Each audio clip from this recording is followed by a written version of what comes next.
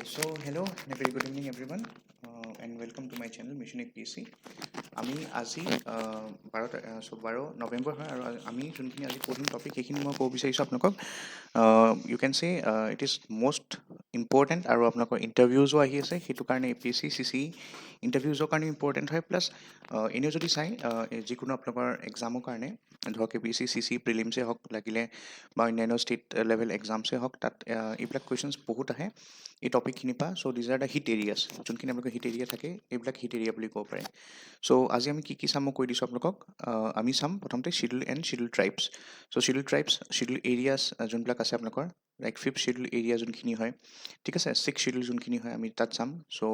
কোনখিনি tribal areas কয় 5th শিডিউলৰ আণ্ডাৰত আছে কোনখিনি আপোনালোকৰ 6th শিডিউল এৰিয়াছ হয় সেইখিনি আমি চাম তাৰ বাহিৰেও আমাৰ যোনখিনি ধৰক মই ইয়াতে দেখাই দিছোঁ আপোনালোকক আমাৰ ইলেকশ্যন কমিশ্যন চাম ঠিক আছে ইলেকশ্যন কমিশ্যনটো ইম্পৰ্টেণ্ট হয় কাৰণ এতিয়া আপোনালোকে জানে অহাকাইলৈ বাই ইলেকশ্যনছ আছে আমাৰ অসমত 5টা LAC মানে 5টা বিধানসভা সমষ্টি চ' 5টা LAC লিজিছলেটিভ এছেম্বলি কনষ্টিটুৱেঞ্চি বুলি কয় ইংলিছত চ' সেই 5টা LAC ইলেকশ্যন বাই ইলেকশ্যনছ হ'ব কাইলৈ তাৰপিছত আমি তাৰ বিষয়ে কাৰণে ইলেকশ্যন কমপ্লিট মানে ইলেকশ্যন কমিশ্যন অফ ইণ্ডিয়াৰ পৰা আদি কৰি ষ্টেট ইলেকশ্যন কমিশ্যনৰ পৰা আদি কৰি গোটেইখিনি বস্তু ইয়াত চাম তাৰপিছত আমি নেক্সট পঢ়িম আপোনালোকৰ আছাম পলিটিত মই লৈ যাম আছাম পলিটিৰ ভিতৰত আমি ষ্টেট ইলেকশ্যন কমিশ্যনৰ বিষয়ে অকণ চাম আৰু তাৰপিছত আমাৰ আৰু এটা ইম্পৰ্টেণ্ট টপিক আছে মই ইয়াত দেখাব বিচাৰিছোঁ আপুনি চাওক লেফ্ট চাইডে ইয়াত দিছ ইজ ডিষ্ট্ৰিক্ট এডমিনিষ্ট্ৰেশ্যন চ' এই গোটেই পাৰ্টখিনি আজি আমি পঢ়িম আপোনালোকৰ গোটেইখিনি বস্তু বহুতখিনি বস্তু আজি ক্লিয়াৰ হ'ব আপোনালোকে যদি ভিডিঅ'টো চাই আৰু চাওক এই যোনখিনি চিৰিজ মই লৈ আহিছোঁ ভিডিঅ' চিৰিজ আপোনালোকে চাই আছে ৰেগুলাৰলি ফ'ল' কৰি আছে তাৰ যদি আপোনালোকৰ মেটেৰিয়েলছৰ কিবা দৰকাৰ হয় তেতিয়া আপোনালোকে মোক হোৱাটছএপ কৰিব এটা পেইড মানে এটা এমাউণ্ট দিব লাগিব এই মেটেৰিয়েলছখিনি এটা কষ্ট আছে চ' আপোনালোকে যদি বিচাৰে তেতিয়া মোক হোৱাটছএপ কৰিব পাৰে এণ্ড মেটেৰিয়েলছখিনি আপোনালোকে পাই যাব চ' ছেপাৰেট গ্ৰুপ আছে ডেডিকেটেড টেলিগ্ৰাম গ্ৰুপছ আছে মেটেৰিয়েলৰ চ' এইখিনি আপুনি পাব পাৰে চ' মিছন APSC আণ্ডাৰত এইখিনি মই লৈ আহিছোঁ আপোনাৰ কাৰণে ঠিক আছে so' let's begin then will start with first আমি চাম the schedule and tribal areas okay so' start কৰা হওক এতিয়া চাওক when we talk about the scheduled areas so scheduled areas যদি চাই আমাৰ দেশৰ টোটেল যোনটো আপুনি ক'ব পাৰে যে যোনটো টোটেল লেণ্ড এৰিয়া হয় তাৰে লেণ্ড এৰিয়া আমি পাৰ্চেণ্টেজ ৱাইজ যদি চাওঁ যিমানখিনি scheduled areas আছে it কভাৰ্ছ 11.3% of the total land area okay আৰু যদি চাই যোনখিনি কমিউনিটিজ আছে চ' টোটেল পপুলেশ্যনৰ লগত যদি আমি কম্পেয়াৰ কৰোঁ 100% বুলি ধৰোঁ আমাৰ ইণ্ডিয়াৰ পপুলেশ্যনটো that is 3.12 crores হয় as per the census 2011 so তাৰে 8.6% কি হয় আপোনালোকৰ শিডিউল ট্ৰাইবছ আছে আমাৰ ঠিক আছে চ' এতিয়া যেতিয়া আমি শিডিউল এৰিয়াছ বুলি কওঁ শিডিউল এৰিয়াছ কাক কয় চাওক শিডিউল এৰিয়াছ সেইবিলাক এৰিয়া হয় যোনবিলাক আপোনালোকৰ 5th শিডিউলৰ আণ্ডাৰত পৰে ঠিক আছে বহুতৰ এইটো কনফিউজন হৈ থাকে 5th শিডিউলৰ 6th শিডিউলৰ এৰিয়াবিলাকৰ মাজত 5th শিডিউল এৰিয়াছ যোনবিলাক হয় সেইবিলাক কোনখিনি হয় এই 10খন ৰাজ্যত পৰে আপোনালোকৰ ঠিক আছে this 10 states come that 10 states okay this comes under the 5th schedule কাৰণ ইয়াত একচুৱেলি কিয় শিডিউল এৰিয়া ইয়াক কোৱা হৈছে ঘোষিত কৰা হৈছে because they have large amount of tribal population তাৰ উপৰিও আমাৰ অসমতো যদি চাই মিজোৰাম ত্ৰিপুৰা মেঘালয় এই 4খন ৰাজ্য চাই ইয়াতো আপোনালোকৰ যোনখিনি আছে ইয়াতো ট্ৰাইবেল পপুলেশ্যনছ আছে কিন্তু এইটো 6th শিডিউলৰ আণ্ডাৰত বেলেগ এটা শিডিউল আছে ইয়াত ঠিক আছে চ' এতিয়া চাওক যি নহওক আমাৰ 5th শিডিউলৰ ভিতৰত এই 10খন ৰাজ্য আছে ৰাজ্যকেইখন কি হয় অন্ধ্ৰপ্ৰদেশ হয় তেলেংগানা হয় উৰিষ্যা হয় দেন ঝাৰখণ্ড হয় ছত্তীশগড় মধ্যপ্ৰদেশ ৰাজস্থান গুজৰাট মহাৰাষ্ট্ৰ আৰু হিমাচল প্ৰদেশ ঠিক আছে এইকেইখন হয় 10খন এতিয়া তাৰ উপৰিও যদি চাই আমাৰ এতিয়া আপোনালোকে জানে চাগে আমাৰ ইণ্ডিয়াত 28খন ৰাজ্য আছে 28খন ষ্টেটছ আছে আৰু 8টা ইউনিয়ন টেৰিটৰিজ আছে ঠিক আছে 8টা UTs আছে চ' তাৰ ভিতৰত যদি আমি চাওঁ এই 28খন ষ্টেটছৰ 10খন ৰাজ্যত আপোনালোকৰ 5th শিডিউলত আহিলে আৰু এক্সট্ৰা 4খন ৰাজ্য আপুনি ক'ব পাৰে 6th শিডিউলত আহে ডেট মিনছ আপুনি ক'ব পাৰে অলমষ্ট 50% যোনখিনি আমাৰ ষ্টেটছ আছে ঠিক আছে ডেট মিনছ 14 ষ্টেটছ 10+4 আপুনি ক'ব পাৰে যে সিহঁতে 5th আৰু 6th শিডিউলত মিলাই আহে 6th শিডিউলত থকা ৰাজ্যকেইখন আমাৰ নৰ্থ ইষ্টৰে ৰাজ্য হয় 4খন গোটেইকেইখন যেনেকৈ অসম আহে 6th শিডিউলৰ আণ্ডাৰত মেঘালয় আহে ত্ৰিপুৰা আহে আৰু মিজোৰামত আহে ঠিক আছে এতিয়া চাওক আমাৰ যেনেকৈ অসমত আমি চাম বাৰু কিছুমান শিডিউল ট্ৰাইবছ আছে ৰাইট আৰু সেই শিডিউল ট্ৰাইবছবিলাকৰ নিজৰ অট'নমাছ কাউন্সিলছ আছে চ' 3খন অট'নমাছ কাউন্সিল আছে যোনখিনি 6th শিডিউলৰ আণ্ডাৰত আহে আৰু বাকী যোনকেইখন অট'নমাছ কাউন্সিলছ আছে মনত ৰাখিবা সেইকেইখনৰ কাৰণে কি হয় যিটোকে কনষ্টিটিউশ্যনৰ 6th শিডিউলত তাত ইনক্লুড কৰা নাই সেইকাৰণে ষ্টেটে নিজৰ আইন লৈ আহে কিছুমান লজ লৈ আহে ঠিক আছে সেই লজৰ মতে কি হয় সেই কাউন্সিলছবিলাকৰ অট'নমাছ কাউন্সিল বাকী কেইখনৰ মানে এৰাউণ্ড 36খন আছে চ' সেই 36খন অট'নমাছ কাউন্সিলৰ আপোনাৰ যোনখিনি বাউণ্ডেৰীৰ লগত ৰিলেটেড হওক বা তাত যোনখিনি ইলেকশ্যনছ ৰিলেটেড হয় ছিটছ যোনবিলাক থাকে সেইবিলাক কি হয় ষ্টেটৰ যোনবিলাক আমাৰ ষ্টেট এছেম্বলি যোনটো আমাৰ আইনবিলাক পাছ কৰে সেই আইনৰ দ্বাৰা কি হয় ৰেগুলেট কৰা হয় ঠিক আছে চ' মনত ৰাখিব অসমত খালি 6 শিডিউলৰ জেগাবিলাকে আছে এইটো কনফিউজন নাৰাখিব যে 5th শিডিউলৰ এৰিয়া অসমত আছে ঠিক আছে 5th শিডিউলৰ এৰিয়া অকল এই 10খন ৰাজ্যত আছে মনত থাকিব এইটো ক্লিয়াৰ কৰি ল'ব ঠিক আছে বহুতো কনফিউজন হ'ব পাৰে তাৰপিছত চাওক কনষ্টিটিউচনেল প্ৰভিজনছ এণ্ড গভৰ্নেন্স ঠিক আছে এতিয়া আমি চাই আছোঁ এই এৰিয়াছবিলাক যে আছে 5th শিডিউল এৰিয়া আৰু 6th শিডিউল এৰিয়া এইটো ক'ৰ পৰা আমি পাইছোঁ চ' সংবিধানত যদি চাই তাৰ আৰ্টিকল 244 একদম মনত ৰাখি ল'ব আৰ্টিকল 244 ক্লজ 1 তাত মেনশ্যন কৰা আছে বাট দ্য 5th শিডিউল এৰিয়াছ ঠিক আছে চ' কৈছে যে 5th শিডিউলৰ যোনখিনি প্ৰভিজন হয় সেইখিনি শিডিউল এৰিয়াছবিলাকত আপোনাৰ এক্সটেণ্ড কৰা হৈছে ইন কেছ অফ ষ্টেটছ আদাৰ দেন কৈছে আদাৰ দেন মানে কি হয় আপোনাৰ এই 10খন ৰাজ্যৰ কথা যে কৈছে আগত যে আমি চালোঁ 10খন ৰাজ্য আছে চ' এই 10খন ৰাজ্যতে হ'ব তাৰ বাহিৰে আদাৰ দেন মানে কি হয় একেখন ৰাজ্যত 5th শিডিউল এৰিয়াত নাই ঠিক আছে চ' এইটো কথা মনত ৰাখিব আপুনি চিম্পল ৱৰ্ডত ক'ব যাওঁ যদি 5th শিডিউল এৰিয়াছবিলাক ক'ত মেনশ্যন আছে আৰ্টিকল 244 ক্লজ 1ত আছে আৰু আৰ্টিকল 244 ক্লজ 2ত কি আছে দিছ এপ্লাইজ টু দ্য 6th শিডিউল আৰু টু দ্য aforementioned states মানে aforementioned states মানে কোনখিনি কথা কৈছে এইখিনি কথা আসাম মেঘালয় ত্ৰিপুৰা এণ্ড মিজোৰাম ঠিক আছে ডেট মিনছ 6th শিডিউল কোনখিনি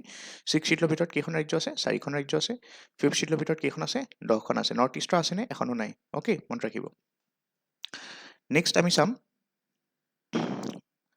ট্ৰাইবেল এডভাইজৰী কাউন্সিল চ' ট্ৰাইবেল এডভাইজৰী কাউন্সিলবিলাক কি হয় চাওক 5th শিডিউল এৰিয়াছবিলাকত কি হয় আপোনালোকৰ অসমত নাথাকে ট্ৰাইবেল এডভাইজৰী কাউন্সিল অসমত নাই মনত ৰাখিব অসমত অট'নমাছ কাউন্সিলছ আছে এইটো 6th শিডিউলৰ আণ্ডাৰত হ'বও পাৰে নহ'বও পাৰে কিছুমান অট'নমাছ কাউন্সিল 6th শিডিউলৰ ভিতৰত হয় কিছুমান অট'নমাছ কাউন্সিল ষ্টেটৰ ল'ৰ আণ্ডাৰত আহে ঠিক আছে ষ্টেটুটৰী হয় সংবিধানিক নহয় সেইবিলাক এতিয়া চাওক ট্ৰাইবেল এডভাইজৰী কাউন্সিল যদি আমি চাওঁ এইবিলাক অকল ক'ত থাকে 5th শিডিউল এৰিয়াবিলাকত ঠিক আছে 5th শিডিউল এৰিয়াবিলাকত প্ৰেচিডেণ্ট অফ ইণ্ডিয়াই কি কৰে নটিফাই কৰে কিছুমান শিডিউল এৰিয়াছ এই 10খন ৰাজ্যত আমি যে চাইছিলোঁ সেই তাত ঠিক আছে and states with schedule areas advise the establish the tribal advisory council to advise the governor on ST welfare matters ঠিক আছে মানে কি হ'ব আপোনালোকৰ যোনবিলাক 10খন ৰাজ্য আমি চাইছিলোঁ সেই 10খন ৰাজ্যত কি হ'ব আপোনালোকৰ প্ৰেচিডেণ্ট অফ ইণ্ডিয়াই এখন ট্ৰাইবেল এডভাইজৰী কাউন্সিল এষ্টাব্লিছ কৰে আৰু এই ট্ৰাইবেল এডভাইজৰী কাউন্সিলখনে কি কৰে আপোনালোকৰ গভৰ্ণৰক সেই ষ্টেটখনৰ ৰাজ্যখনৰ গভৰ্ণৰক টাইম টু টাইম এডভাইচ কৰি থাকে on various matters related to the welfare of the ST population there or ST community okay তাৰপিছত চাওক আপোনালোকে জানে যে 1994ত আমাৰ যোনখন পঞ্চায়তী ৰাজ মানে 73rd and 74th এমেণ্ডমেণ্ট হয় ঠিক আছে সেইকেইখন হৈ যোৱাৰ পিছত কি হ'ল আপোনালোকৰ সেইটো সময়ত এটা প্ৰব্লেম আছিলে যে ইছ্যু আছিলে মানে এইটো ক্লিয়াৰ নাছিলে যে পঞ্চায়তবিলাক মানে শিডিউল এৰিয়াবিলাকত যোনবিলাক আপোনালোকৰ 5th শিডিউল এৰিয়াজ আছে তাত আপোনালোকৰ পঞ্চায়তবিলাক হ'বনে নাই কাৰণ সিহঁতৰ নিজৰ ট্ৰাইবেল এডভাইজৰী কাউন্সিল থাকে ৰাইট সিহঁতে নিজৰ ধৰক টাইম টু টাইম গভৰ্ণৰ সেই এৰিয়াবিলাকত কিবা কিবি গভৰ্ণৰ আণ্ডাৰত থাকে চ' গভৰ্ণৰে কিবা কিবি ধৰক তাত ৱেলফেয়াৰ মেজাৰ্ছ লৈ থাকে থ্ৰু দ্য ষ্টেট গভৰ্ণমেণ্ট ঠিক আছে পঞ্চায়তবিলাকত যদি চাই সেই পঞ্চায়তবিলাক এক্সটেণ্ড তেতিয়ালৈকে হোৱা নাছিলে অফিচিয়েলি সেইকাৰণে কি হৈছিলে সেই ট্ৰাইবেল এৰিয়াবিলাকত পঞ্চায়ত মানে এক্সটেণ্ড কৰিবলৈ কাৰণে পঞ্চায়তৰ প্ৰভিজনছখিনি এক্সটেণ্ড কৰিবলৈ মানে 73rd এমেণ্ডমেণ্টৰ যোনখিনি প্ৰভিজন হয় সেইখিনি এক্সটেণ্ড কৰিবলৈ 1996ত কি কৰিলে panchayat extension to schedule areas এখন এক্ট লৈ আহিছিলে শিডিউল এৰিয়াছ মানে ইয়াত মনত ৰাখিব আকৌ কৈ আছোঁ মই ৰিপিটেডলি 5th শিডিউলৰ কথা কৈ আছোঁ ঠিক আছে শিডিউল এৰিয়া মানে বহুতে ভাবে 5th আৰু 6th দুইটা বুজায় শিডিউল এৰিয়াছ মানে অকল 5th শিডিউল এৰিয়াছখিনিক বুজায় ঠিক আছে 6th শিডিউলৰ যোনখিনি হয় 6th শিডিউলত থকা যোনখিনি হয় সেইখিনিক শিডিউল এৰিয়া নকয় সেইখিনি কি কয় অট'নমাছ কাউন্সিলছ কয় ঠিক আছে চ' এই শিডিউল এৰিয়াছবিলাকত কি হয় আপোনালোকৰ পঞ্চায়তৰ প্ৰভিজন তেনেকুৱা নাছিলে 1994 যোনখন 73rd এমেণ্ডমেণ্ট হয় তাৰপিছত কি হ'ল আপোনালোকৰ 1996ত সেইকাৰণে panchayat extension to schedule area যাক আমি PESA Act বুলি কওঁ 1996ত আনিছিলে আৰু এইখনে কি কৰিছিলে it gave power or it empower the gram sabhas granting them authority through direct democracy prioritising local self governance ঠিক আছে চ' যোনবিলাক আপোনালোকৰ শিডিউল এৰিয়াত থকা পঞ্চায়ত হয় সিহঁতে নিজৰ যোনটো আপোনালোকৰ সেয়া হয় সিহঁতে নিজে ইলেকশ্যন বা ইউ কেন চে সিহঁতে ডাইৰেক্ট মানে গ্ৰাম সভাবিলাকৰ তাত পাৱাৰ আহি গৈছিলে that they can conduct substantial authority সিহঁতৰ পাৱাৰ আহিছিলে ঠিক আছে to conduct some proceedings as a direct democracy সিহঁতে নিজৰ কিছুমান ইউ কেন চে মানে অটনমি বাঢ়ি গৈছিল সিহঁতৰ ঠিক আছে in the local level so' local self governance promote কৰাৰ নিচিনা হ'ল এতিয়া চাওক কথাটো কি হ'ল 1995ত এই কি হৈছিলে এই PESA Actখন অহাৰ পিছত যদি চাই বেকগ্ৰাউণ্ডত এখন কমিটি আছে যাক আমি ভুৰীয়া কমিটি বুলি কওঁ so this Bhuria committee constituted to recommend provisions for the extension of panchayats okay to scheduled areas আৰু সিহঁতে ৰিকমেণ্ড কৰিছে including this villages but this is yet to be done মানে সেইটো সময়ৰ কথা কৈছে 1995ত আপোনাৰ কি হৈছিলে ভুৰীয়া কমিটিটো ৰিকমেণ্ড কৰিছিলে যে পঞ্চায়তৰ যোনখিনি মানে প্ৰভিজন হয় সেইখিনি এক্সটেণ্ড কৰক বাট 1995ত হোৱা নাছিলে এইটো কেতিয়া হৈছিলে আমি জানো থ্ৰু দ্য পেছা এক্ট অফ 1996 বাট এই পেছা এক্ট 1996খন যে আহিলে তাৰপিছত যদি আপুনি চাই আপুনি কাক ধৰক ক'ব পাৰে কাক আপুনি ধৰক ক্ৰেডিট দিব পাৰে বা বেকগ্ৰাউণ্ড কাৰ আইডিয়া আছিলে এইটো ভুৰীয়া কমিটিৰ আইডিয়া আছিলে ঠিক আছে এতিয়া চাওক প্ৰেচিডেণ্ট অফ ইণ্ডিয়াই কি কৰে নটিফাই কৰে আমাৰ শিডিউল এৰিয়াছখিনি ফিফ্থ শিডিউল যোনবিলাক ষ্টেটছ আছে 10খন ষ্টেট আছে তাত শিডিউল এৰিয়াবিলাকত কি হয় প্ৰেচিডেণ্ট অফ ইণ্ডিয়াই ডাইৰেক্টলি নটিফাই কৰে নিজে আৰু states with six scheduled area states with the scheduled areas need to constitute a tribal advisory council আমি চাইছিলোঁ অলৰেডি চ' যোনবিলাক ফিফ্থ শিডিউলত থকা 10খন ৰাজ্য আছে সিহঁতৰ ভিতৰত থকা যোনবিলাক আপোনালোকৰ শিডিউল এৰিয়াছ যোনটো প্ৰেচিডেণ্টে কি কৰে নটিফাই কৰে সেই নটিফাইড শিডিউল এৰিয়াছবিলাকে নিজে নিজে এখন তাত কি হ'ব গভৰ্ণৰৰ আণ্ডাৰত ট্ৰাইবেল এডভাইজৰী কাউন্সিল বনাব লাগিব made up of 20 ST members ঠিক আছে চ' ট্ৰাইবেল এডভাইজৰী কাউন্সিলত কেইজন মেম্বাৰ থাকে 20জন মেম্বাৰ থাকে ঠিক আছে They will advise the governor on matters regarded to ST welfare আমি চাইছিলোঁ governor will then submit a report ঠিক আছে so every year governor কি কৰে যোনখিনি আপোনালোকৰ সেই ট্ৰাইবেল এডভাইজৰী কাউন্সিলৰ থ্ৰুদি যোনখিনি শিডিউল এৰিয়াছখিনি সিহঁতে মনিটৰ কৰি আছে গভৰ্ণৰ আণ্ডাৰ ঠিক আছে চ' গভৰ্ণৰে ট্ৰাইবেল এডভাইজৰী কাউন্সিলৰ লগত মিলি পেলাই কি কৰে ইহঁতে ৰিপৰ্ট কৰি থাকে গভৰ্ণৰক আৰু গভৰ্ণৰে কি কৰে ইহঁতে ৰিপৰ্ট কৰে কাক গভৰ্ণৰক ঠিক আছে ৰিপৰ্ট কৰে গভৰ্ণৰক আৰু গভৰ্ণৰে কি কৰে প্ৰতি বছৰে প্ৰেচিডেণ্টক তাৰপিছত কি কৰে সেই যোনখিনি এডমিনিষ্ট্ৰেশ্যন হৈ আছে সেই এৰিয়াৰ ৰিপৰ্টখিনি কেনেকুৱা চলি আছে মানে কাম প্ৰগ্ৰেছ এটচেট্ৰা সেইবিলাক গভৰ্ণৰে প্ৰেচিডেণ্টক ডাইৰেক্টলি কি কৰে জনায় ঠিক আছে এটা ৰিপৰ্টৰ সহায়ত চ' মনত থাকিব আপোনালোকৰ যোনখিনি ট্ৰাইবেল এডভাইজৰী কাউন্সিল হয় সেইখিনি ফিফ্থ শিডিউল এৰিয়াবিলাকত হয় আৰু এই ট্ৰাইবেল এডভাইজৰী কাউন্সিলবিলাক মানে কিহৰ কাৰণে বনোৱা হৈছিলে to administer the fifth schedule areas যোনখিনি আপোনালোকৰ আছে আৰু এই শিডিউল এৰিয়াছখিনি যোনবিলাক নটিফাই কৰে প্ৰেচিডেণ্টে কৰে আৰু সেই ট্ৰাইবেল এডভাইজৰী কাউন্সিলৰ লগত মিলি পেলাই গভৰ্ণৰে কামবিলাক কৰে সেই পাৰ্টিকুলাৰ শিডিউল এৰিয়াছবিলাকত আৰু টাইম টু টাইম মানে এক বছৰ মূৰে কি হয় গভৰ্ণৰে ৰিপৰ্টখিনি দি থাকে শিডিউল এৰিয়াত যোনখিনি প্ৰগ্ৰেছ হৈ আছে ঠিক আছে আৰু তাত গভৰ্ণৰ কোনে হেল্প কৰে ট্ৰাইবেল এডভাইজৰী কাউন্সিলেও আপোনাৰ গভৰ্ণৰ হেল্প কৰে ইনফেক্ট ট্ৰাইবেল এডভাইজৰী কাউন্সিলে যোনবিলাক কিছুমান মেটাৰ্ছ থাকে ৱেলফেয়াৰৰ লগত জড়িত ST কমিউনিটিৰ সেইবিলাকো গভৰ্ণৰক টাইম টু টাইম কি কৰে ৰেফাৰ কৰি থাকে ঠিক আছে চ' এইখিনি আমি বুজিলোঁ এতিয়া ফিফ্থ শিডিউল এৰিয়াছ ক'ত আছে আমাৰ চাওক আমাৰ নৰ্থ ইষ্টত ক'তো ফিফ্থ শিডিউল এৰিয়াছ নাই বহুতৰ এইটো কনফিউজন হৈ থাকে ফিফ্থ শিডিউল এৰিয়াছ নৰ্থ ইষ্টত আছে নেকি মানে সিহঁতে বুজিয়ে নাপায় যে ট্ৰাইবেল যোনটো আপোনালোকৰ এডভাইজৰী কাউন্সিল হয় ঠিক আছে সেইটো অকল ফিফ্থ শিডিউল এৰিয়াত আছে ফিফ্থ শিডিউলত আছে আৰু অট'নমাছ কাউন্সিলছ যোনবিলাক হয় এইটো ছিক্স শিডিউলত থাকে চ' নৰ্থ ইষ্টত যিমান আছে অল দিছ 4খন ষ্টেটত আছে আমি চাইছিলোঁ আছামত আছে ৰাইট দেন ইয়াত আছে মেঘালয়ত আছে then we have Mizoram here and Tripura ঠিক আছে চ' এইবিলাক এৰিয়াত কি আছে আপোনালোকৰ these are six schedule area 4খন ৰাজ্যত আছে নৰ্থ ইষ্টৰ আৰু বাকী যোনখিনি চাইছে আপোনালোকে পিংকত দিয়া আছে these are all one fifth schedule areas ঠিক আছে এইবিলাক নটিফাই কোনে কৰে প্ৰেচিডেণ্টে কৰে আৰু মনিটৰ কৰে গভৰ্ণৰে with the aid and advice of the tribal advisory council okay এতিয়া চাওক কনচাৰ্ণছ কিছুমান আছে ৰিলেটেড টু শিডিউল এৰিয়াছ চাওক এতিয়া significant portion 59% of India's total যদি আমি ST পপুলেশ্যনৰ কথা কওঁ they are outside the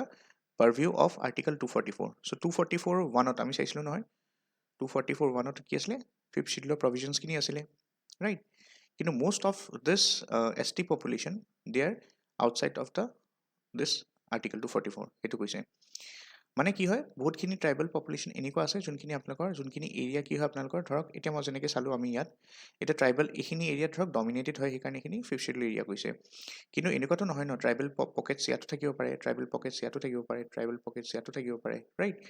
চ' এইটো এটা মানে অসুবিধা হয় প্ৰব্লেম সেইটো কিন্তু ইয়াত নহয় ঠিক আছে মই বুজাই দিম ডিফাৰেঞ্চটো এতিয়া ট্ৰাইবেল পকেটছ ইয়াতো থাকিব পাৰে মহাৰাষ্ট্ৰ এইটো চাউথৰ পিনে ৰাইট চ' এইবিলাক এৰিয়া যিহেতুকে শিডিউল এৰিয়া আণ্ডাৰত নাহে চ' ইউ কেন চে যে most of the tribes বা ট্ৰাইবেল মানুহখিনি ইয়াততো ধৰক ইহঁতে পাইছে বাট বেছিভাগ জেগাত কি হয় আপোনালোকৰ ট্ৰাইবেল পকেটছবিলাক কি হয় এক্সক্লুডেড হৈ থাকে ফ্ৰম দ্য প্ৰভিজনছ অফ 244(1) ঠিক আছে মানে ফিফ্থ শিডিউলৰ ভিতৰত নাহে সিহঁতে সেইটো ক'ব বিচাৰিছে ঠিক আছে নেক্সটটো চাওক absence of viable ST majority administrative units আৰু এডমিনিষ্ট্ৰেটিভ ইউনিটছবিলাক ST মানে মেজৰিটি এডমিনিষ্ট্ৰেটিভ ইউনিট নোহোৱা কাৰণে কি হৈছে আপোনালোকৰ ইউজুৱেলি most of this যোনবিলাক আপোনাৰ শিডিউল এৰিয়াজ হয় টাইম টু টাইম সিহঁতে ডিনটিফাই হৈ থাকে ঠিক আছে চ' মানে ডিন'টিফাই হৈ যায় শিডিউল এৰিয়াজৰ মানে ওলাই যায় সিহঁতে। চ' S T majority administrative unit তেতিয়া হ'ব যেতিয়া আপোনালোকৰ সেই জেগাটোত কি হয় এছ টি পপুলেশ্যন কম্পেৰেটিভলি অলপ বেছি হয়, বাট সেইটো হ'ব নোৱাৰে কাৰণ ইউজুৱেলি এছ টি পপুলেশ্যনবিলাক কি হয় বহুত স্কেটাৰ্ড হয় আৰু কনচেনট্ৰেটেড নহয় তেনেকুৱা। অ'কে, সেইটো এটা ৰিজন হয়। থাৰ্ড যদি চাই ডিনায়েল অফ ৰাইটছ। অ'কে, সিহঁতৰ কাৰণে এছ টি কমিউনিটিজৰ মানুহৰ কাৰণে বহুতখিনি আপোনালোকৰ ধৰক ৰাইটছটো আছে আণ্ডাৰ এটা ল এভেইলেবল, বাট সকলোৱে আপোনালোকৰ তাৰ যোনখিনি ৰাইটছ হয় সিহঁতে মানুহে ডিউ টু লেক অফ আপুনি ক'ব পাৰে এৱেৰনেছ আৰু ডিউ টু লেক অফ এডুকেশ্যনো হ'ব পাৰে। ঠিক আছে, চ' সেই ট্ৰাইবেল পপুলেশ্যনৰ মানুহখিনি লোকসকলে নিজৰ অধিকাৰবিলাক নাজানে। ঠিক আছে, যেনেকৈ বহুতখিনি এক্ট আছে, যেনেকৈ আপুনি ক'ব পাৰে right to fair compensation and transparency in land acquisition এখন আছে এক্ট এখন আছে। তাৰপিছত rehabilitation and resettlement act 2013, biological diversity এক্টৰ আণ্ডাৰতো বহুতখিনি প্ৰভিজন আছে যাৰ দ্বাৰা সেই শ্বিডিউল ট্ৰাইবৰ লোকসকলে নিজৰ অধিকাৰ ল'ব পাৰে, বাট usually they are denied the rights. Okay, provisions. এটা provisions কি কি আছে related to scheduled tribes in India. So আমি যদি চাওঁ আমাৰ সংবিধানে প্ৰপাৰলি কোনো ক্ৰাইটেৰিয়া ছেট কৰা নাই। এনেই শিডিউল ট্ৰাইবৰ কথা আছে, শিডিউল ট্ৰাইব কি হয় ডিফিনিশ্যনটো আছে আপোনালোকৰ, বাট ক্ৰাইটেৰিয়া কি হয় শিডিউল ট্ৰাইব হ'বলৈ কাৰণে সেইটো আমাৰ সংবিধানত মেনশ্যন নাই। ঠিক আছে, চ' এতিয়া যোনটো শিডিউল ট্ৰাইবৰ ডেফিনেশ্যন আছে এইটো ক'ত আছে ইয়াত চাওক, আৰ্টিকল 366 ক্লজ 25ত আছে। ইয়াত চাব পাৰে আপোনালোকে আৰ্টিকল 366 ক্লজ 25ত কি আছে, it provides a process to define the schedule tribes. So' schedule ট্ৰাইবক কেনেকৈ আপোনালোকে ডিফাইন কৰিব তাৰ প্ৰচেছটো দি আছে। চ' শিডিউল ট্ৰাইব মানে কি হয়, as per this article 366 clause 25, it means tribes or tribal communities or parts or groups within such tribes or tribal communities as are deemed under article 342। মানে আৰ্টিকল 342ৰ ভিতৰত আপোনালোকৰ যোনখিনি মানে কমিউনিটিজ আছে সেই মানুহখিনিকে আপোনালোকে বা সেই তেনেকুৱা গ্ৰুপবিলাকক আপুনি এছ টি বুলি ক'ব পাৰে। ঠিক আছে, চ' আৰ্টিকল 342 কথা আমি আগতেও মেনশ্যন কৰিছিলোঁ, ৰাইট। 342 তাৰপিছত ইয়াত চাওক 342 মষ্ট প্ৰবেবলি আমি ইয়াত চাইছিলোঁ ক'ৰবাত। অ'কে, ইয়াত আনা নাই চাগে মষ্ট প্ৰবেবলি। চ' 342 আৰ্টিকল যোনটো হয় 342 আণ্ডাৰত আপোনালোকৰ এইটো ডেফিনেশ্যনখিনি আছে। ঠিক আছে, শিডিউল ট্ৰাইবছৰ। চ' মানে শিডিউল ট্ৰাইব কাক ক'ব পাৰে, শিডিউল ট্ৰাইব কোনখিনি হয় সিহঁতৰ বিষয়ে। যদি কিবা এটা এছ টি ধৰক কোনোবা লিষ্ট কিবা এমেণ্ডমেণ্ট কৰিব লাগে, চ' আৰ্টিকল 342ত এমেণ্ডমেণ্ট কৰিব লাগিব সিহঁতৰ নামখিনি বা সেই গ্ৰুপছখিনি কথা 342ত আছে। চ' এই 342 মতে আপোনালোকৰ তেনেকুৱা আছে, কিন্তু কি ক্ৰাইটেৰিয়া হয়, কি ক্ৰাইটেৰিয়া হয়, কেনেকৈ ৰিকগনাইজ কৰিব সেই বস্তুটো আমাৰ সংবিধানত দিয়া নাই। ঠিক আছে, সেইটো টাইম টু টাইম কিছুমান এক্ট আনে বা তেনেকুৱা ষ্টেটুটৰী প্ৰভিজনছ থাকে, তাৰ আণ্ডাৰতে ষ্টেট গভমেণ্টে বা চেণ্ট্ৰেল গভমেণ্টে তেনেকৈ ডিফাইন কৰে ট্ৰাইবছখিনি। ঠিক আছে, চ' চেণ্ট্ৰেল গভমেণ্টে নিজৰ চেণ্ট্ৰেল এখন লিষ্ট বনাব, অ' বি চি হওক, এছ টিৰ হওক, তেনেকুৱা আপোনালোকে এছ চিৰ হওক, তেনেকৈ ষ্টেট লেভেলতো যদি চাই এতিয়া এটা কমিউনিটি ধৰক এখন ষ্টেট টু ষ্টেট ডিফাৰ কৰে। ঠিক আছে, এতিয়া কোনোবা এটা কমিউনিটি ধৰক চেণ্ট্ৰেল লিষ্টত থাকিব পাৰে, কিন্তু যদি আপুনি চাই এটা ফৰ এক্সাম্পল কথা এটা কৈছোঁ, আমি ইণ্ডিয়া মেপখন উলিয়াই লওঁ, ইয়াত চাওক। ছাপ'জ আমাৰ ইয়াত যদি এটা কমিউনিটি ধৰক অ' বি চি হৈ আছে, চ' হয়তো এইটো ৱেষ্ট বেংগলত কি হ'ব পাৰে, সেই কমিউনিটি এছ চি মানে এছ টি হ'ব পাৰে। ঠিক আছে, চ' এছ টি বা এছ চিও হ'ব পাৰে। চ' ডেট মিনছ কি হয় আপোনাৰ ষ্টেট টু ষ্টেট যদি চাই ষ্টেট লিষ্টটো ডিফাৰেণ্ট হয়। ষ্টেটত যোনখিনি আপোনালোকৰ কমিউনিটিজ আছে এছ টি বা এছ চি সেইবিলাক ডিফাৰেণ্ট হয়। ঠিক আছে, যেনেকৈ আপোনালোকে জানে চাগে কোচ ৰাজবংশী। চ' কোচ ৰাজবংশী যোনটো হয় আমাৰ ইয়াত কমিউনিটি, সেইটো কি হয় অসমত অ' বি চি হয়, ৰাইট। চেণ্ট্ৰেল লিষ্টতো অ' বি চি হয়, ৰাইট। এতিয়া ৱেষ্ট বেংগলত যদি আপুনি চাই Koch Rajbongshi has got the S C status, S T status, right. Schedule tribe status সিহঁতৰ আছে। ডেট মিনছ বুজি পাইছে কথাটো, যে ষ্টেট টু ষ্টেট আপোনালোকৰ যোনটো এছ টি হয় বা এছ চি হয় সেইটো ডিফাৰ হ'ব পাৰে, অ' বি চি হয় ডিফাৰ হ'ব পাৰে। কোনোবা যদি অ' বি চি হয় ক'ৰবাত এছ টি হ'ব পাৰে, ক'ৰবাত অ' বি চি হ'লে কোনোবা এখন বেলেগ ৰাজ্যত এছ চি হ'ব পাৰে যদি সেই ট্ৰাইবটো সেই ষ্টেটখনে ৰিকগনাইজ কৰিছে। তেনেকৈ চেণ্ট্ৰেলিও যদি চাই আকৌ বেলেগ বেলেগ ক্ৰাইটেৰিয়া থাকে। এতিয়া ছটা যোনটো জনগোষ্ঠী বিচাৰি আছে, ঠিক আছে, সিহঁতে কি বিচাৰি আছে, এছ টি ষ্টেটাছ বিচাৰি আছে, ৰাইট। চ' এছ টি মানে কিটো চেণ্ট্ৰেল লিষ্টৰ কথা কৈ আছে, চেণ্ট্ৰেল এছ টি ষ্টেটাছ বিচাৰি আছে। চ' চেণ্ট্ৰেল লিষ্টত সোমাব বিচাৰিছে এজ এছ টি। অ'কে,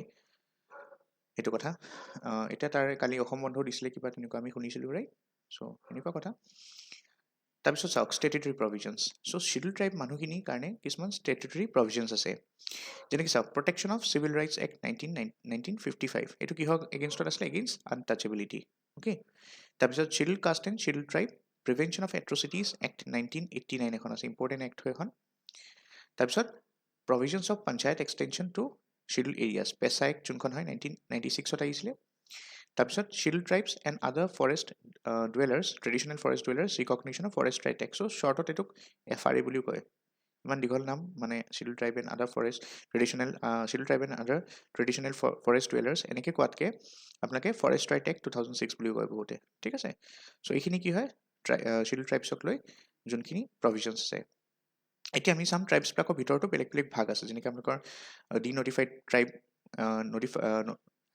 তাৰপিছত nomadic tribe, semi nomadic tribe, তেনেকৈ আপোনালোকৰ PVTG আছে, পাৰ্টিকুলাৰলি ভালনাৰেবল ট্ৰাইবেল গ্ৰুপছ আছে, ঠিক আছে। চ' এটা এটাকৈ চাই যাওঁ আহক। চ' প্ৰথমতে আমি চাম DNTs কি হয়। চ' DNTs মানে কি হয় আপোনালোকৰ ডিনটিফাইড ট্ৰাইবছ। চ' এই কমিউনিটিজখিনিৰ কথা আপুনি যদি চাই, ব্ৰিটিছাৰ্ছে এখন এক্ট আনিছিলে 1871 which is known as criminal tribes act. মানে কৈছিলে যোনবিলাক ডিনটিফাইড ট্ৰাইব হয় তাৰ কমিউনিটিবিলাক বা মেম্বাৰবিলাক আপুনি ক'ব পাৰে যে দে ৱেৰ বৰ্ন ক্ৰিমিনেলছ, এই এক্টখনৰ মতে, ঠিক আছে। ব্ৰিটিছাৰ্ছবিলাকে মানে এইটো ডিছক্ৰিমিনেট কৰিবলৈ কাৰণে সিহঁতক বৰ্ন ক্ৰিমিনেল বুলি ডিনটিফাই কৰা হৈছিলে, ঠিক আছে। কিন্তু আফটাৰ ইণ্ডিপেণ্ডেঞ্চ আপোনালোকে জানে যে 1952 এই পাৰ্টিকুলাৰ যোনখন এক্ট হয় এখন ৰিপেল কৰি দিছিলে, 1871 এখন ৰিপেল কৰিলে, উঠাই দিলে, ঠিক আছে। And this communities Y denotified, ঠিক আছে। চ' আগতে সিহঁতক কি কৰিছিলে, সিহঁতক নটিফাই কৰিছিলে এজ বৰ্ন ক্ৰিমিনেলছ। 1952 সিহঁতক ডিনটিফাই কৰি দিলে কাৰণ এই এক্টখন উঠাই দিলে, আৰু সিহঁতক কি কৰিলে ডিনটিফাইড, সেইকাৰণে DNT বুলি কয় সিহঁতক। ডেট মিনছ যোনবিলাক ট্ৰাইবছ মানে আপোনালোকৰ ক্ৰিমিনেল ট্ৰাইব এক্ট 1871 আণ্ডাৰত আহিছিলে, সিহঁতক নটিফাই কৰিছিলে, সেই ট্ৰাইবছখিনিক যিহেতুকে 1952 ডিনটিফাই কৰিলে, সেইকাৰণে তাক কি কয়, সেই কমিউনিটিজবিলাকক এতিয়া আমি ডিনটিফাইড ট্ৰাইবছ বুলি কওঁ, অ'কে। নেক্সট যদি চাই nomadic and semi nomadic tribe. So' এইবিলাক কমিউনিটি যদি চাই, they are those communities who move from one place to another rather than living in one place all the time. মানে সিহঁতে এক জেগাত নাথাকে, টাইম টু টাইম সিহঁতে কি কৰে, চেঞ্জ হৈ থাকে, জেগা চেঞ্জ কৰি থাকে। Note, most denotified tribes are spread across the scheduled caste, scheduled tribes and other OBC, other backward class categories. Some DNTs are not covered in any SC, ST or OBC. এতিয়া চাওক, ইয়াত যে আমি denotified ট্ৰাইবছখিনি চাইছিলোঁ, যোনখিনি আগতে notify কৰিছিলে as born criminals under the criminal tribes act of 1871, পিছত সিহঁতক ডিনটিফাই কৰিলে 1952, ঠিক আছে। এই ডিনটিফাইড ট্ৰাইবছখিনিত কি হয় আপোনালোকৰ কিছুমান আপোনালোকৰ SC, ST, OBC কিছুমানটো পাই গ'ল, ৰাইট। কিন্তু কিছুমান এতিয়াও আছে যোনবিলাক কি হয় এই তিনিটা কেটেগৰীত নপৰে, but still they are denotified tribal groups, okay. এতিয়া চাওক, কিছুমান কমিশ্যনছ এণ্ড কমিটিজ বনাইছিলে from time to time to address the issues of this DNTs, nomadic and the semi nomadic tribes, ঠিক আছে। চ' 1947 প্ৰথম কমিটিখন হৈছিলে উত্তৰ প্ৰদেশৰ ষ্টেট গভমেণ্টে আনিছিলে, ঠিক আছে। চ' সেইখন কমিটিৰ নাম আছিল ক্ৰিমিনেল ট্ৰাইবছ ইনকুৱাৰী কমিটি। তাৰপিছত 1949 আহিছিলে আপোনালোকৰ আনন্ত শয়নম আয়ংগাৰ কমিটি, ঠিক আছে। আৰু এই মনত ৰাখিব, এইখন কমিটি কিয় ইম্পৰ্টেণ্ট হয়, এই যে আপোনালোকৰ মই ষ্টাৰ্টিঙত ইয়াত কৈছিলোঁ 1952 যে গভৰ্ণমেণ্ট অফ ইণ্ডিয়াই কি কৰিলে, এই নটিফাইড ট্ৰাইবখিনিক ডিনটিফাই কৰিলে, ঠিক আছে। এই কামটো যে হ'ল কাৰ কাৰণে হ'ল, on recommendations of this particular committee, ঠিক আছে। চ' অনন্ত শয়নম আয়ংগাৰ যোনখন কমিটি হয় তাৰ ৰিকমেণ্ডেশ্যনতে 1952 কি কৰিলে, সেই পাৰ্টিকুলাৰ এক্টখন যোনখন আপোনালোকৰ ক্ৰিমিনেল ট্ৰাইবছ এক্ট 1871 এইখনক কি কৰিলে, ৰিপেল কৰিছিলে। আৰু নটিফাইড ক্ৰিমিনেলছ যোনখিনি আমি জানো, সেইটো সময়ত সিহঁতে ব্ৰিটিছাৰ্ছবিলাকে এনেকুৱা এটা বেয়া নাম দিছিলে বৰ্ন ক্ৰিমিনেলছ বুলি, এই ট্ৰাইবছখিনিক ডিনটিফাই কৰি দিছিলে, ঠিক আছে, on the recommendations of this committee. সেইকাৰণে কমিটিৰ নামটো মনত ৰাখিব। নেক্সট উই হেভ 1953 আপোনাৰ প্ৰথম OBC কমিশ্যন আহিছিলে, যাক আমি কাকা কালিলকাৰ কমিশ্যন বুলি কওঁ, ঠিক আছে। তাৰপিছত 1980 আহিছিলে BP মণ্ডল কমিশ্যন, আৰু 2002 আহিছিলে আপোনালোকৰ national commission to review the working of the constitution. So' এই গোটেইকেইখন কমিটি আৰু কমিশ্যনছে ইম্পৰ্টেণ্ট হয়, অ'কে। তাৰ ভিতৰত যদি চাই,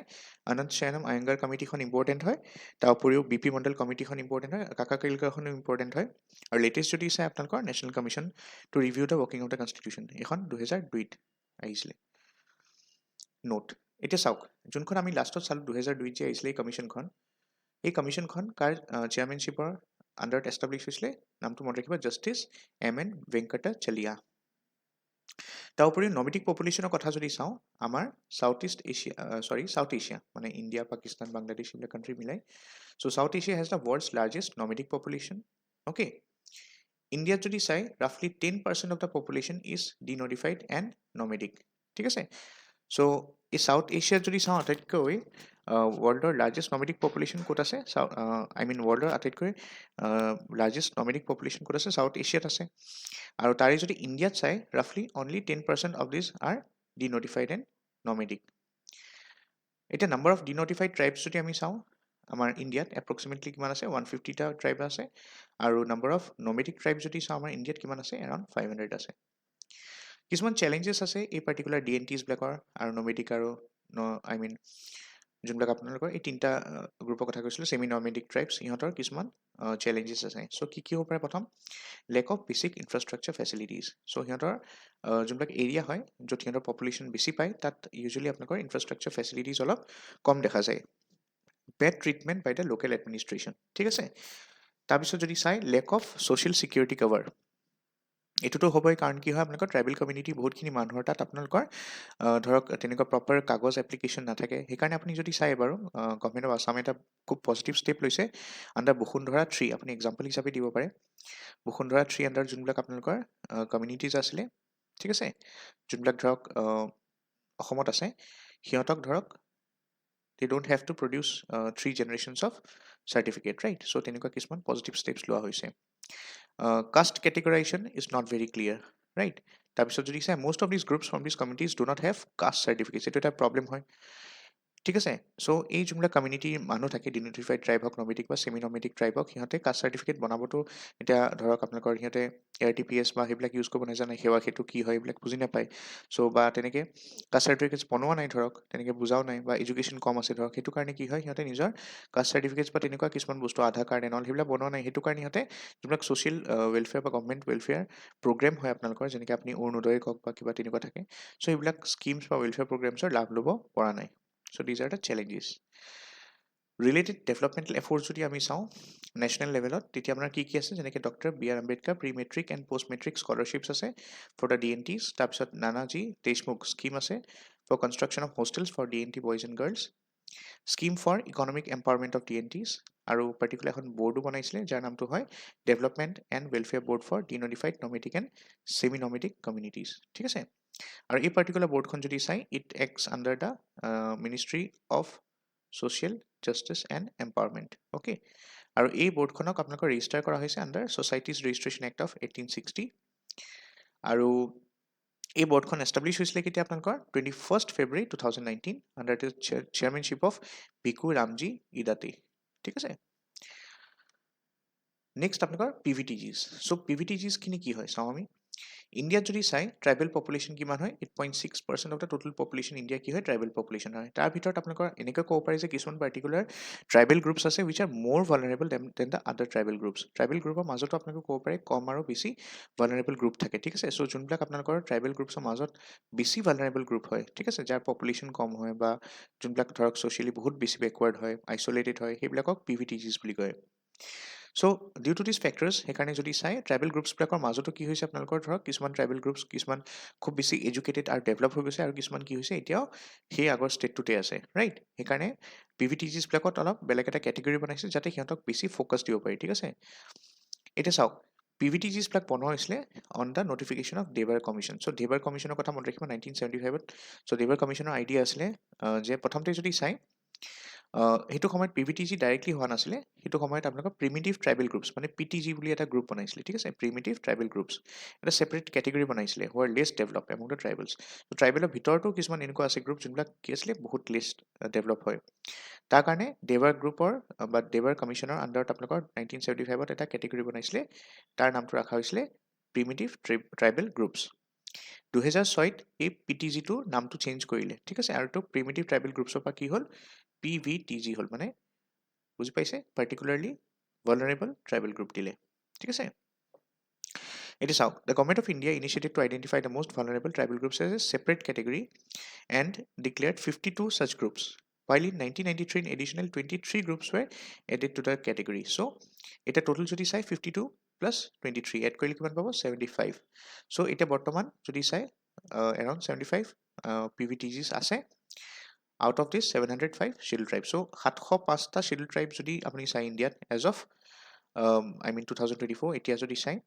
705টা ভিতৰত আপোনালোকৰ scheduled tribeটো আছে গোটেইখিনি ভালনাৰেবল হয় তাৰ ভিতৰত বেছি ভালনাৰেবল হয় এই 75টা ট্ৰাইবেল গ্ৰুপছ ST গ্ৰুপছ সেইকাৰণে সিহঁতক কি বুলি কোৱা হয় PVTG বুলি কোৱা হয় পাৰ্টিকুলাৰলি ভালনাৰেবল ট্ৰাইবেল গ্ৰুপ নাম দি দিলে অ'কে এতিয়া PVTGs বিলাকৰ কিছুমান বেছিক কেৰেক্টাৰিষ্টিক্স আছে যদি চাই সিহঁতে কি হয় mostly they homogeneous with a small population আৰু সিহঁতে কি হয় ৰিলেটিভলি আইচলেটেড হয় সিহঁতৰ কোনো পাৰ্টিকুলাৰ ৰিটেন লেংগুৱেজ নাথাকে এইটো ইম্পৰ্টেণ্ট পইণ্ট হয় তাৰপিছত চিম্পল টেকনলজি সিহঁতে ইউজ কৰে আৰু শ্ল' ৰেট অফ চেঞ্জ সিহঁতে ইমান যোনটো আমাৰ ধৰক এতিয়া ডেভেলপমেণ্ট গ্ল'বেলাইজেশ্যন এটচেট্ৰা এইবিলাকৰ লগত সিহঁতে চেঞ্জ নহয় বহুত শ্ল' হয় সিহঁতৰ চেঞ্জটো যদি চাই আমি এতিয়া বৰ্তমান কিমানটা PVTG আছে 75টা PVTG আছে তাৰ ভিতৰত যদি চাই হায়েষ্ট কেইটা ক'ত আছে আপোনালোকৰ উৰিষ্যাত আছে 2024 ডেটা হয়তো মনত ৰাখিব আউট অফ আমি চালোঁ নহয় যদি আপোনালোকৰ 705টাই ধৰক টোটেল যদি ST গ্ৰুপ আছে তাৰ ভিতৰত 75টা এনেকুৱা ST গ্ৰুপ হয় যোনকেইটা PVTG হয় ঠিক আছে আৰু উৰিষ্যাত যদি চাই গোটেই ভাৰতৰ ষ্টেটৰ ভিতৰত যদি চাই হায়েষ্ট নম্বৰ আছে এৰাউণ্ড 13টা PVTGs এতিয়া সংবিধানৰ আৰ্টিকল 342 ক্লজ 1 আছে তাত কি লিখা আছে President with respect to any state after consultation with the governor in case of the state may specify tribal communities or part of groups within tribes or tribal communities as scheduled tribe in the state so এই যে আপোনালোকৰ মই already আগতেও কৈছিলোঁ 342 কথা যে আপোনালোকক যে ST ষ্টেটাছ দিয়া হয় সেইটো কাৰ আণ্ডাৰ দিয়া হয় চ' 342 1ত চাব ক্লজ মানে ক্লজ 1ত এমেণ্ডমেণ্ট কৰিব লাগে ঠিক আছে তাৰপিছত কি হয় প্ৰেচিডেণ্টে নটিফাই কৰিব পাৰে a particular group or community within a state or union territory to be a scheduled tribe okay আৰু যদি সেইটো হৈ যায় তেতিয়া কি হ'ব আপোনালোকৰ ST ষ্টেটাছ পাই যাব সেই গ্ৰুপটোৱে আৰু তেতিয়া আপোনাৰ চেণ্ট্ৰেল লিষ্টতো ST হৈ যাব মানে গোটেই চেণ্টাৰ হওক ষ্টেট হওক ST ডিক্লেয়াৰ হৈ যায় ঠিক আছে এতিয়া PVTGs হওক আমি চালোঁ কি লাইক DNTs চালোঁ ডিনটিফাইড ট্ৰাইব চালোঁ নমেডিক ট্ৰাইব চালোঁ ছেমি নমেডিক ট্ৰাইব চালোঁ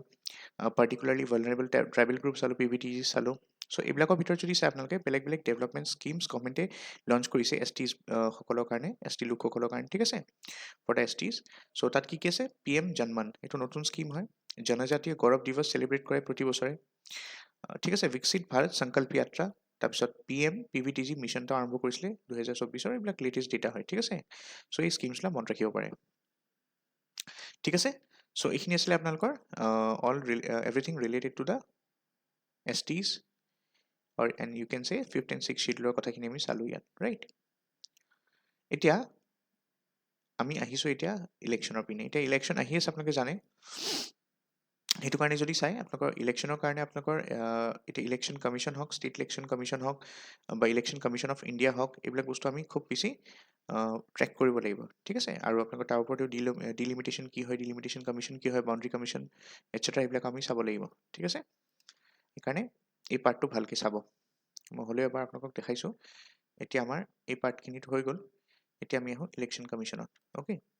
ইলেকশ্যন কমিশ্যন অফ ইণ্ডিয়া তাৰপিছত আমি আছাম পলিটি এই পাৰ্টটোত যাম আছাম পলিটিৰ বিশেষকৈ এইটো ডিষ্ট্ৰিক্ট এডমিনিষ্ট্ৰেশ্যনত আমি পঢ়িম অ'কে লাষ্টলৈ পঢ়িম বাট মাজতে আমি অলপমান ষ্টেট ইলেকশ্যন কমিশ্যনৰ বিষয়ে পঢ়ি ল'ম ঠিক আছে ফাৰ্ষ্ট আমি ষ্টাৰ্ট কৰোঁ উইথ যোনটো আমাৰ ইলেকশ্যন কমিশ্যন অফ ইণ্ডিয়া হয় তাৰ বিষয়ে অলপ চাম ঠিক আছে চ' আকৌ ষ্টাৰ্ট কৰোঁ তেন্তে ইলেকশ্যন কমিশ্যন চ' এতিয়া চাওক autonomous election commission of India যোনটো বডি হয় যোনে ইলেকশ্যনছ কণ্ডাক্ট কৰে ইণ্ডিয়াত that is an autonomous authority হয় নাই চ' এটা সাংবিধানিক বডি হৈছে কনষ্টিটিউচনেল বডি আৰু যদি চাই আপোনালোকে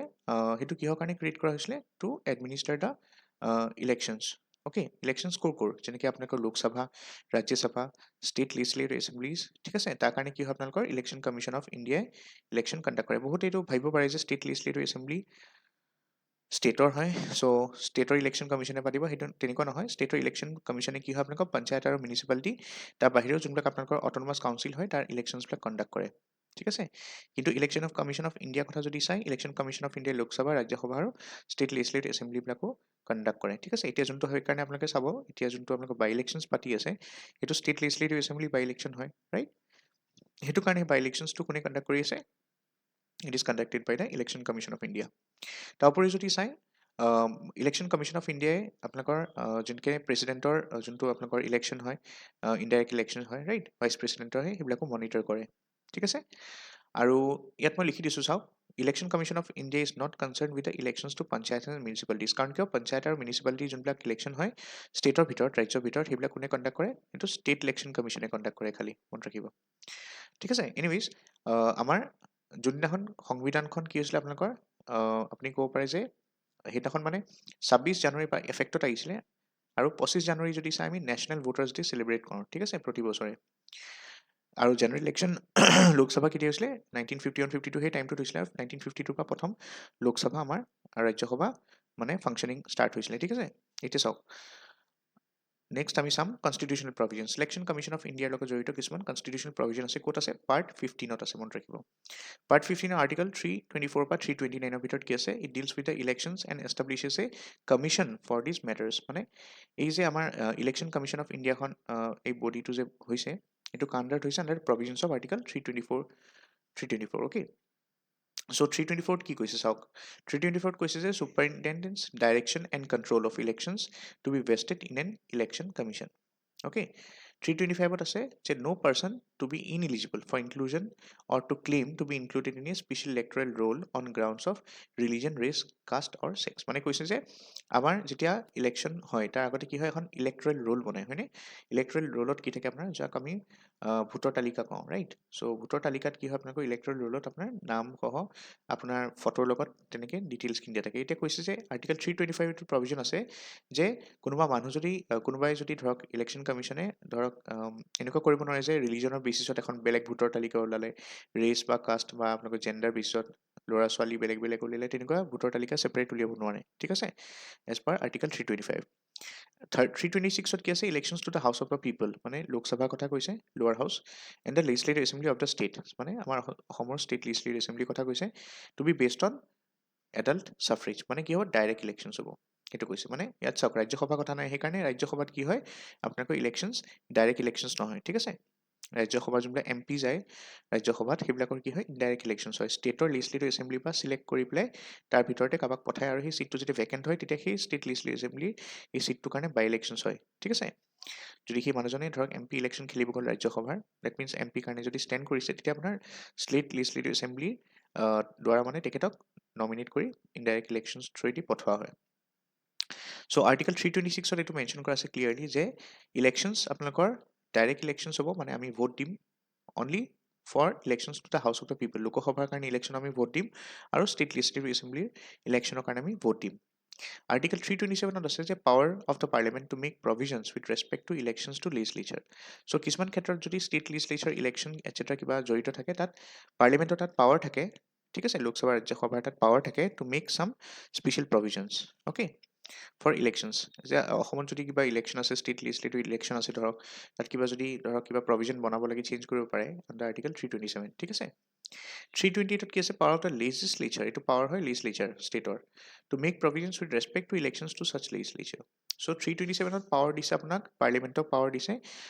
two make some changes related to any provisions, okay, for elections in the legislature. আৰু 328ত পাৱাৰ দিছে যে লেজিছলেচাৰে নিজৰে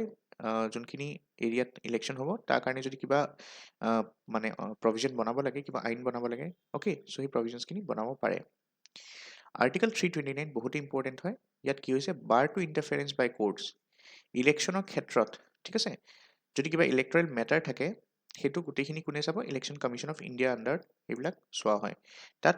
সুপ্ৰিম কোৰ্ট হওক হাই কোৰ্ট হওক সিহঁতে ইণ্টাৰফিয়াৰ কৰিব নোৱাৰে, ঠিক আছে। This ensures independence of you can say elections in case of you can say independence, মানে যোনটো ইলেকশ্যন কমিশ্যন অফ ইণ্ডিয়াৰ পাৱাৰ হয় এইটো একচুৱেলি আপুনি ক'ব পাৰে, ঠিক আছে। বিকজ ইলেকশ্যন কমিশ্যন অফ ইণ্ডিয়াই যোনখিনি মেটাৰখিনি লয় ইলেক্টৰেল মেটাৰ্ছখিনি সিহঁতে ডিল কৰিব, তাত বাহিৰৰ পৰা আহি পেলাই কোনোবাই পিটিশ্যন দি পেলাই ৰিট পিটিশ্যন দি পেলাই আপোনাৰ, ঠিক আছে, বা তেনেকুৱা আপোনালোকৰ PIL ফাইল কৰিব নোৱাৰে for violation of anything, okay. Next যদি চাই আপোনালোকে structure of the election commission of India, ষ্ট্ৰাকচাৰৰ কথা চাওঁ। 1989লৈকে কি আছিলে আপোনালোকৰ, আমাৰ ইণ্ডিয়াত অকল এজনে ইলেকশ্যন কমিশ্যনাৰ আছিলে, ডেট মিনছ আমাৰ ইলেকশ্যন কমিশ্যন অফ ইণ্ডিয়া যোনটো হয় তাত এজনে মানুহ আছিলে আৰু সেইজনে আপোনাৰ কি আছিলে, ইলেকশ্যন কমিশ্যনাৰ আছিলে। বাট কি হ'ল 1989ত এখন এক্ট পাছ হ'ল যাক কি কয়, ইলেকশ্যন কমিশ্যনাৰ এমেণ্ডমেণ্ট এক্ট। আৰু তাৰপিছত কি হ'ল আপোনালোকৰ মনত ৰাখিব সদায়, 1989ৰ সেইটো সময়তে ইলেকশ্যন কমিশ্যনাৰ আছিলে যোনজন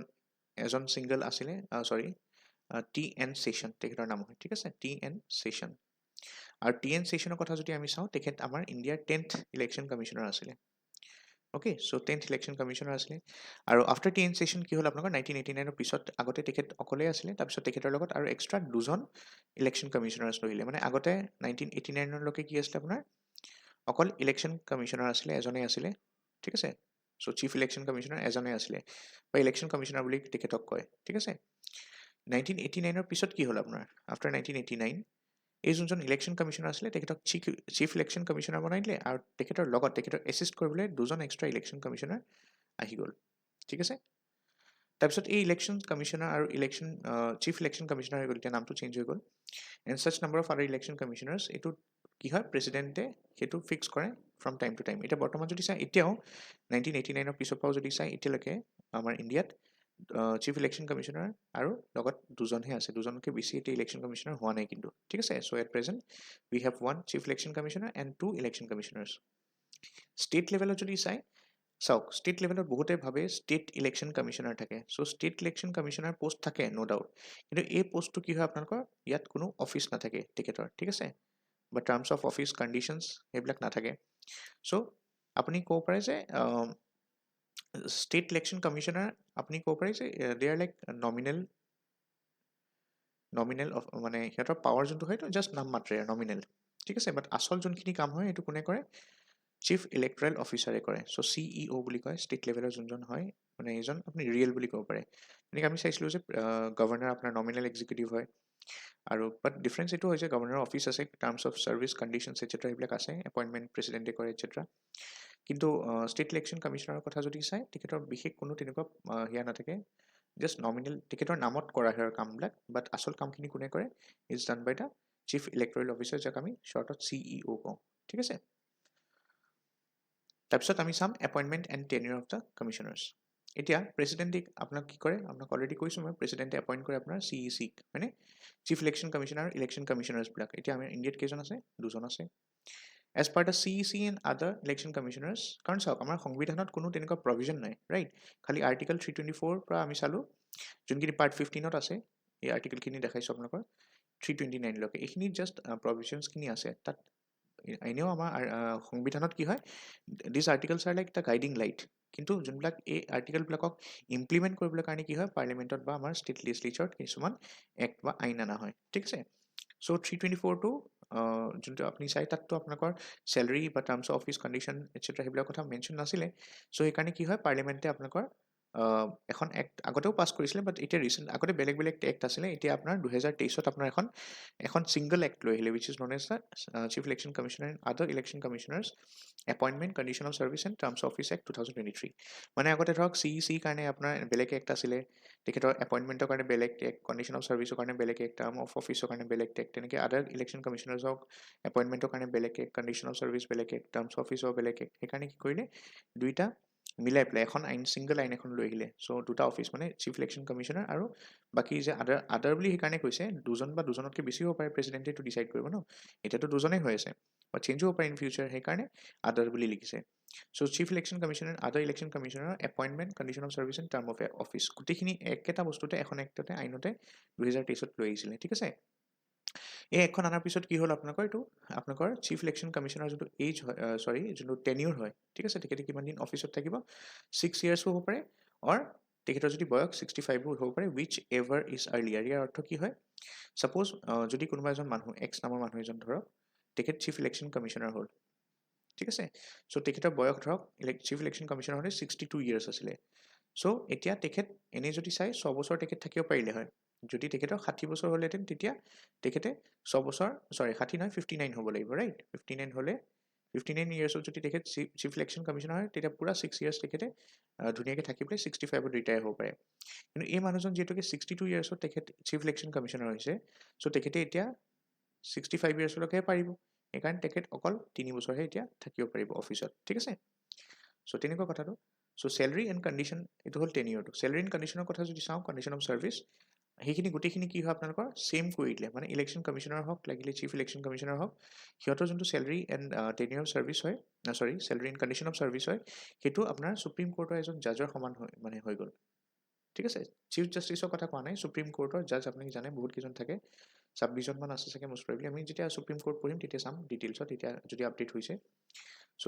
যিমানজন আছে 21 জন আছে মোষ্ট প্ৰবেবলি 21 প্লাছ আই থিংক 26 প্লাছ 1 নেকি মানে চিফ জাষ্টিছক ধৰি চ' আপুনি চাব এইটো বাট এনিৱেজ চ' যোনখিনি আপোনাৰ সুপ্ৰিম কোৰ্টৰ জাজ হয় 26জন জাজৰ কথাই কৈছোঁ চিফ জাষ্টিছ নহয় চ' সিহঁতৰ যোনখিনি আপোনালোকৰ টাৰ্মছ অফ চেলাৰী বা কণ্ডিশ্যন অফ ছাৰ্ভিচ আছে ছেইম আৰু যদি ৰিমুভেল হয় ৰিমুভেলৰ প্ৰচেছটো ছেইম হয় ঠিক আছে so' salary condition of service removal etcetera যোনবিলাক হয় সিহঁতৰ গোটেইখিনি পাৱাৰ ইমান দি দিছে দেখিছে কিয় কৰিছে প্ৰচেছটো যাতে চিফ ইলেকশ্যন কমিশ্যনাৰ বা ইলেকশ্যন কমিশ্যনে আৰামছে কাম কৰিব পাৰে ইণ্ডিপেণ্ডেণ্টলি মানে without any like U can চে এক্সটাৰ্নেল প্ৰেছাৰ বিউৰ'ক্ৰেটিক বা গভৰ্ণমেণ্টৰ মানে কিবা প্ৰেছাৰ যাতে নাহে সিহঁতৰ ওপৰত ঠিক আছে ৰিমুভেলৰ কথা যদি চাওঁ চি আৰু ই চিবিলাকৰ দে কেন ৰিজাইন এনি টাইম যদি সিহঁতে ইচ্ছা কৰে নিজে দে কেন মানে ৰিজাইন কৰি দিব পাৰে সিহঁতে or they can be also removed before the expiry of the term removal to কোনে কৰিব right so এতিয়া চাওক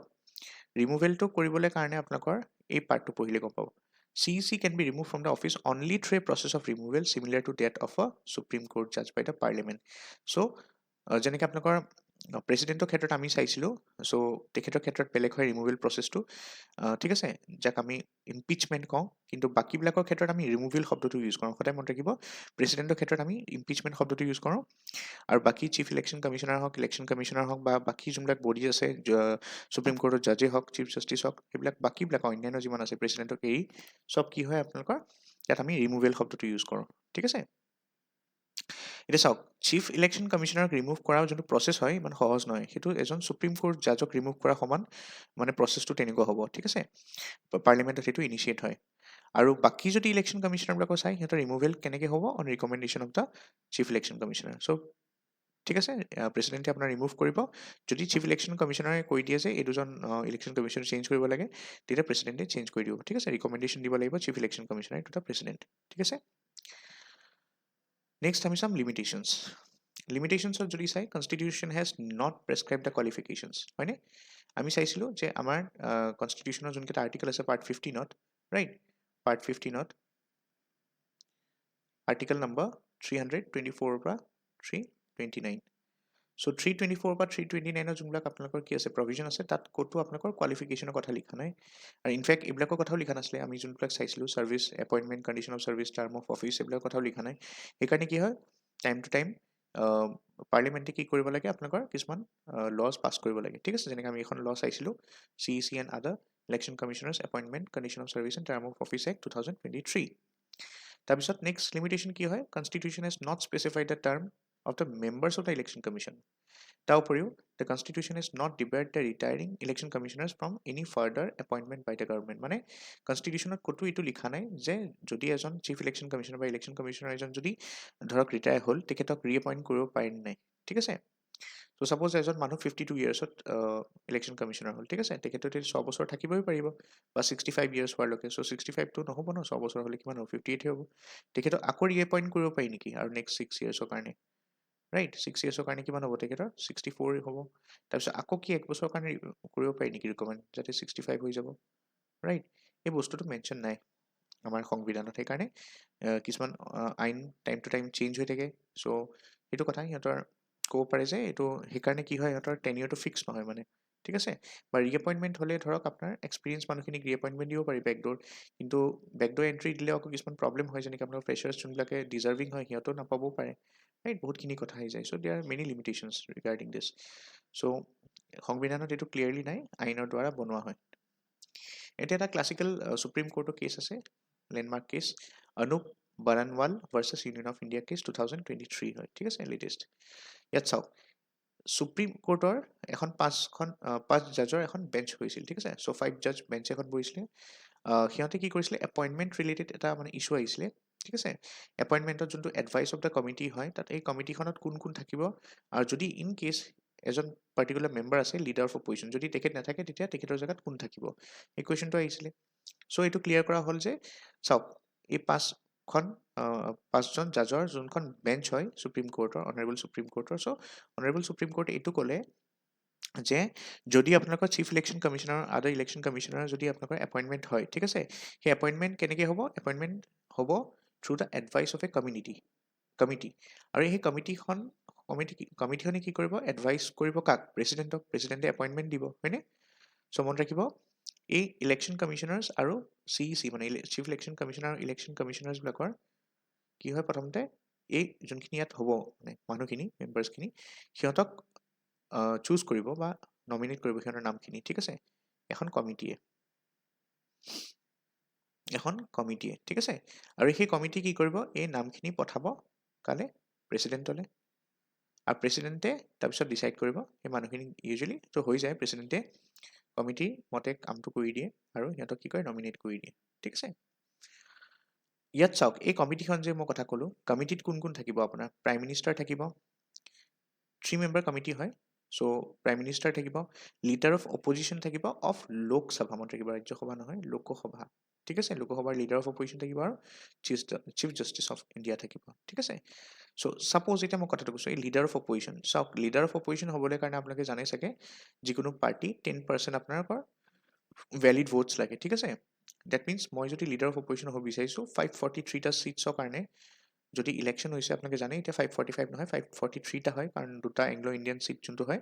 এইটো এটা এমেণ্ডমেণ্ট হৈছিলে মই এইটো পিছত ডিছকাছ কৰিম চ' সেই এমেণ্ডমেণ্টৰ দ্বাৰা দুটা ছিট এতিয়া উঠাই দিয়ে চ' এতিয়া 543টা ছিটৰ কাৰণে হয় ডেট মিনছ আপুনি যদি লিডাৰ অফ অপজিশ্যন হ'ব বিচাৰিছে that means 10% of the seats ঠিক আছে 10% অফ 543 কিমান হয় 55টা হয় ডেট মিনছ মোৰ লিডাৰ অফ অপজিশ্যন হ'বলৈ কাৰণে এটলিষ্ট 55টা ছিট লাগিব যদি মোৰ তাত 40টা ছিটহে আহিলে লোকসভাৰ ঠিক আছে তেতিয়া মোৰতো 10% নহ'ল so' I will not be call the leader of opposition আৰু যদি লিডাৰ অফ অপজিশ্যন নাথাকে তেতিয়া কি হ'ব প্ৰশ্নটো সেইটো আছিলে মানে ঠিক আছে কিহৰ কাৰণে এইটো হৈছিলে কেছটো আহিছিলে চাওক কাৰণ দুটা টাৰ্ম যদি চাই লোকসভাৰ যোনকেইটা টাৰ্ম হৈ গৈছে ইলেকশ্যন 2014 ঠিক আছে 14 পৰা 19লৈকে এটা টাৰ্ম হৈছিলে আৰু 2019ত ইণ্টাৰেষ্টিং কথা মনত ৰাখিব 2024 এতিয়া তিনিটা লোকসভাৰ টাৰ্মত যদি চাই 2014 আৰু 19ত কোনো লিডাৰ অফ অপজিশ্যনে নাছিলে ইণ্টাৰেষ্টিং নহয়নে লিডাৰ অফ অপজিশ্যন কিয় নাছিলে বিকজ যোনটো আপোনালোকৰ মেইন অপজিশ্যন পাৰ্টি হয় ইণ্ডিয়ান নেশ্যনেল কংগ্ৰেছ সিহঁতৰ যদি চাই বহুত কম ছিটছ আছিলে ঠিক আছে আৰু এইকাৰণে কোনো লিডাৰ অফ অপজিশ্যন আছিলে এইবাৰ যদি চাই এৰাউণ্ড 90 আই থিংক 98টা মান আছে নেকি ছিট লোকসভাৰ কংগ্ৰেছৰ ঠিক আছে চ' এইবাৰ সিহঁতৰ যিটোকে এই লিমিটটো পাৰ কৰিলে 55টা ছিটৰ চ' এই পাৰ্টিটোৱে ইণ্ডিয়ান নেশ্যনেল কংগ্ৰেছ এবাৰ কি পালে আপোনালোকৰ মানে ৰাহুল গান্ধী এতিয়া কি হয় আপোনাৰ লিডাৰ অফ অপজিশ্যন হয় ঠিক আছে এইবাৰ পালে চ' এই কেছটো কিয় আহিছিলে বিকজ ইলেকশ্যনৰ আগতে 2023 চনত কোনোবাই ক'লে ভাবিলে যদি লিডাৰ অফ অপজিশ্যন নাথাকে তেতিয়াতো প্ৰব্লেম হৈ যাব কাৰণ লিডাৰ অফ অপজিশ্যন যদি নাই কথা নাই প্ৰাইম মিনিষ্টাৰ CGI মিলি পেলাই কি কৰিব আপোনাৰ ইলেকশ্যন কমিশ্যনাৰ চুজ কৰি থাকিব right chief election commissioner choose কৰি থাকিব সেইটোতো এটা প্ৰব্লেম হৈ যাব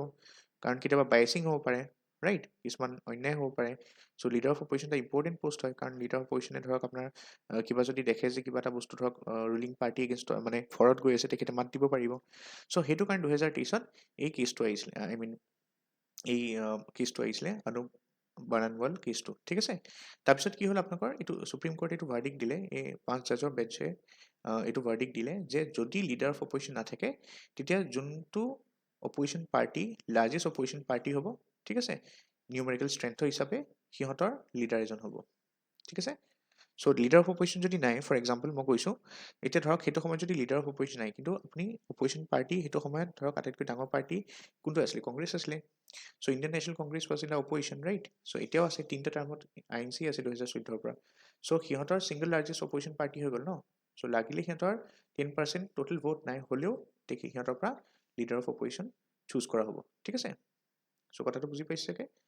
The Parliament passed the Chief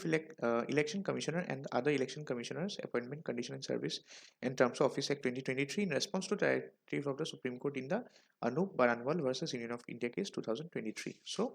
এই কেছটো পাছ কৰিছিলে সুপ্ৰিম কোৰ্টৰ ভাৰ্ডিক্টৰ মতে তাৰপিছত কি হ'ল 2023ত মানে আমাৰ 2024 ইলেকশ্যনৰ আগে আগে আপোনালোকৰ লিডাৰ অফ অপজিশ্যন আহি গৈছিলে ঠিক আছে অ'কে তাৰপিছত আমি এতিয়া আহোঁ কনষ্টিটুৱেঞ্চিজ এণ্ড ৰিজাৰ্ভেশ্যনছ আমাৰ ইণ্ডিয়াত যদি চাওঁ আমি এট প্ৰেজেণ্ট 543টা পাৰ্লিমেণ্টাৰী কনষ্টিটুৱেঞ্চি আছে চ' ক'ৰবাত PC বুলিও লিখা থাকে ঠিক আছে আৰু AC ক'ৰবাত লিখা থাকে AC মানে কি হয় এছেম্বলি কনষ্টিটুৱেঞ্চি মানে এইটো আমাৰ যোনটো ষ্টেট লিজিছলেটিভ এছেম্বলি হয় ঠিক আছে অসম বিধানসভা হয় যোনটো ষ্টেট লিজিছলেটিভ এছেম্বলি চ' তাৰ যোনটো কনষ্টিটুৱেঞ্চিবিলাক হয় AC বুলি লিখা থাকে আৰু পাৰ্লিমেণ্টাৰী কনষ্টিটুৱেঞ্চি যোনবিলাক আপোনাৰ লোকসভা কনষ্টিটুৱেঞ্চি হয় এইবিলাকত PC লিখা থাকে পাৰ্লিমেণ্টাৰী কনষ্টিটুৱেঞ্চি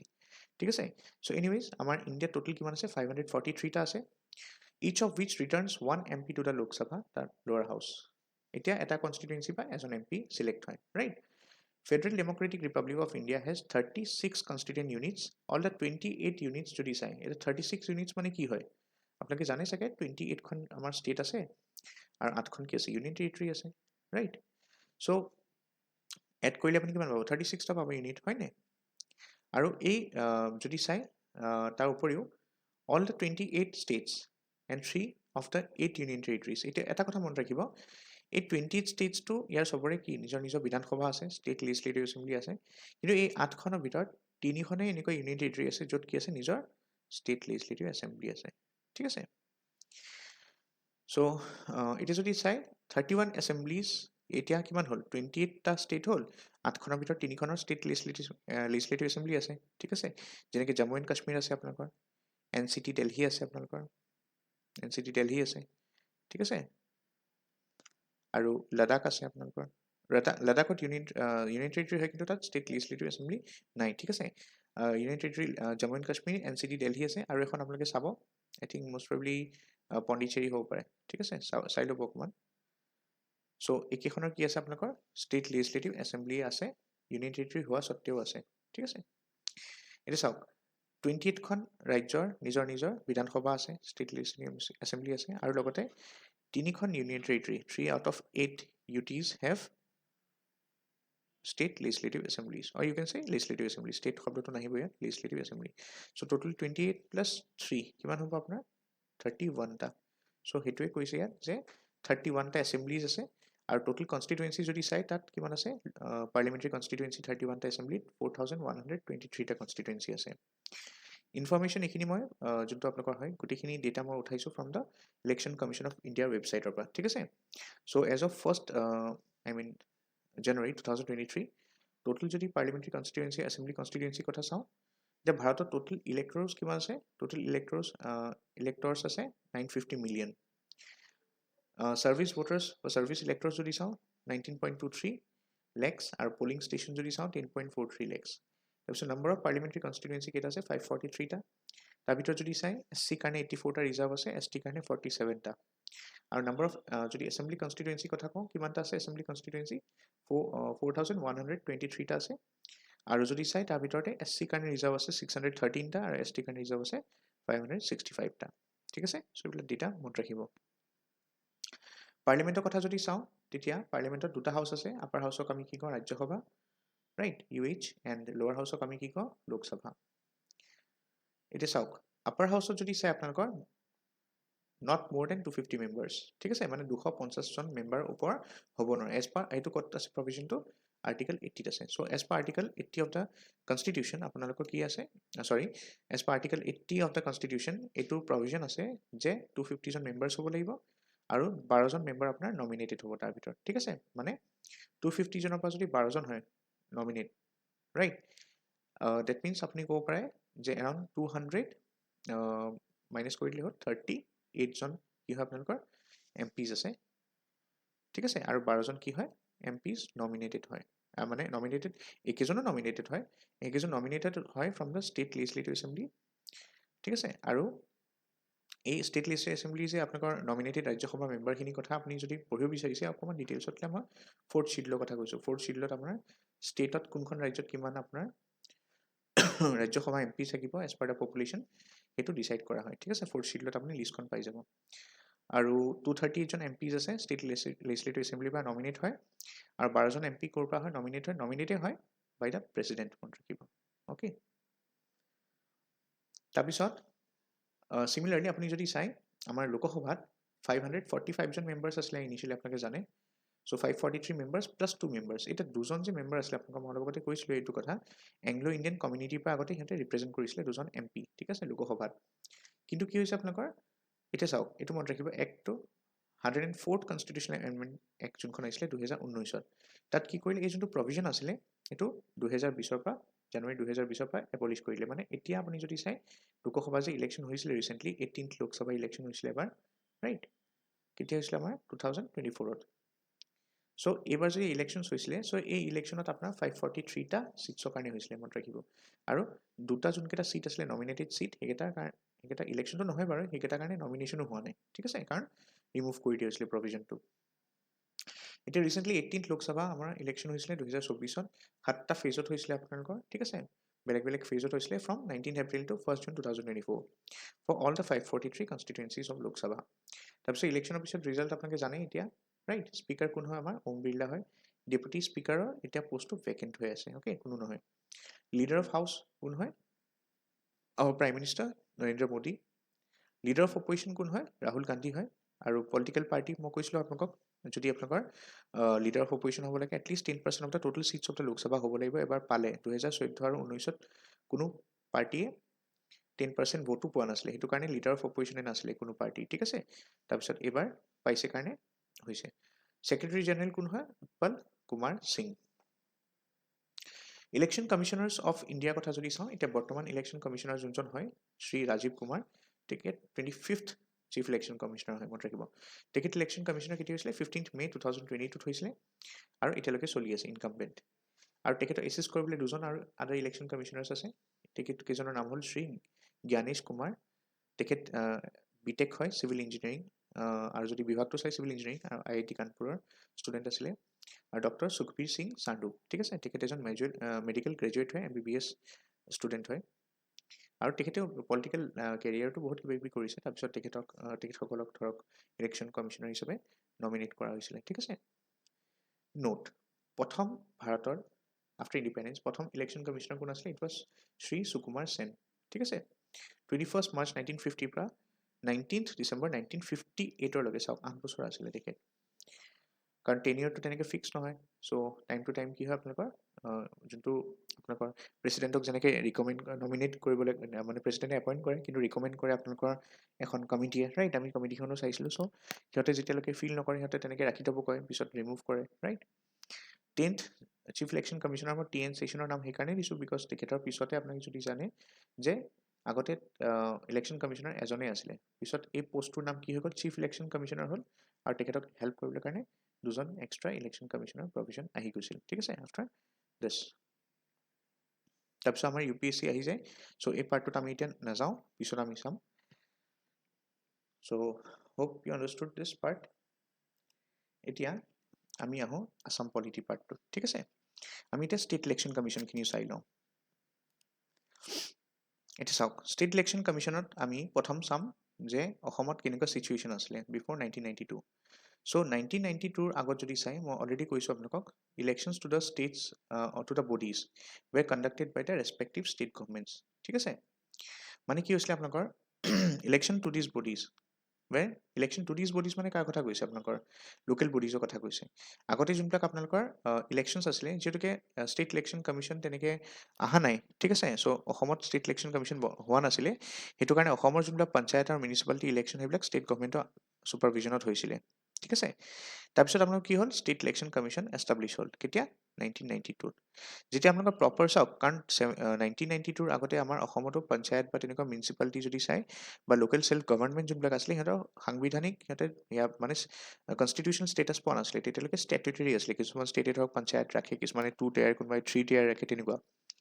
1992 পিছত যেতিয়া আপোনালোকৰ কি হ'ল? 73rd and 74th এমেণ্ডমেণ্ট পাছ হ'ল। তাৰপিছত কি হ'ল আপোনালোকৰ? এইটো কম্পালচৰি হৈ গ'ল 3 tier গভৰ্ণমেণ্ট পঞ্চায়ত ষ্টেটছবিলাকত ৰাখিবই লাগিব, ৰাইট, কাৰণ সাংবিধানিক প্ৰভিজন হৈ গ'ল এইটো, ঠিক আছে, কনষ্টিটিউশ্যনেল। সেইকাৰণে যদি চাই 1992ৰ আগত যোনবিলাক আপোনালোকৰ ইলেকশ্যনছ হৈছিলে, পঞ্চায়তবিলাক যোনবিলাক আছিলে সেইবিলাকৰ ষ্টেটুটৰী আছিলে, ষ্টেটৰ এক্টৰ দ্বাৰা বনোৱা হৈছিলে সিহঁতক, আৰু সেইকাৰণে ষ্টেট গভৰ্ণমেণ্টে পঞ্চায়তৰ গোটেই ইলেকশ্যনছখিনি বা মিউনিচিপালিটি যোনবিলাক ষ্টেটে বনায়, সেই মিউনিচিপালিটিবিলাকো ষ্টেট গভৰ্ণমেণ্টেই পাতিছিলে, ঠিক আছে। তাৰপিছত কি হ'ল আপোনালোকৰ? যেতিয়া 73rd and 74th এমেণ্ডমেণ্ট পাছ হ'ল, তাৰপিছৰ পৰা কি হ'ল? 1992ৰ পিছৰ পৰা সিহঁতৰ যোনবিলাক পঞ্চায়ত এণ্ড মিউনিচিপালিটি হয়, সিহঁতে কনষ্টিটিউশ্যনেল ষ্টেটাছ পালে, কনষ্টিটিউশ্যনেল বডি হ'ল, আৰু সেইটো কাৰণে সিহঁতৰ ইলেকশ্যনছ যিটোকে কনষ্টিটিউশ্যনেল বডি হৈ গ'ল, সিহঁতৰ ইলেকশ্যনছ পাতিবলৈ কাৰণে ষ্টেটতো কি দৰকাৰ হ'ল? ষ্টেট ইলেকশ্যন কমিশ্যন এটাৰ দৰকাৰ হ'ল, ঠিক আছে। আৰু যদি চাই আৰ্টিকল 243K আৰু আণ্ডাৰ আৰ্টিকল 243ZA কি হ'ল? দিছ আৰ্টিকলছ আপুনি ক'ব পাৰে are used for conducting elections by the Election Commission of India. So they were inserted to establish a state election commission in every state as a constitutional body. So আকৌ constitutional amendment act হৈছিলে 73rd and 74th. So' 73rd এমেণ্ডমেণ্টত আপোনাৰ 243K এইটো ভৰালে, 243 কে ভৰালে ঠিক আছে আৰু 74th এমেণ্ডমেণ্টত 243 Z এ so এই তাৰ দ্বাৰা কি হ'ল আপোনালোকৰ এতিয়া ডেট মিনছ এই আৰ্টিকল কেইটা ডেট মিনছ এই যেতিয়া এমেণ্ডমেণ্টখিনি কৰিলে 73 তাত এইকেইটা আৰ্টিকল ভৰালে আৰু এই আৰ্টিকল কেইটাৰ কাৰণে কি হ'ল আমাৰ ষ্টেটছবিলাকে এতিয়া ইনক্লুডিং আছাম যিমান কেইখন ৰাজ্য আছে সিহঁতে ষ্টেট ইলেকশ্যন কমিশ্যন এটা বনাবলৈ বাধ্য হৈ গ'ল ঠিক আছে এতিয়া চাওক when we talk about the state election commission appointmentor কথা যদি চাওঁ প্ৰথমতে it consists of a state election commissioner to be appointed by the governor মই কৈছিলোঁ আপোনালোকক ষ্টেট ইলেকশ্যন কমিশ্যনাৰ এজন থাকে নাম মাত্ৰেই তেখেত ঠিক আছে চ' তেনেকুৱা তেখেতৰ দায়িত্ব থাকে বাৰু বাট ষ্টিল আপুনি ক'ব পাৰে নমিনেল হেড হিচাপে তেখেতৰ নামতে গোটেইখিনি কাম কৰা হয় বাট আচল যোনটো পাৱাৰ থাকে সেইটো আপোনাৰ কাৰ থাকে CEO হাতত থাকে ঠিক আছে চিফ ইলেক্টৰেল অফিচাৰ আণ্ডাৰত এতিয়া ইলেকশ্যন কমিশ্যনৰ যদি আমি ষ্টেট ইলেকশ্যন কমিশ্যনৰ টাৰ্ম এণ্ড অফিচৰ কথা কওঁ his conditions of service and tenure of his office shall be also' determine by the governor determine কৰে and shall not be varied to his advantage after appointment ঠিক আছে চ' initially এপইণ্টমেণ্টৰ সময়ত তেখেতক যদি ধৰক কৈ দিয়ে যে আপোনাক ধৰক আমি 3 বছৰৰ কাৰণে এতিয়া ইলেকশ্যন কমিশ্যনাৰ বনাইছোঁ ঠিক আছে চ' ধৰক কালি কিবা এটা বোলে ভাল নালাগিল গভৰ্ণৰ কৈ দিলে বোলে 3 বছৰ নহয় এইজনক আমি 6 মাহ ৰাখিম কালি সেইটো কৰিব নোৱাৰে ঠিক আছে চ' সেইটো কথাই কৈছে ইয়াত যে এবাৰ যদি কাৰোবাক এপইণ্ট কৰে চ' তাৰপিছত টাৰ্মছ আৰু টাৰ্মছ অফ এপইণ্টমেণ্ট এটচেট্ৰাবিলাক চেঞ্জ কৰিব নোৱাৰে ঠিক আছে removal he shall not be remove from his office এনেই তেখেতক ৰিমুভ কৰিব নোৱাৰে except in matters on ground or prescribe for the removal of জাজ of the state high court so' similarly যেনেকৈ আমি চাইছিলোঁ চিফ ইলেকশ্যন কমিশ্যনাৰ ৰিমুভ কৰিবলৈ কাৰণে যোনবিলাক প্ৰচেছ হয় ঠিক আছে নট দ্য ইলেকশ্যন কমিশ্যনাৰ্ছ মনত ৰাখিব চিফ ইলেকশ্যন কমিশ্যনাৰ ৰিমুভেল যোনটো প্ৰচেছ হয় সেইটো ছেইম হয় এজ ৰিমুভেল অফ প্ৰচেছ যোনটো থাকে ফৰ সুপ্ৰিম কোৰ্টৰ জাজ যোনবিলাক বাকী জাজ থাকে ঠিক আছে মানে চিফ জাষ্টিছৰ কথা কোৱা নাই চ' মনত ৰাখিব চিফ ইলেকশ্যন কমিশ্যনাৰ যোনটো ইলেকশ্যন কমিশ্যন অফ ইণ্ডিয়াৰ হয় তেখেতৰ ৰিমুভেল প্ৰচেছটো কাৰ সমান হয় সুপ্ৰিম কোৰ্টৰ জাজেছবিলাকৰ সমান not the chief justice supreme কোৰ্টৰ জাজৰ ৰিমুভেল প্ৰচেছটো একেই হয় তেনেকৈ ষ্টেট ইলেকশ্যন কমিশ্যনাৰ যোনজন থাকিব ঠিক আছে আণ্ডাৰ ষ্টেট ইলেকশ্যন কমিশ্যন ক'ব পাৰে ঠিক আছে সিহঁতৰ যোনটো ৰিমুভেল প্ৰচেছ হ'ব that will be similar to the high court জাজেছ অ'কে হাই কোৰ্টৰ জাজবিলাকৰ ৰিমুভেল প্ৰচেছৰ নিচিনাই হ'ব not the CJI not the chief justice of the high court ঠিক আছে So removal process of CEC is similar to removal process of Supreme Court judges and removal process of State Election Commissioner is similar to removal process of High Court judges. Next, আমি চাম এতিয়া Lok Sabha constituency this is very very important ঠিক আছে 2024 আপোনালোকে জানে delimitation হৈছে 2024 delimitation হৈছে before and after আমি গোটেইখিনি চাম কনষ্টিটুৱেঞ্চি কি চেঞ্জ হৈছে ঠিক আছে লোকসভা কনষ্টিটুৱেঞ্চিখিনি চাম তাৰপিছত আমি ৰাজ্যসভা কনষ্টিটুৱেঞ্চিখিনি চাম তাৰপিছত আমি ষ্টেট লিজিস্লেটিভ এছেম্বলিখিনি চাম অ'কে চ' লোকসভা কনষ্টিটুৱেঞ্চি যদি চাই 14টাৰ বিফৰ 2024 যদি চাই 14টাই আছিলে ডিলিমিটেশ্যনৰ আগত আৰু ডিলিমিটেশ্যন পিছতো এইবছৰ লোকসভা কনষ্টিটুৱেঞ্চি 14টাই আছে জাষ্ট আপোনাৰ কিছুমান ক্ৰাইটেৰিয়া চেঞ্জ হৈছে নাম চেঞ্জ হৈছে ঠিক আছে যোনখিনি মই দেখাই আছোঁ কৰিমগঞ্জ যোনটো আছিলে আপোনাৰ আগতে এইটো ST কাৰণে ৰিজাৰ্ভ আছিলে বৰপেটা যোনটো আছিলে এইটো ST কাৰণে ৰিজাৰ্ভ আছিলে মংগলদৈ যোনটো আছিলে এইটো SC কাৰণে ৰিজাৰ্ভ আছিলে ডেট মিনছ আপুনি ক'ব পাৰে যে ডিলিমিটেশ্যন কৰাৰ পিছত কি হয় পপুলেশ্যনৰ বেচিছত এটা ৰেচিঅ' উলিওৱা হয় যে আপোনাৰ ধৰক 100জন যদি কথাটো কৈছোঁ 100জন যদি ধৰক আপোনাৰ মানুহ ST পপুলেশ্যন আছে আৰু টোটেল পপুলেশ্যন যদি আপোনাৰ 1000 হয় ধৰক ঠিক আছে এনেকুৱাকৈ উলিয়াই সিহঁতে 100% ধৰক পাৰ্চেণ্টেজৰ হিচাপত উলিয়াই চ' ইয়াত কিমান হ'ব আপোনালোকৰ 10 ৰাইট ডেট মিনছ এনেকুৱাকৈ উলিয়াই যে 10টা চিট আপোনাৰ এতিয়া কি হ'ব এইটো ST কাৰণে কৈ আছিলোঁ ধৰক 10টা চিট ST কাৰণে হ'ব তেনেকুৱাকৈ উলিয়াই এটা হিচাপ চ' সেইবিলাক আমি হিচাপ কৰিব নালাগে জাষ্ট আমি এইটো মনত ৰাখক যে কৰিমগঞ্জৰ চিটটো আগতে ST কাৰণে ৰিজাৰ্ভ আছিলে বৰপেটা চিটটো ST কাৰণে ৰিজাৰ্ভ আছিলে মংগলদৈ চিটটো SC কাৰণে ৰিজাৰ্ভ আছিলে এতিয়া কি হ'ল চাওঁ আহক চেঞ্জেছ যোনটো আপোনালোকৰ কৰিমগঞ্জৰ কাৰণে আছিলে ৰিজাৰ্ভ ঠিক আছে সেই ষ্টেটাছটো উঠাই দিলে দেখিছেনে কৰিমগঞ্জৰ চিটটো এতিয়া কি হয় ST কাৰণে ৰিজাৰ্ভ নহয় তাৰপিছত শিলচৰ যোনটো আছিলে শিলচৰ এতিয়া চাওক শিলচৰ আগতে আমাৰ কি মংগলদৈ আছিলে আপোনালোকৰ মংগলদৈ মনত আছেনে মংগলদৈ কনষ্টিটুৱেঞ্চিটোৰ নামো বদলাই দিলে এবাৰ মংগলদৈ কনষ্টিটুৱেঞ্চিটোৰ নাম কি কৰিলে দৰং ওদালগুৰি কনষ্টিটুৱেঞ্চি কৰিলে লোকসভা কনষ্টিটুৱেঞ্চি ঠিক আছে তাৰ উপৰিও যোনটো মংগলদৈ কনষ্টিটুৱেঞ্চি আগৰ আছিলে তাৰ যোনটো SC ৰিজাৰ্ভেশ্যন আছিলে সেইটো ৰিমুভ কৰি দিলে এবাৰ SC কাক দিছে এবাৰ চিটটো শিলচৰৰ চিটটো SC পপুলেশ্যন কাৰণে তাত কাৰণে শিলচৰত অলপ বেছি পাইছে চ' পপুলেশ্যনৰ হিচাপত চ' সিহঁতে কি কৰিলে শিলচৰ চিটটো শ্বিডিউল কাষ্টৰ কাৰণে দি দিলে ফিক্স কৰি দিলে ৰিজাৰ্ভ কৰি দিলে ধুবুৰী চিটটো আগৰ নিচিনাই আছে তেনেকৈ কোকৰাঝাৰ যোনটো আছে সেইটো ৰিজাৰ্ভ কৰি দিলে ST কাৰণে ঠিক আছে চ' কোকৰাঝাৰ আগতে আছিলে জানো চাওক কোকৰাঝাৰ ইয়াত কোকৰাঝাৰ কিন্তু ST কাৰণে নাছিলে চাওক কিন্তু এবাৰ কি কৰিলে ST কাৰণে ৰিজাৰ্ভ দি দিলে তাৰপিছত যদি চাই বৰপেটা বৰপেটা যোনটো আগতে এছ টি কাৰণে ৰিজাৰ্ভ আছিলে সেই ৰিজাৰ্ভেশ্যনটো উঠাই দিলে এতিয়া ঠিক আছে so' Barpeta is no longer reserve for S T গুৱাহাটীতো যেনেকৈ আছে তেনেকৈ আছে তাৰপিছত যোনটো আপোনাৰ মংগলদৈ কনষ্টিটুৱেঞ্চি হয় তাৰ নামটো চেঞ্জ কৰি দিলে ঠিক আছে তাৰ ৰিজাৰ্ভেশ্যনো আগতে এছ চি আছিলে সেইটো উঠাই দিলে আৰু নামটো চেঞ্জ কৰি দিলে দৰং ওদালগুৰি কনষ্টিটুৱেঞ্চি তাৰপিছত আমাৰ তেজপুৰ কনষ্টিটুৱেঞ্চি যোনটো আগতে আছিলে লোকসভা কনষ্টিটুৱেঞ্চি সমষ্টি আমি তেজপুৰ সমষ্টি বুলি কওঁ কিন্তু এইটো নাম কি হ'ল এতিয়া শোণিতপুৰ সমষ্টি কৰি দিলে ঠিক আছে নামটো চেঞ্জ কৰিলে তাৰপিছত নগাঁও কনষ্টিটুৱেঞ্চি নগাঁৱে আছে কৰিম আগতে চাওক কলিয়াবৰ কনষ্টিটুৱেঞ্চি এটা আছিলে মনত আছেনে ইয়াত মই দেখাইছিলোঁ কলিয়াবৰ লোকসভা কনষ্টিটুৱেঞ্চি লোকসভা সমষ্টি চ' এই কলিয়াবৰ লোকসভা সমষ্টিটো এতিয়া উঠাই পেলাই নামটো কি কৰিলে আপোনাৰ কাজিৰঙা কৰিলে দেখিছে বাকী যোৰহাট আছে ডিব্ৰুগড় আছে লখিমপুৰ আছে আকৌ ডিফুকো কি কৰিলে আপোনাৰ এছ টি চ' অভাৰঅল যদি চাই এছ টি আগৰ নিচিনাই আছে গোটেই বস্তুখিনি লোকসভাৰ টোটেল চিট কিমান আছে আমাৰ 14টা আছে তাৰ ভিতৰত এছ টিৰ কাৰণে ৰিজাৰ্ভ আছে আপোনাৰ 2টা আৰু এছ চিৰ কাৰণে ৰিজাৰ্ভ আছে এটা ঠিক আছে লোকসভা সমষ্টি চিটখিনি কিন্তু জাষ্ট আপুনি চাওক নাম জেগা মানে চেঞ্জ কৰি দিলে আপোনাৰ আগতে যেনে কৰিমগঞ্জে আছিলে এছ টি সেইটো আঁতৰাই দিলে কোকৰাঝাৰক দি দিলে এছ টি বৰপেটা আছিলে এছ টি বৰপেটাৰ পৰা উঠাই ধৰক ডিফুক দি দিলে এনেকৈ ক'ব পাৰে আৰু দৰঙৰ যোনটো আছিলে মংগলদৈ কনষ্টিটুৱেঞ্চিটো এছ চি আছিলে সেইটো এতিয়া নাম চেঞ্জ কৰি দৰং ওদালগুৰি আৰু এছ চি কাক দি দিলে শিলচৰক দি দিলে চ' এইখিনি চেঞ্জেছ কৰিছে এতিয়া আমি ৰাজ্যসভাৰ কথা যদি চাওঁ ৰাজ্যসভা চিট কেইটা আছে ৰাজ্যসভা সমষ্টি যদি ৰাজ্যসভা যদি কথা কওঁ সমষ্টি বুলি ক'ব নোৱাৰে কাৰণ ৰাজ্যসভাটো ইলেকশ্যন নহয় ন চ' সেইকাৰণে মই ইয়াত চাওক লোকসভা কনষ্টিটুৱেঞ্চিজ বুলি লিখিছোঁ কিন্তু ইয়াত কি লিখিছোঁ অনলি ৰাজ্যসভা চিট বুলি লিখিছোঁ কাৰণ এইটো আমাৰ ষ্টেট লেজিছলেটিভ এছেম্বলিৰ পৰা মানে নমিনেট কৰি পঠোৱা হয় ৰাজ্যসভালৈ চ' অসমৰ যদি চাই আৰু এইখিনি যদি আপোনালোকে পঢ়িব লাগে কোনখন ৰাজ্যৰ কিমান যায় যদি ডিটেইলত চাব বিচাৰিছে 4th শিডিউল পঢ়ি ল'ব তাত আপোনাৰ লিষ্টখন দিয়া আছে ৰাজ্যসভাৰ এলোকেশ্যন of seats in the Rajya Sabha বুলি দিয়া আছে তাত আপুনি পঢ়ি ল'ব পাৰে কোনখন ৰাজ্য বা কিমান মানে আপোনাৰ এম পিজ যায় ঠিক আছে এতিয়া আমাৰ অসমৰ পৰা 7জন এম পি যায় ৰাজ্যসভালৈ প্ৰতি বছৰে কাৰেণ্ট মেম্বাৰ যদি চাই 2024-25 এতিয়া ৰানিং মেম্বাৰ্ছ 2019 এইকেইজন আছে 2019 2জন আছিলে ৰাইট 2019 কোন কোন গৈছিলে আপোনাৰ Kamakhya Prasad Tasa Shri Kamakhya Prasad Tasa he is from BJP and Shri Birendra Prasad Baishya ঠিক আছে he is from AGP so' তেখেতসকলৰ টেনিয়ৰ যোনটো হয় এইটো 14th জুনলৈকে আছে 2025 ঠিক আছে মানে 2025 আকৌ কি হ'ব আপোনালোকে বুজি পাইছে চাগে আকৌ ৰাজ্যসভাৰ কাৰণে অসমৰ পৰা ধৰক ইয়াৰ পৰা নমিনেট হ'ব কোনোবা ঠিক আছে আৰু ৰাজ্যসভা আপোনালোকে জানে কি হয় তাত ইলেকশ্যনছ নহয় ৰাইট তাত হাউচ অফ দ্য পিপলত কি হয় আপোনালোকৰ পাৰ্মানেণ্ট হাউচ হয় এইটো তাত কেতিয়াও বন্ধ নহয় মানে ইলেকশ্যনৰ কাৰণে তাত চলিয়ে থাকে ইলেকশ্যন বুলি কথা নাই কাৰণ 2025 যদি এইকেইজন গুচি যায় ধৰক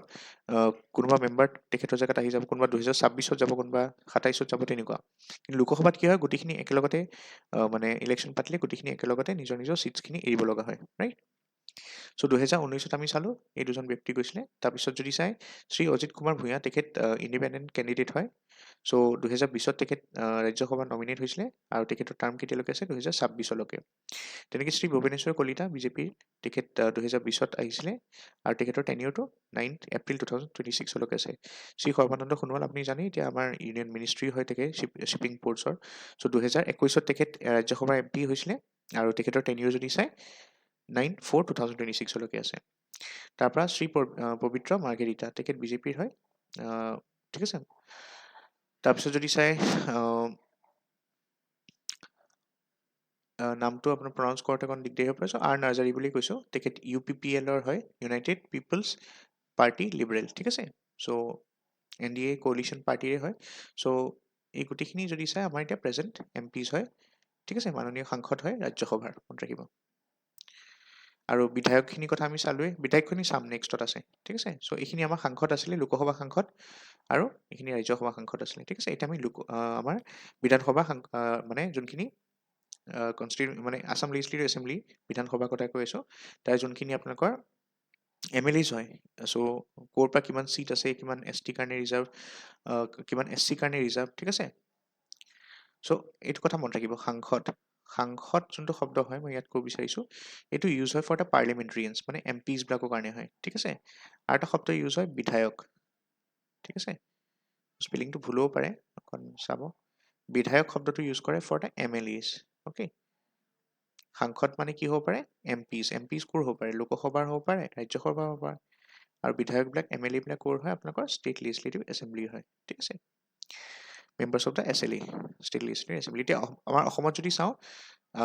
এইবাৰ যিহেতুকে ডিলিমিটেশ্যন হৈছে 2024-ত, চ' আগতেও 126 জনে আছিলে, এতিয়াও 126 জনে আছে, ঠিক আছে। বাছ কনষ্টিটুৱেঞ্চিবিলাক কিছুমান চেঞ্জ হৈছে, নাম চেঞ্জ হৈছে, আৰু কিছুমান জেগা SC ST কনষ্টিটুৱেঞ্চিবিলাকৰ নাম্বাৰ চেঞ্জ হৈছে। এতিয়া চাওক, বিফ'ৰ 2024 যদি চাই, ডিলিমিটেশ্যনৰ আগতে SC কনষ্টিটুৱেঞ্চি কেইটা আছিলে আমাৰ অসমত? 8টা আছিলে, ঠিক আছে। আৰু ST কনষ্টিটুৱেঞ্চি কেইটা আছে? 16টা, ডাবল আছিলে 8, 16। চ' এইবাৰ আফটাৰ দ্য ডিলিমিটেশ্যন কি হ'ল, এতিয়া আপোনালোকৰ SC কনষ্টিটুৱেঞ্চি এতিয়া এটা বাঢ়িলে, 9টা হ'ল, আৰু ST কনষ্টিটুৱেঞ্চি যদি চাই 3টা বাঢ়িছে, দেখিছেনে? অ'কে, এতিয়া চাওক, কিছুমান ৰিনেমিং হৈছে SC ST কনষ্টিটুৱেঞ্চি কেইটা মই প্ৰথমতে লৈ আহিছোঁ। যেনেকৈ ST আছে, ধৰক SC আছে, সিহঁতৰ SC ST যোনটো ষ্টেটাছ হয় সেইটো চেঞ্জ হোৱা নাই, কিন্তু নামকেইটা সলনি হৈছে এই 4টা কনষ্টিটুৱেঞ্চি, ঠিক আছে, এই সমষ্টিকেইটা। এতিয়া চাওক, যেনেকৈ বকো যোনটো হয়, ঠিক আছে। চ' যোনটো বকো বিধানসভা আপুনি ক'ব পাৰে, তাত যদি চাই তাৰ নামটো, সেইটো ST কাৰণে ৰিজাৰ্ভ আছে, তাৰ নামটো বকো ছয়গাঁও হয় এতিয়া। তেনেকৈ হাজো যোনটো আপোনাৰ কনষ্টিটুৱেঞ্চি আছে, তাৰ নাম হ'ল হাজো শুৱালকুছি। তাৰপিছত ডিমা হাছাও যোনটো আছে কনষ্টিটুৱেঞ্চি, তাৰ নাম হৈ গ'ল হাফলং। তাৰপিছত ৰতবাৰী যোনটো কনষ্টিটুৱেঞ্চি আছিলে, সেইটোৰ নাম কি হৈ গ'ল? ৰামকৃষ্ণ নগৰ, ঠিক আছে। চ' এইকেইটা ৰিজাৰ্ভ কেইটাৰ ভিতৰত দিছোঁ, যোনকেইটা নাম সলনি হৈছে। এতিয়া আমি যোনখিনি নন ৰিজাৰ্ভ হয়, যাৰ নাম সলনি হৈছে, এইকেইটা চাম, প্লেইন চিটছবিলাক, ঠিক আছে, ৰিজাৰ্ভেশ্যন নাই। যেনেকৈ মানকাছাৰ যোনটো হয়, তাৰ নাম কি হৈছে এতিয়া? বীৰ সিং জাৰুৱা। চাউথ চলমাৰা যদি চাই, এতিয়া তাৰ নাম হৈছে মানকাছাৰ। মাণিকপুৰ যোনটো আছিলে আপোনাৰ সমষ্টি, তাৰ নাম হ'ল শ্ৰী জংগ্ৰাম। তাৰপিছত ভৱানীপুৰ যোনটো সমষ্টি হয়, তাৰ নাম ভৱানীপুৰ সৰভোগ। তেনেকৈ ৰূপসী যোনটো জেগা হয়, তাৰ কনষ্টিটুৱেঞ্চিৰ নাম কি হৈছে? পাকা বেত বাৰী। তাৰপিছত গোবৰ্ধনৰ নাম হৈছে মানস, বটদ্ৰৱৰ নাম হৈছে ডিং, ঠিক আছে। তাৰপিছত নগাঁৱৰ নাম হৈছে নগাঁও বটদ্ৰৱ। চতিয়াৰ নাম দিছে এতিয়া, দেখিছেনে? নদুৱাৰ হৈ গৈছে, কনষ্টিটুৱেঞ্চি নামটো সলনি হৈছে। চতিয়া কনষ্টিটুৱেঞ্চি নাম কি হৈছে এতিয়া? নদুৱাৰ সমষ্টি বুলি কওঁ আমি, ঠিক আছে। চ' এইবিলাক কি হয়? আমাৰ লেজিছলেটিভ এছেম্বলিৰ কথা কৈ আছোঁ, বিধানসভা সমষ্টি হয়, ঠিক আছে। তাৰপিছত চবুৱাৰ নাম কি হৈছে এতিয়া? চবুৱা লাহোৱাল। মৰাণৰ নাম দিছে খোৱাং। তাৰপিছত অলগাপুৰৰ নাম দিছে অলগাপুৰ কাটলিচেৰা। তাৰপিছত বদৰপুৰৰ নাম দিছে কৰিমগঞ্জ নৰ্থ কৰিমগঞ্জৰ নাম দিছে কৰিমগঞ্জ চাউথ। আকৌ চাউথ কৰিমগঞ্জৰ নাম দিছে পাথাৰকান্দি, ঠিক আছে। চ' পাথাৰকান্দি নিউজো আহিছিলে মাজতে ৰিচেণ্টলি, আপোনালোকৰ যদি চাই মিউনিচিপালিটি এতিয়া আপগ্ৰেড কৰি দিলে সিহঁতক। আগতে গাঁও পঞ্চায়ত আছিলে, তাক এতিয়া urban local body under time দিলে, ঠিক আছে। নেক্সট আমি চাম powers and functions. So' powers and ফাংচনছত যদি চাই, ইলেকশ্যন কমিশ্যনৰ কথা আমি যদি চাওঁ, ষ্টেট ইলেকশ্যন কমিশ্যনৰ কথা কৈ আছোঁ। They have the power of superintendence, direction and control, ঠিক আছে, of the preparation of electoral rolls. এটা কথা বহুতে ইম্পৰ্টেণ্ট হয়, বহুতে নাজানে যে ষ্টেট ইলেকশ্যন কমিশ্যনে আপোনাৰ পঞ্চায়ত এণ্ড ইলেকশ্যনৰ, ধৰক মিউনিচিপালিটি ইলেকশ্যনছবিলাকটো কণ্ডাক্ট কৰে, কিন্তু যিবিলাক ইলেক্ট্ৰেল হয়, ভোটৰ তালিকা হয় ন, সেইটো কাৰ হয়? একচুৱেলি ইলেকশ্যন কমিশ্যন অফ ইণ্ডিয়াই বনায় ভোটৰ তালিকা, মনত ৰাখিব। সিহঁতে খালি ষ্টেট ইলেকশ্যন কমিশ্যনে কি কৰে? সেই ভোটৰ তালিকাখন ঠিককৈ বনিছে নাই, তাৰ ছুপাৰিনটেণ্ডেঞ্চ, ডাইৰেকশ্যন, কণ্ট্ৰল এটচেট্ৰা, সেইবিলাক ষ্টেট ইলেকশ্যন কমিশ্যনে কৰে। কিন্তু যোনখন ভোটৰ তালিকা আহে ন, আপোনালোকে যদি চায়ো, ইলেকশ্যন কমিশ্যন অফ ইণ্ডিয়াৰ ৱেবছাইটতহে আহে, লাগিলে পঞ্চায়তৰ ইলেকশ্যনে হওক, মনত ৰাখিব দেই, এইটো কথা ইম্পৰ্টেণ্ট হয়। ভোটৰ তালিকা, পঞ্চায়তৰ ইলেকশ্যন হওক, মিউনিচিপালিটি ইলেকশ্যন হওক, এখন ভোটৰ তালিকাই ফ'ল' হয়, যোনখন আমি লোকসভাটো ইউজ কৰোঁ, তেনেকুৱা, ঠিক আছে। বা আপোনালোকৰ আপডেটেড যদি হয়, তেতিয়া আপুনি চাব পাৰে। চ' সেই কথাটো একদম ক্লিয়াৰ হৈ ল'ব যে ইলেকশ্যন কমিশ্যন অফ ইণ্ডিয়াই ভোটাৰ লিষ্টখন প্ৰিপেয়াৰ কৰে। ষ্টেট ইলেকশ্যন কমিশ্যন অফ ইণ্ডিয়াই ষ্টেট ইলেকশ্যন কমিশ্যনে কি কৰে? ভোটাৰ লিষ্ট প্ৰিপেয়াৰ নকৰে, ঠিক আছে। চ' এইটো লিখিছোঁ ইয়াত ছেকেণ্ড পইণ্টটো, যে state election commissions do not prepare voter list. So as per the different provisions of the local body acts of the state election commission does not prepare a separate voter list for the local body elections. Okay, but use correct the voter list already prepare by the election commission of India under the provisions of the representation of people's act 1950 by bifurcating the same to represent the relevant wards of the local body. So junkhon apnalokor state voter talika already banai thoise election commission of India, ঠিক আছে। কাৰণ state legislative ইলেকশ্যনৰো, state legislative assembly ইলেকশ্যনতো election commission of ইণ্ডিয়াই পাতে ন, চ' সেইটো সময়তো ভোটৰ তালিকা বনাই, তাৰ পৰা আপোনালোকৰ যোনখিনি পাৰ্টিকুলাৰ ভিলেজ, গাঁওবিলাক, বা আপোনালোকৰ ধৰক যোনখন আপোনালোকৰ মিউনিচিপালিটিজ থাকে, সেই লিষ্টবিলাক তাৰ পৰা নামখিনি ছেপাৰেট কৰি পেলাই সিহঁতৰ তাৰপিছত তাক ইছ্যু কৰে, ঠিক আছে। কিন্তু ছেইম লিষ্টখনেই ইউজ কৰে। ডিলিমিটেশ্যন পাৱাৰ যদি চাই,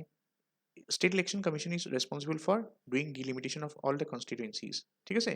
which is done before every general election to the local bodies. মানে 5 বছৰ মূৰে মূৰে যেনেকৈ আপোনালোকৰ ডিলিমিটেশ্যন চাওক, এতিয়া আমি চাইছিলোঁ যে এই বছৰ ডিলিমিটেশ্যন হৈছিলে আপোনালোকৰ, তাত আপোনালোকৰ ইলেকশ্যন কমিশ্যন অফ ইণ্ডিয়াই ডিলিমিটেশ্যনখিনি এলাউ কৰিছিলে। চ' ডিলিমিটেশ্যনৰ কথা আমি পঢ়ি আছোঁ বাৰু, বাট সেই ডিলিমিটেশ্যনখিনি কোনে কৰিছিলে? Under the jurisdiction of the election commission of India. যোনখিনি আপোনালোকৰ লোকসভা এতিয়া যেনেকৈ অসমত ডিলিমিটেশ্যন হৈছিলে ন, চ' যোনখিনি আপোনালোকৰ ডিলিমিটেশ্যন হৈছিলে কাৰ কাৰ, মই অলপ আগতে দেখাইছিলোঁ আপোনালোকক, যোনখিনি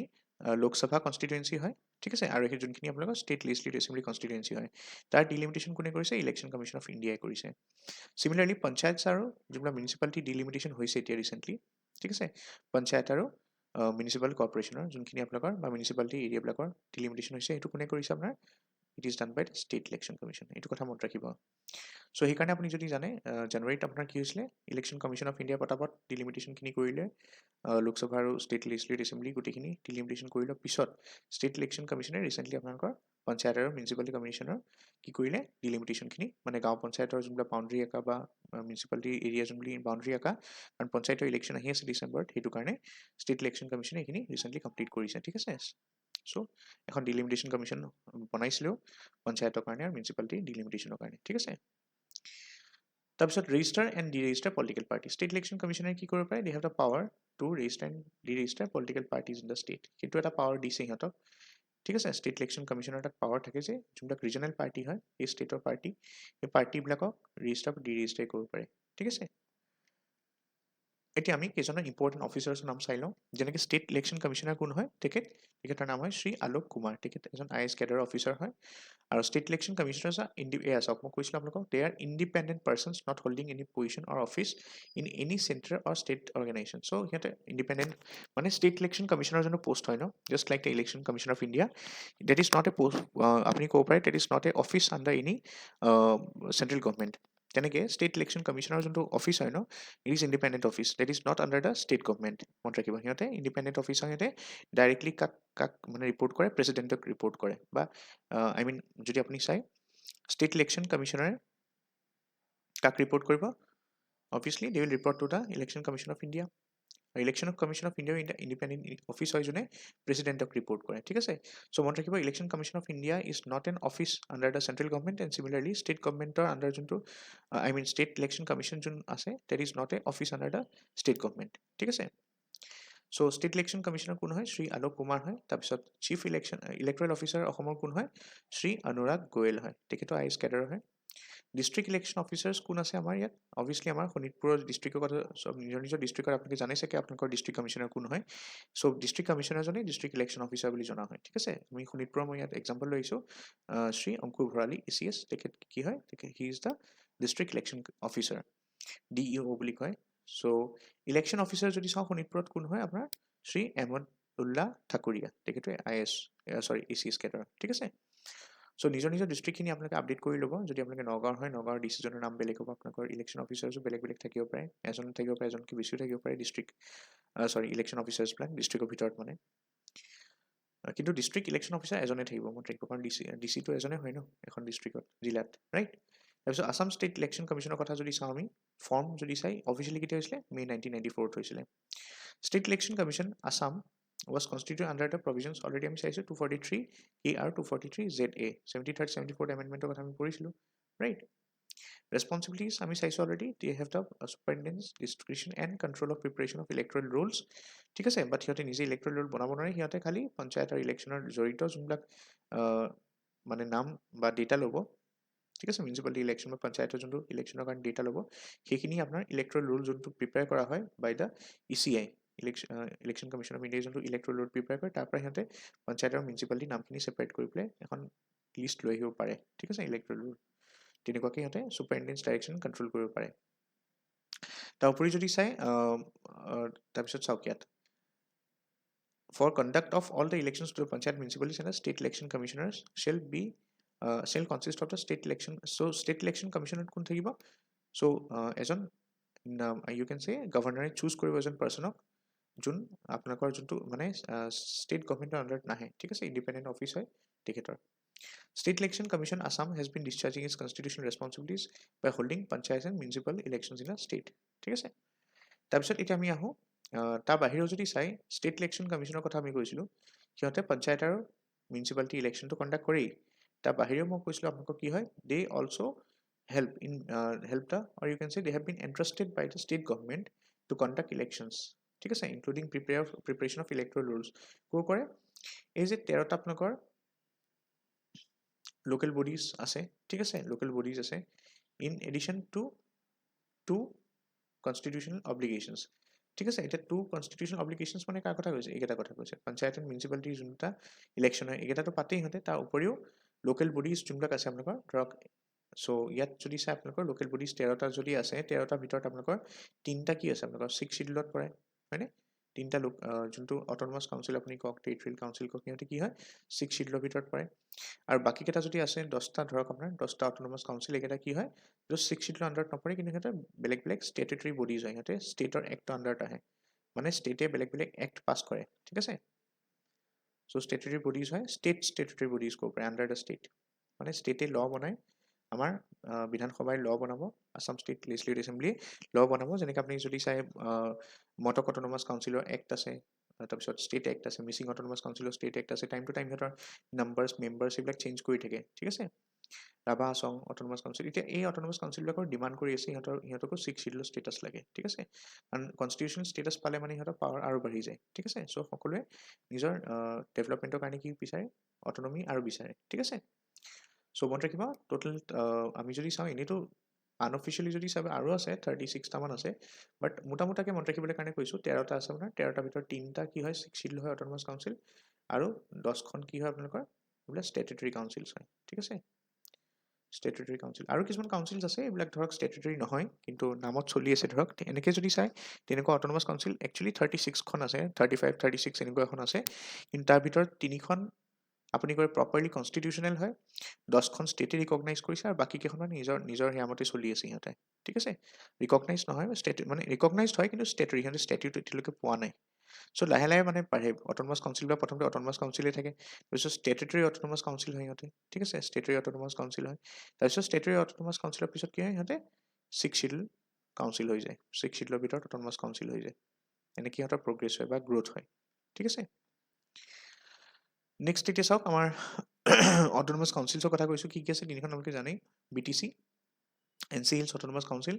আৰু কাৰ্বি আংলং অট'নমাছ কাউন্সিল ঠিক আছে যোনবিলাক 6 শিডিউল আছে আৰু আদাৰ অট'নমাছ কাউন্সিলছ আৰ কনষ্টিটিউটেড আণ্ডাৰ এটা এক্ট ঠিক আছে লেজিছলেটেড বাই দ্য ষ্টেট গভৰ্ণমেণ্ট মই এইটো কৈছোঁ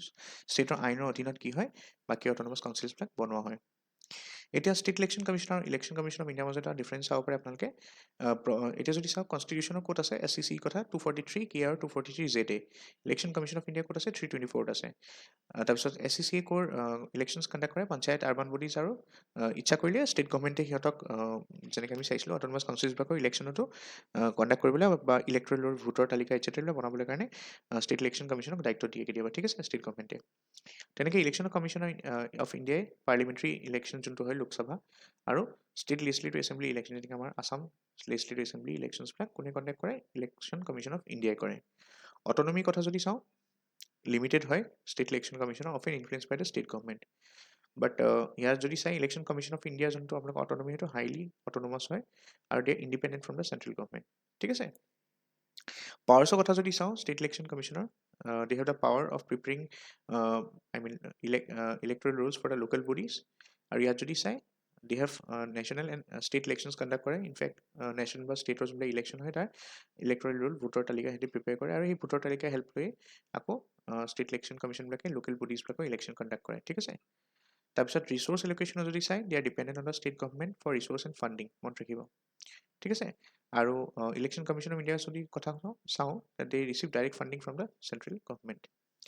ৰিমুভেল অফ কমিশ্যনাৰ যদি চাই আপোনালোকে ষ্টেট ইলেকশ্যন কমিশ্যনৰ যোনজন কমিশ্যনাৰ হয় তেওঁক ৰিমুভ কৰা কম্পেৰেটিভলি ইজি হয় subject to state government influence right but election commission of ইণ্ডিয়াক ৰিমুভ কৰা দিগদাৰী হয় because they are protected by the constitution okay তাৰপিছত যদি চাওঁ আমি ডিস্পিউট ৰিজলিউশ্যন যদি আপোনাৰ কিবা ধৰক ষ্টেট ইলেকশ্যন কমিশ্যনৰ লগত কিবা জড়িত কিবা ডিস্পিউট হৈছে then you can go through the state high courts ঠিক আছে বাট ইলেকশ্যন কমিশ্যন অফ ইণ্ডিয়াৰ লগত জড়িত যদি গভৰ্ণমেণ্টৰ লগত কিবা কোনোবা পাৰ্টিৰ লগত কিবা হয় ইছ্যু তেতিয়াহ'লে সিহঁতে ডাইৰেক্টলি সুপ্ৰিম কোৰ্ট যাব পাৰে ইয়াত কি হয় ষ্টেট হাই কোৰ্ট দি যাব তাৰপিছত সুপ্ৰিম কোৰ্ট যায় থ্ৰু ৱে অফ এপিলৰ থ্ৰুৱেদি যায় ইয়াত কি হয় ডাইৰেক্টলি অৰিজিনেল জুৰিষ্টিকশ্যন আণ্ডাৰত যাব পাৰে ঠিক আছে লিগেল অথৰিটি যদি চাই ষ্টেট ইলেকশ্যন কমিশ্যনৰ state election commission faces challenges in implementing decisions but election commission of India যদি চাই they have strong legal backing to enforce decisions ঠিক আছে কিছুমান ইছ্যুজ হ'লেও আছে চেলেঞ্জেছ যেনেকৈ লেজিছলেটিভ এম্বিগুইটিজ তাৰপিছত lack of judicial support proper implementation এতিয়াও হোৱা নাই 74th এমেণ্ডমেণ্টৰ যেনেকৈ audit done by the CAG এখন অডিট কৰিছিলে এক্ৰছ 18 ষ্টেটছ আৰু তাৰপিছত আমি গম পাইছিলোঁ যে 1560 out of 2240 urban local bodies did not have an electoral council এইটো ইণ্টাৰেষ্টিং কথা চাওক 74th এমেণ্ডমেণ্ট আপোনালোকে জানে মিউনিচিপালিটিৰ লগত জড়িত হয় ঠিক আছে মিউনিচিপাল কৰ্পৰেশ্যনৰ লগত জড়িত হয় আপোনালোকৰ CAG এটা মানে অডিট কৰিছিলে ঠিক আছে আৰু সেই অডিটত পাইছিলে যে 2240টা মানে আৰ্বান লোকেল বডিজৰ অডিট কৰিছিলে তাৰ ভিতৰত পালে যে 1560টা এনেকুৱা আপোনালোকৰ আৰ্বান লোকেল বডিজ আছে যাৰ কোনো ইলেক্ট্ৰেল কাউন্সিলে নাই ঠিক আছে ডেট মিনছ আপুনি কৰে 70 around 70% of the urban local bodies don't have N elected council এইটো এটা প্ৰব্লেম হয় ইছ্যু হয় চেলেঞ্জ হয় delay in conducting elections state government by কি কৰে they may delay the conduct of local body elections by citing administrative or logistic reasons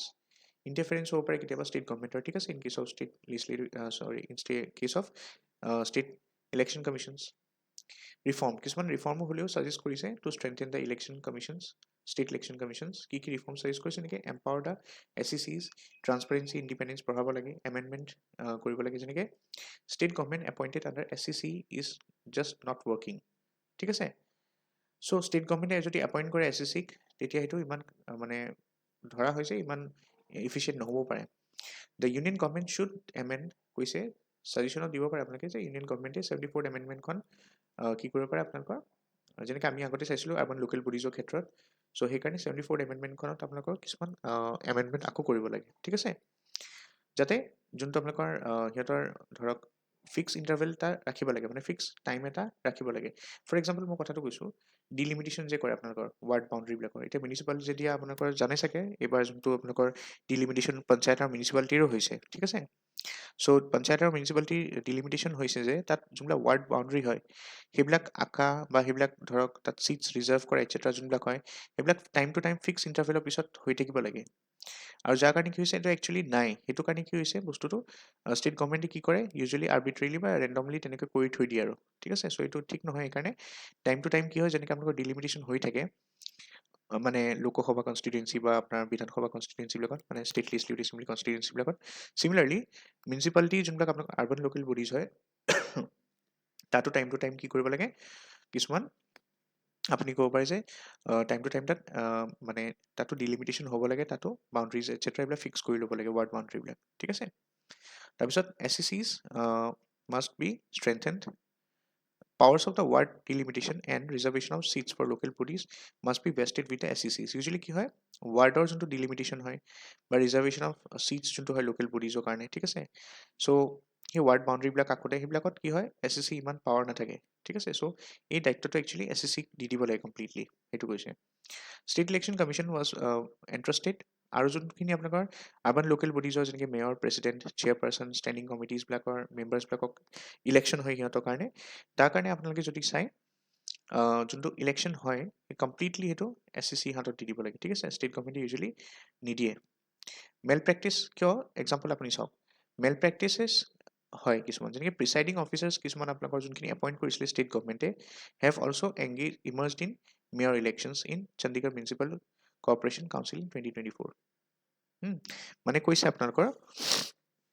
Chandigarh municipal corporation council যোনখন তাৰ election হৈছিলে এই বছৰে 2024 তাত কি হ'ল যোনবিলাক আপোনালোকৰ প্ৰিচাইডিং অফিচাৰ আছিলে সেই ইলেকশ্যনত সেই প্ৰিচাইডিং অফিচাৰখিনি কাৰ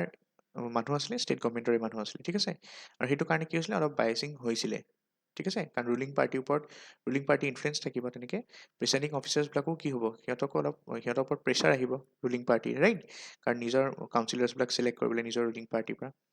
চ' সেইটো কাৰণে চণ্ডীগড়ত এইটো প্ৰব্লেম দেখা গৈছিলে আৰু সেইটো কাৰণে এইটো মানে ইয়াত ৰিফৰ্মত যদি চাই আপুনি লিখিব পাৰে যে যোনবিলাক আপোনালোকৰ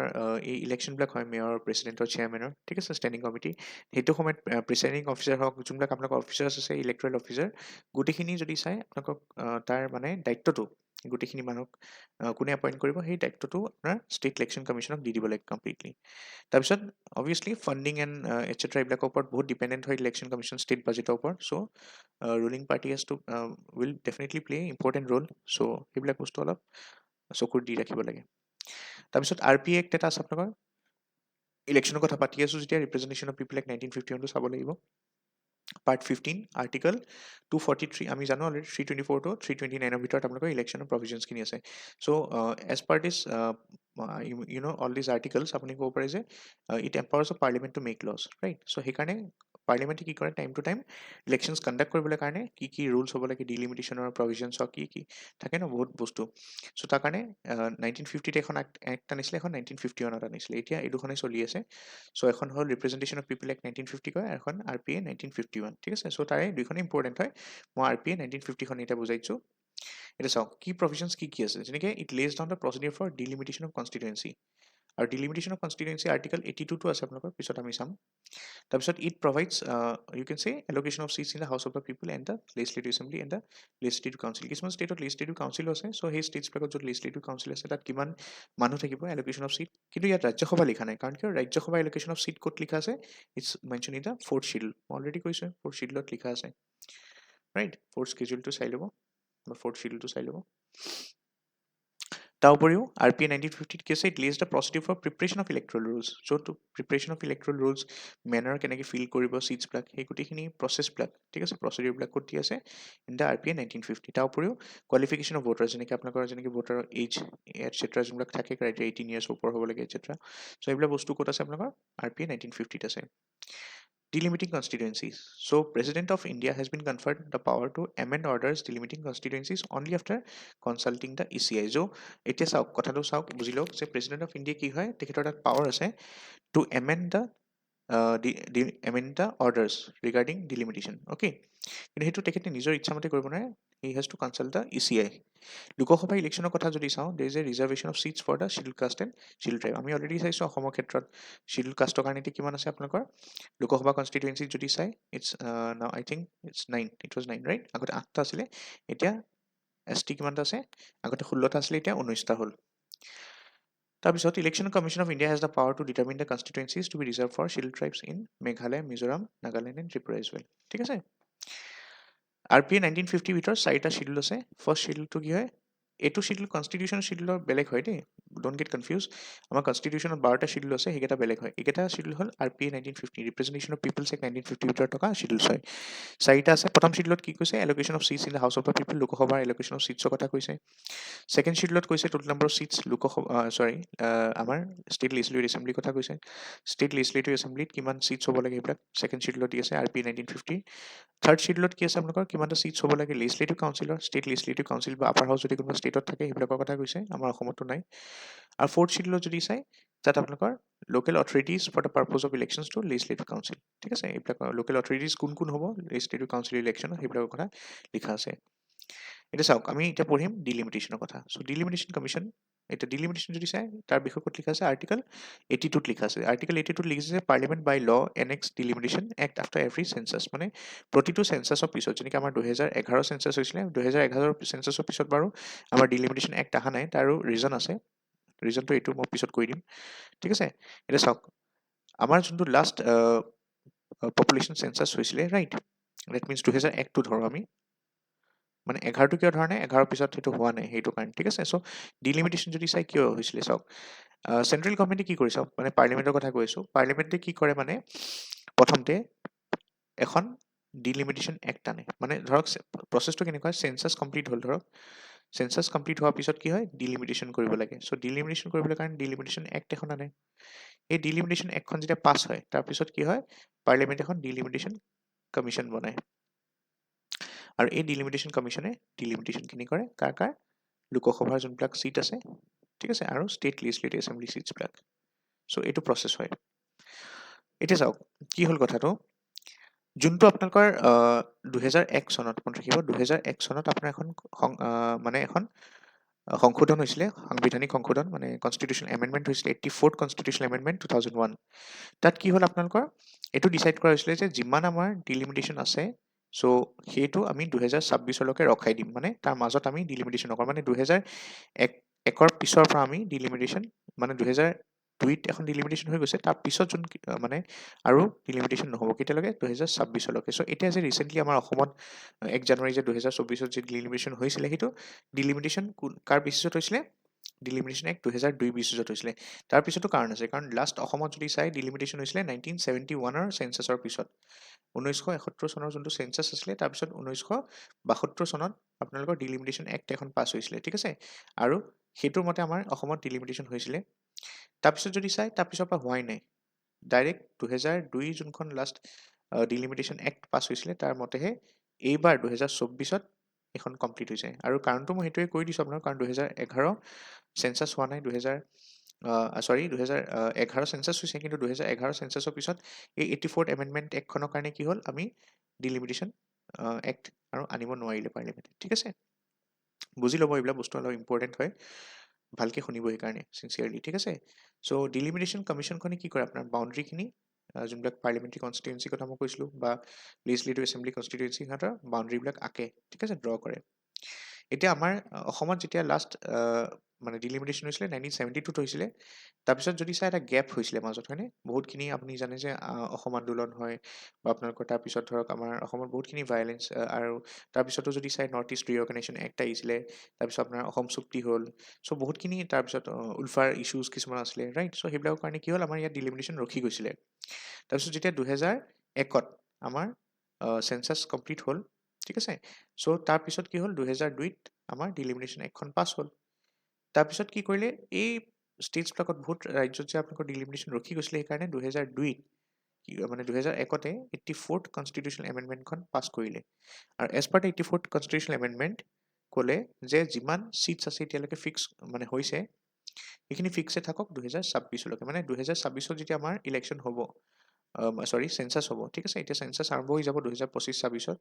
আৰু 26ৰ আমি পাই যাম চেঞ্চাছ, ঠিক আছে। 25তে আৰম্ভ হ'ব, অলৰেডি হৈ গৈছে মোটামুটি, কিন্তু কামবিলাকতো আৰম্ভ হৈ গৈছে, কিন্তু 25-26ত পূৰা এক্সটেনচিভলি হ'ব, আৰু 25-26ত আমি চেঞ্চাছ পাই যাম। আৰু যদি চেঞ্চাছ 26ত আহে, তেতিয়া আপোনালোকৰ আৰু এখন ডিলিমিটেশ্যন কমিশ্যন এক্ট বা ডিলিমিটেশ্যন এক্ট এখন পাছ হ'ব 2027 চনত, ঠিক আছে। আৰু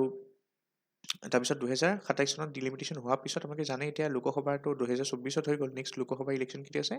2029ত আছে, ৰাইট? 2029ত আছে। আৰু অসমৰ যোনটো আপুনি চাই 2026ত হ'ব ইলেকশ্যন, 26ৰ পিছত আকৌ 2031ত হ'ব। চ' এই 2031ৰ যোনখন ইলেকশ্যন হ'ব আমাৰ ষ্টেটৰ, অসমৰ ষ্টেট লিজিছলেটিভ এছেম্বলি, আৰু যোনখন 2029ৰ লোকসভা ইলেকশ্যন হ'ব, 19th লোকসভা ইলেকশ্যন হ'ব,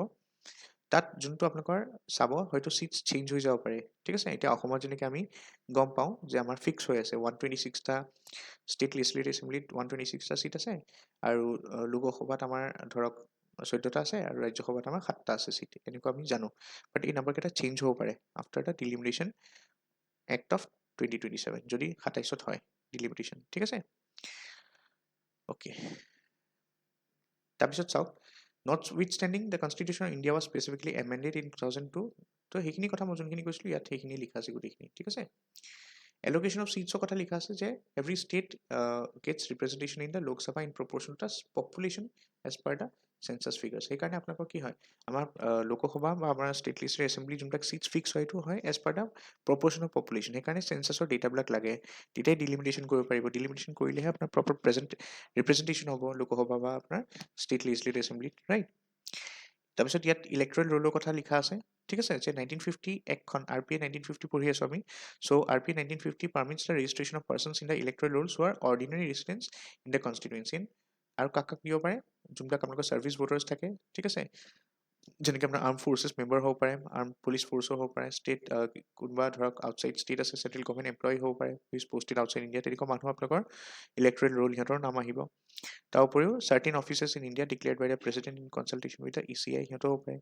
ৱাইফছ অফ ছাচ পাৰ্চন, যোনবিলাক সিহঁতৰ লগত থাকে, ঠিক আছে। There is also' a proposal to make some provisions gender neutral বাই,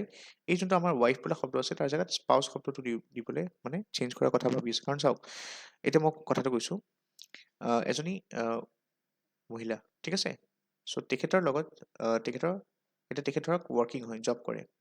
এনেকুৱাতো হ'ব পাৰে ন, তেখেত আৰু হাজবেণ্ডজনে জব নকৰে কিন্তু লগত থাকে ৰাইট চ' এতিয়া এজন ধৰক এজন ইণ্ডিয়ান ফৰেইন ছাৰ্ভিচৰ অফিচাৰ হয় IFS অফিচাৰ চ' এই ফৰেইন ছাৰ্ভিচৰ অফিচাৰজন কাইলৈ যদি US যায় চ' তেখেতৰ হাজবেণ্ডতো যাব চ' ইহঁতে এতিয়া ভোট দিব পাৰিব ৱাইফে কাৰণ কিয় আমাৰ সংবিধানত ধৰক জেণ্ডাৰ নিউট্ৰেল মানে আমাৰ যোনখন RP Act 1950 তাত জেণ্ডাৰ নিউট্ৰেল ৱৰ্ডটো নাই কৈছে যে মানে ৱাইফে দিব পাৰে বুলি কৈছে কিন্তু হাজবেণ্ড বুলি শব্দটো নাই ৰাইট চ' সেইকাৰণে কি কৰিছে প্ৰপ'জেল এইটো হৈছে যে হাজবেণ্ড বা ৱাইফৰ জেগাত স্পাউচটো ইউজ কৰোঁ কাৰণ স্পাউচ ইউজ কৰিলে কি হ'ব কাইলৈ যদি ৱাইফে ধৰক আপোনাৰ আণ্ডাৰ দ্য প্ৰভিজনছ তেখেতে যদি ভোট দিব পাৰে তেতিয়াহ'লে স্পাউচ হিচাপে হাজবেণ্ডেও দিব পাৰিব চিমিলাৰলি উল্টাটো যদি চাই হাজবেণ্ড যদি US থাকে ৱাইফৰ লগত যায় তেখেতো ধৰক এতিয়া হাজবেণ্ডে জব কৰিছে ধৰক চ' এই ৱাইফ শব্দটোকে স্পাউচটো বেছি ভাল হয় মানে স্পাউচ বুলি কৰিলে কি হ'ব বেটাৰ হাফ ৱাইফো হ'ব পাৰে হাজবেণ্ডো হ'ব পাৰে সেইটো কাৰণে এই শব্দটো RP Act 1950 ৱাইফৰ জেগাত এইটো স্পাউচ শব্দটো ইউজ কৰাৰ কথা কৈছে যাতে মেনখিনিও মানে তাত পৰক ঠিক আছে মেলখিনিও তাত পৰি যাওক তাৰপিছত যদি চাই ইলেক্ট্ৰেল ৰুলছ আৰু কেনেকৈ কিছুমান অফিচাৰ আছে যেনেকৈ চিফ ইলেক্ট্ৰেল অফিচাৰ আছে CEO So CU যদি চাই he is nominated or designated by the ECI in consultation with the state government ঠিক আছে আৰু তেখেতৰ কাম কি হয় chief electoral officer to supervise the election work in the state and the union territories তাৰ উপৰিও কিছুমান অফিচাৰ্ছ থাকে আপুনি চাব পাৰে আচ্ছা ইয়াত চাওক ECI also nominates or designates an office of the district election officer যেনেকৈ আমাৰ DC কথা কৈছিলোঁ তেখেতে আমাৰ ডিষ্ট্ৰিক্ট ইলেকশ্যন অফিচাৰো হয় এট দ্য চেম টাইম আৰু DEO works under the overall superintendence and control of the CEO so district election officer work তেখেত মানে কি চাওক এটা DC বেলেগ বেলেগ ৰোল থাকে যেতিয়া আপোনাক ইলেকশ্যন আহি যায় ঠিক আছে ইলেকশ্যনৰ সময়ত তেখেত ডিষ্ট্ৰিক্ট কমিশ্যনাৰৰ পৰা তেখেতৰ ধৰক ৰোলটো এনেকুৱা হৈ যায় ডিষ্ট্ৰিক্ট ইলেকশ্যন অফিচাৰ হিচাপে তেখেতে কাম কৰে যেতিয়া ডিজাষ্টাৰ আহে তেতিয়াহ'লে তেখেত ধৰক ডিজাষ্টাৰ অফিচাৰ হিচাপে তেনেকৈ কথাটো আৰু যদি ইমাৰ্জেঞ্চি আহে তেখেতৰ পাৱাৰ্ছখিনি চেঞ্জ হৈ যায় চ' বেলেগ বেলেগ এজন DC বহুতখিনি ৰোল থাকে মাল্টিপল ৰোলছ থাকে ঠিক আছে ইলেকশ্যন কমিশ্যন তেখেত যদি আপুনি চাই তেখেতৰ তলত থকা তেখেতৰ ভিতৰত থকা মানে যোনখিনি কনষ্টিটুৱেঞ্চি হয় তাত ধৰক সিহঁতৰ এতিয়া যোনবিলাক নমিনেশ্যন পাৰ্টি টিকেট ল'ব যায় সিহঁতে হয়নে পাৰ্টি টিকেট লোৱাৰ পিছত নমিনেশ্যনৰ কাৰণে কি হয় সিহঁতে ইলেকশ্যন I mean DC অফিচলৈ যাব লাগে ডিষ্ট্ৰিক্ট যোনটো আপোনালোকৰ নিজৰ নিজৰ ডিষ্ট্ৰিক্টৰ যোনখিনি ধৰক DC অফিচ আছে তাত গ'ল আপোনালোকে district I mean district commissioner office গ'ল তাত গৈ আপোনালোকে নমিনেশ্যন ফাইল কৰিলে ৰাইট চ' পাৰ্টি টিকেট হোৱাৰ পিছত নমিনেশ্যন ফাইল কৰিলে তাৰপিছত আপোনালোকে ইলেকশ্যন খেলিব চ' এই গোটেই প্ৰচেছখিনি যদি চাই সেইটো সময়ত ইলেকশ্যনৰ সময়ত যেতিয়া মডেল কোড লাগি যায় MCC কয় মডেল কোড অফ কণ্ডাক্ট তেতিয়া কি হয় the DC district commissioner will act as the district election officer ঠিক আছে আৰু এই ডিষ্ট্ৰিক্ট ইলেকশ্যন অফিচাৰে কাৰ আণ্ডাৰত কাম কৰে under the control of chief electoral officer তাৰপিছত আৰু এটা অফিচাৰ পষ্ট আছে যেনেকৈ ইলেক্ট্ৰেল ৰেজিষ্ট্ৰেশ্যন অফিচাৰ কয় ERO ঠিক আছে তাৰপিছত ৰিটাৰ্ণিং অফিচাৰ থাকে আপোনালোকৰ কিছুমান চ' আৰু এটা কথা চাওক 2010 এটা চেঞ্জ আহিছিলে যে 2010 কি হৈছিলে voting rights extended to citizens of India living abroad তেতিয়ালৈকে কিন্তু চবেই এইটো সুবিধা পোৱা নাছিলে ঠিক আছে এতিয়া চাওক এই অফিচাৰ দুজনৰ কথা কৈ দিওঁ আৰু ERO কাম কি হয় to prepare the electoral roll for each constituency ঠিক আছে আৰু an appeal against the order of the ERO during the update of the electoral roll lies with the district magistrate মানে কৈছে ERO কি কৰে আপোনাৰ ইলেক্ট্ৰেল ৰোল প্ৰিপেয়াৰ কৰে simply মনত ৰাখিব ইলেক্ট্ৰেল ৰেজিষ্ট্ৰেশ্যন অফিচাৰ হয় চ' ৰেজিষ্ট্ৰেশ্যন অফিচাৰে কি কৰে ইলেক্ট্ৰেল ৰোল প্ৰিপেয়াৰ কৰে যদি আপোনাৰ ইলেক্ট্ৰেল ৰোল বনাওঁতে কিবা আপোনাৰ অবজেকশ্যন আছে তেতিয়া আপুনি ডিষ্ট্ৰিক্ট মেজিষ্ট্ৰেটৰ তাত যাব পাৰে মানে কাৰ তাত district election officer that means DC তাত যাব পাৰে আৰু DCয়ে ফাইনেল ডিচিশ্যনটো ল'ব ৰিটাৰ্ণিং অফিচাৰ ক্ষেত্ৰত যদি চাই ৰিটাৰ্ণিং অফিচাৰ কাম কি হয় to conduct elections in the constituency and return an elected candidate ৰিটাৰ্ণিঙৰ শব্দ কি হয় কাক ৰিটাৰ্ণ কৰা ৰিটাৰ্ণিং কেণ্ডিডেট অ'কে চ' এজন ইলেক্টেড কেণ্ডিডেটক ৰিটাৰ্ণ কৰা মানে এজন ইলেক্টেড কেণ্ডিডেট মানে চুজ কৰি লৈ আহা সেইটো হয় ৰিটাৰ্ণিং অফিচাৰৰ meaning so' ECI nominates or designates an officer of the government or local authority as a RO ঠিক আছে এজন ষ্টেট গভৰ্ণমেণ্টৰ অফিচাৰ হ'ব পাৰে লোকেল অথৰিটিও হ'ব পাৰে তেখেতক ইলেকশ্যন কমিশ্যন অফ ইণ্ডিয়াই নমিনেট কৰে মনত ৰাখিব ঠিক আছে in consultation with the state government এজন ষ্টেট গভৰ্ণমেণ্টৰ মানুহ বা লোকেল অথৰিটি এজন ইনফ্লুৱেঞ্চিয়েল পাৰ্চনক কি হয় ৰিটাৰ্ণিং অফিচাৰ হিচাপে নিযুক্তি দিয়ে ঠিক আছে নমিনেট কৰে ফৰ দ্যাট ইলেকশ্যন টাইম ইলেকশ্যনৰ সময়খিনিত তাৰপিছত power to make rules under the act is conferred to the central government which can exercise this power in consultation with the ECI Civil courts also have been barred to question the legality of any action of the ERO regarding revision of the electoral rule. So, আপোনালোকে জানেই যে আপোনালোকৰ 329 article 329 আণ্ডাৰত কি হয় আপোনালোকৰ election processor ওপৰত interfere কৰিব নোৱাৰে কোৰ্টছবিলাকে ৰাইট চিভিল কোৰ্টছবিলাকে হওক চ' সেইটো কেছত কি হয় আপোনালোকৰ চিভিল কোৰ্টে আপোনাৰ কুৱেশ্যন কৰিব নোৱাৰে on the legality of any action যদি EROয়ে কিবা একশ্যন লয় ঠিক আছে regarding revision of the electoral roll etcetera so' এই ৰিটাৰ্ণিং অফিচাৰ সৰি এই ইলেক্ট্ৰেল ৰেজিষ্ট্ৰেশ্যন অফিচাৰ যদি ধৰক ইলেক্ট্ৰেল ৰোল যে বনাইছে তাৰ যদি কিবা আপোনাৰ অসুবিধা থাকে তেতিয়া আপুনি ডিষ্ট্ৰিক্ট মেজিষ্ট্ৰেটত যাওক, ডেট মিনছ আপুনি ডি চি তাত যাওক। কিন্তু বহুতে কি কৰে ভাবে যে আমি ডিষ্ট্ৰিক্ট কোৰ্টলৈ যাম, কোৰ্টত যাব নোৱাৰে। Civil courts have been barred under provisions of article 329, ঠিক আছে, অট'নমি মেইনটেইন কৰিবলৈ কাৰণে। চ' ডিষ্ট্ৰিক্ট মেজিষ্ট্ৰেটে এইটো সময়ত ডিচিশ্যন ল'ব। ডিলিমিটেশ্যন কি হয় অলৰেডি আমি চাইছিলোঁ, process of fixing the number of seats and boundaries of the territorial constituencies in Lok Sabha and legislative assembly. তাত আপোনালোকৰ SC ST চিটছবিলাকো কি হয় ফিক্স কৰা হয়। ডিলিমিটেশ্যন এতিয়ালৈকে যদি চাই 4বাৰ কণ্ডাক্ট কৰা হৈছে ইণ্ডিয়াত, 1952, 63, 73 আৰু 2002। আৰু এক্ট কি আছিলে আণ্ডাৰ দ্য এক্ট। চ' এক্টখন আগত আহিব, তাৰপিছত কি আহিব ডিলিমিটেশ্যন হয় ন। প্ৰচেছটো আপোনালোকৰ মনত আছেনে? মই ইয়াত দেখাইছিলোঁ আপোনালোকক। ইয়াত প্ৰথমতে কি আহিব, এক্টখন আগত আহিব, তাৰপিছতহে কমিশ্যনটো এষ্টাব্লিছ হৈ বহে, ঠিক আছে। চ' এক্টখন আগত আহিব, সেইকাৰণে সদায় মনত ৰাখিব। 1952 এক্টখনৰ পিছত কি আছিলে, 1952 সেই বছৰে আপোনাৰ কমিশ্যনখন বনাইছিলে। 1962 এক্টখনৰ পিছত 1963 কমিশ্যনখন বনাইছিলে। 1972 এক্টখনৰ বেচিছত 1973 কমিশ্যনটো বনাইছিলে, আৰু 2002 এক্টখনত আণ্ডাৰত 2002তে ডিলিমিটেশ্যন কমিশ্যন বনাইছিল। এতিয়া চাওক, এইটো মই অলৰেডি এইটো কথা কৈছিলে, ডিলিমিটেশ্যন যোনটো হয় আমাৰ অসমত যোনটো হৈছিলে লাষ্ট, ঠিক আছে, এইটো কেতিয়া হৈছিলে 1976ত হৈছিলে, বেছড অন 71ৰ ডেটা হিচাপত, ঠিক আছে। আৰু তাৰপিছত আমি জানো যে যোনটো আপোনালোকৰ এমেণ্ডমেণ্ট হৈছিলে 84th এমেণ্ডমেণ্ট, ৰাইট। ইয়াৰ পিছত কি হৈছিলে 2001ত হৈছিলে, তাৰপিছত আপোনালোকৰ চিটছবিলাক ফ্ৰিজ কৰি দিয়া হৈছিলে 2026লৈকে, ঠিক আছে। ডেট মিনছ চেঞ্চাছ হ'ব পাৰে, বাট ডিলিমিটেশ্যন কেৰি আউট কৰিব নোৱাৰে। ইম্পৰ্টেণ্ট ইভেণ্ট যদি চাই 42nd এমেণ্ডমেণ্ট 1976ত কি কৰিছিলে, আপোনালোকৰ যোনটো লোকসভাৰ আপোনালোকৰ চিটছ হয় সেইটো কি কৰিছিলে আপোনালোকৰ ফ্ৰিজ কৰি দিয়া হৈছিলে। চিমিলাৰলি যেনেকৈ আপোনাৰ আমি চাইছিলোঁ অলপ আগতে সেয়াৰ কথা 84th এমেণ্ডমেণ্টৰ কথা আমি চাইছিলোঁ, ইয়াত কৈছিলোঁ হয়নে 84th এমেণ্ডমেণ্ট, তেনেকৈ আপোনাৰ এইটো প্ৰথমবাৰ হোৱা নাই। 42nd এমেণ্ডমেণ্টটো কি হৈছিলে, লোকসভাৰ চিটছবিলাক আপোনাৰ ষ্টেটছবিলাকত কি কৰিছিলে ফ্ৰিজ কৰি দিয়া হৈছিলে, ঠিক আছে, 2000 চনলৈকে। 84th এমেণ্ডমেণ্টত কি কৰিছিলে, empower the government to undertake readjustment and regulation of territories in states on the basis of population figures. মানে 84th এমেণ্ডমেণ্টত কৈছিলে যে 1991 চেঞ্চাছৰ ডেটা আমি ইউজ কৰিম। 87th এমেণ্ডমেণ্টত কৈছিলে 2003 যে আমি যোনটো ডিলিমিটেশ্যন কৰিম it will based on the 2001 census data and not 1991। মানে 2001ত যোনখন আপোনালোকৰ ডিলিমিটেশ্যন এক্ট হৈছিলে তাৰ মতে এইটো ক'লে যে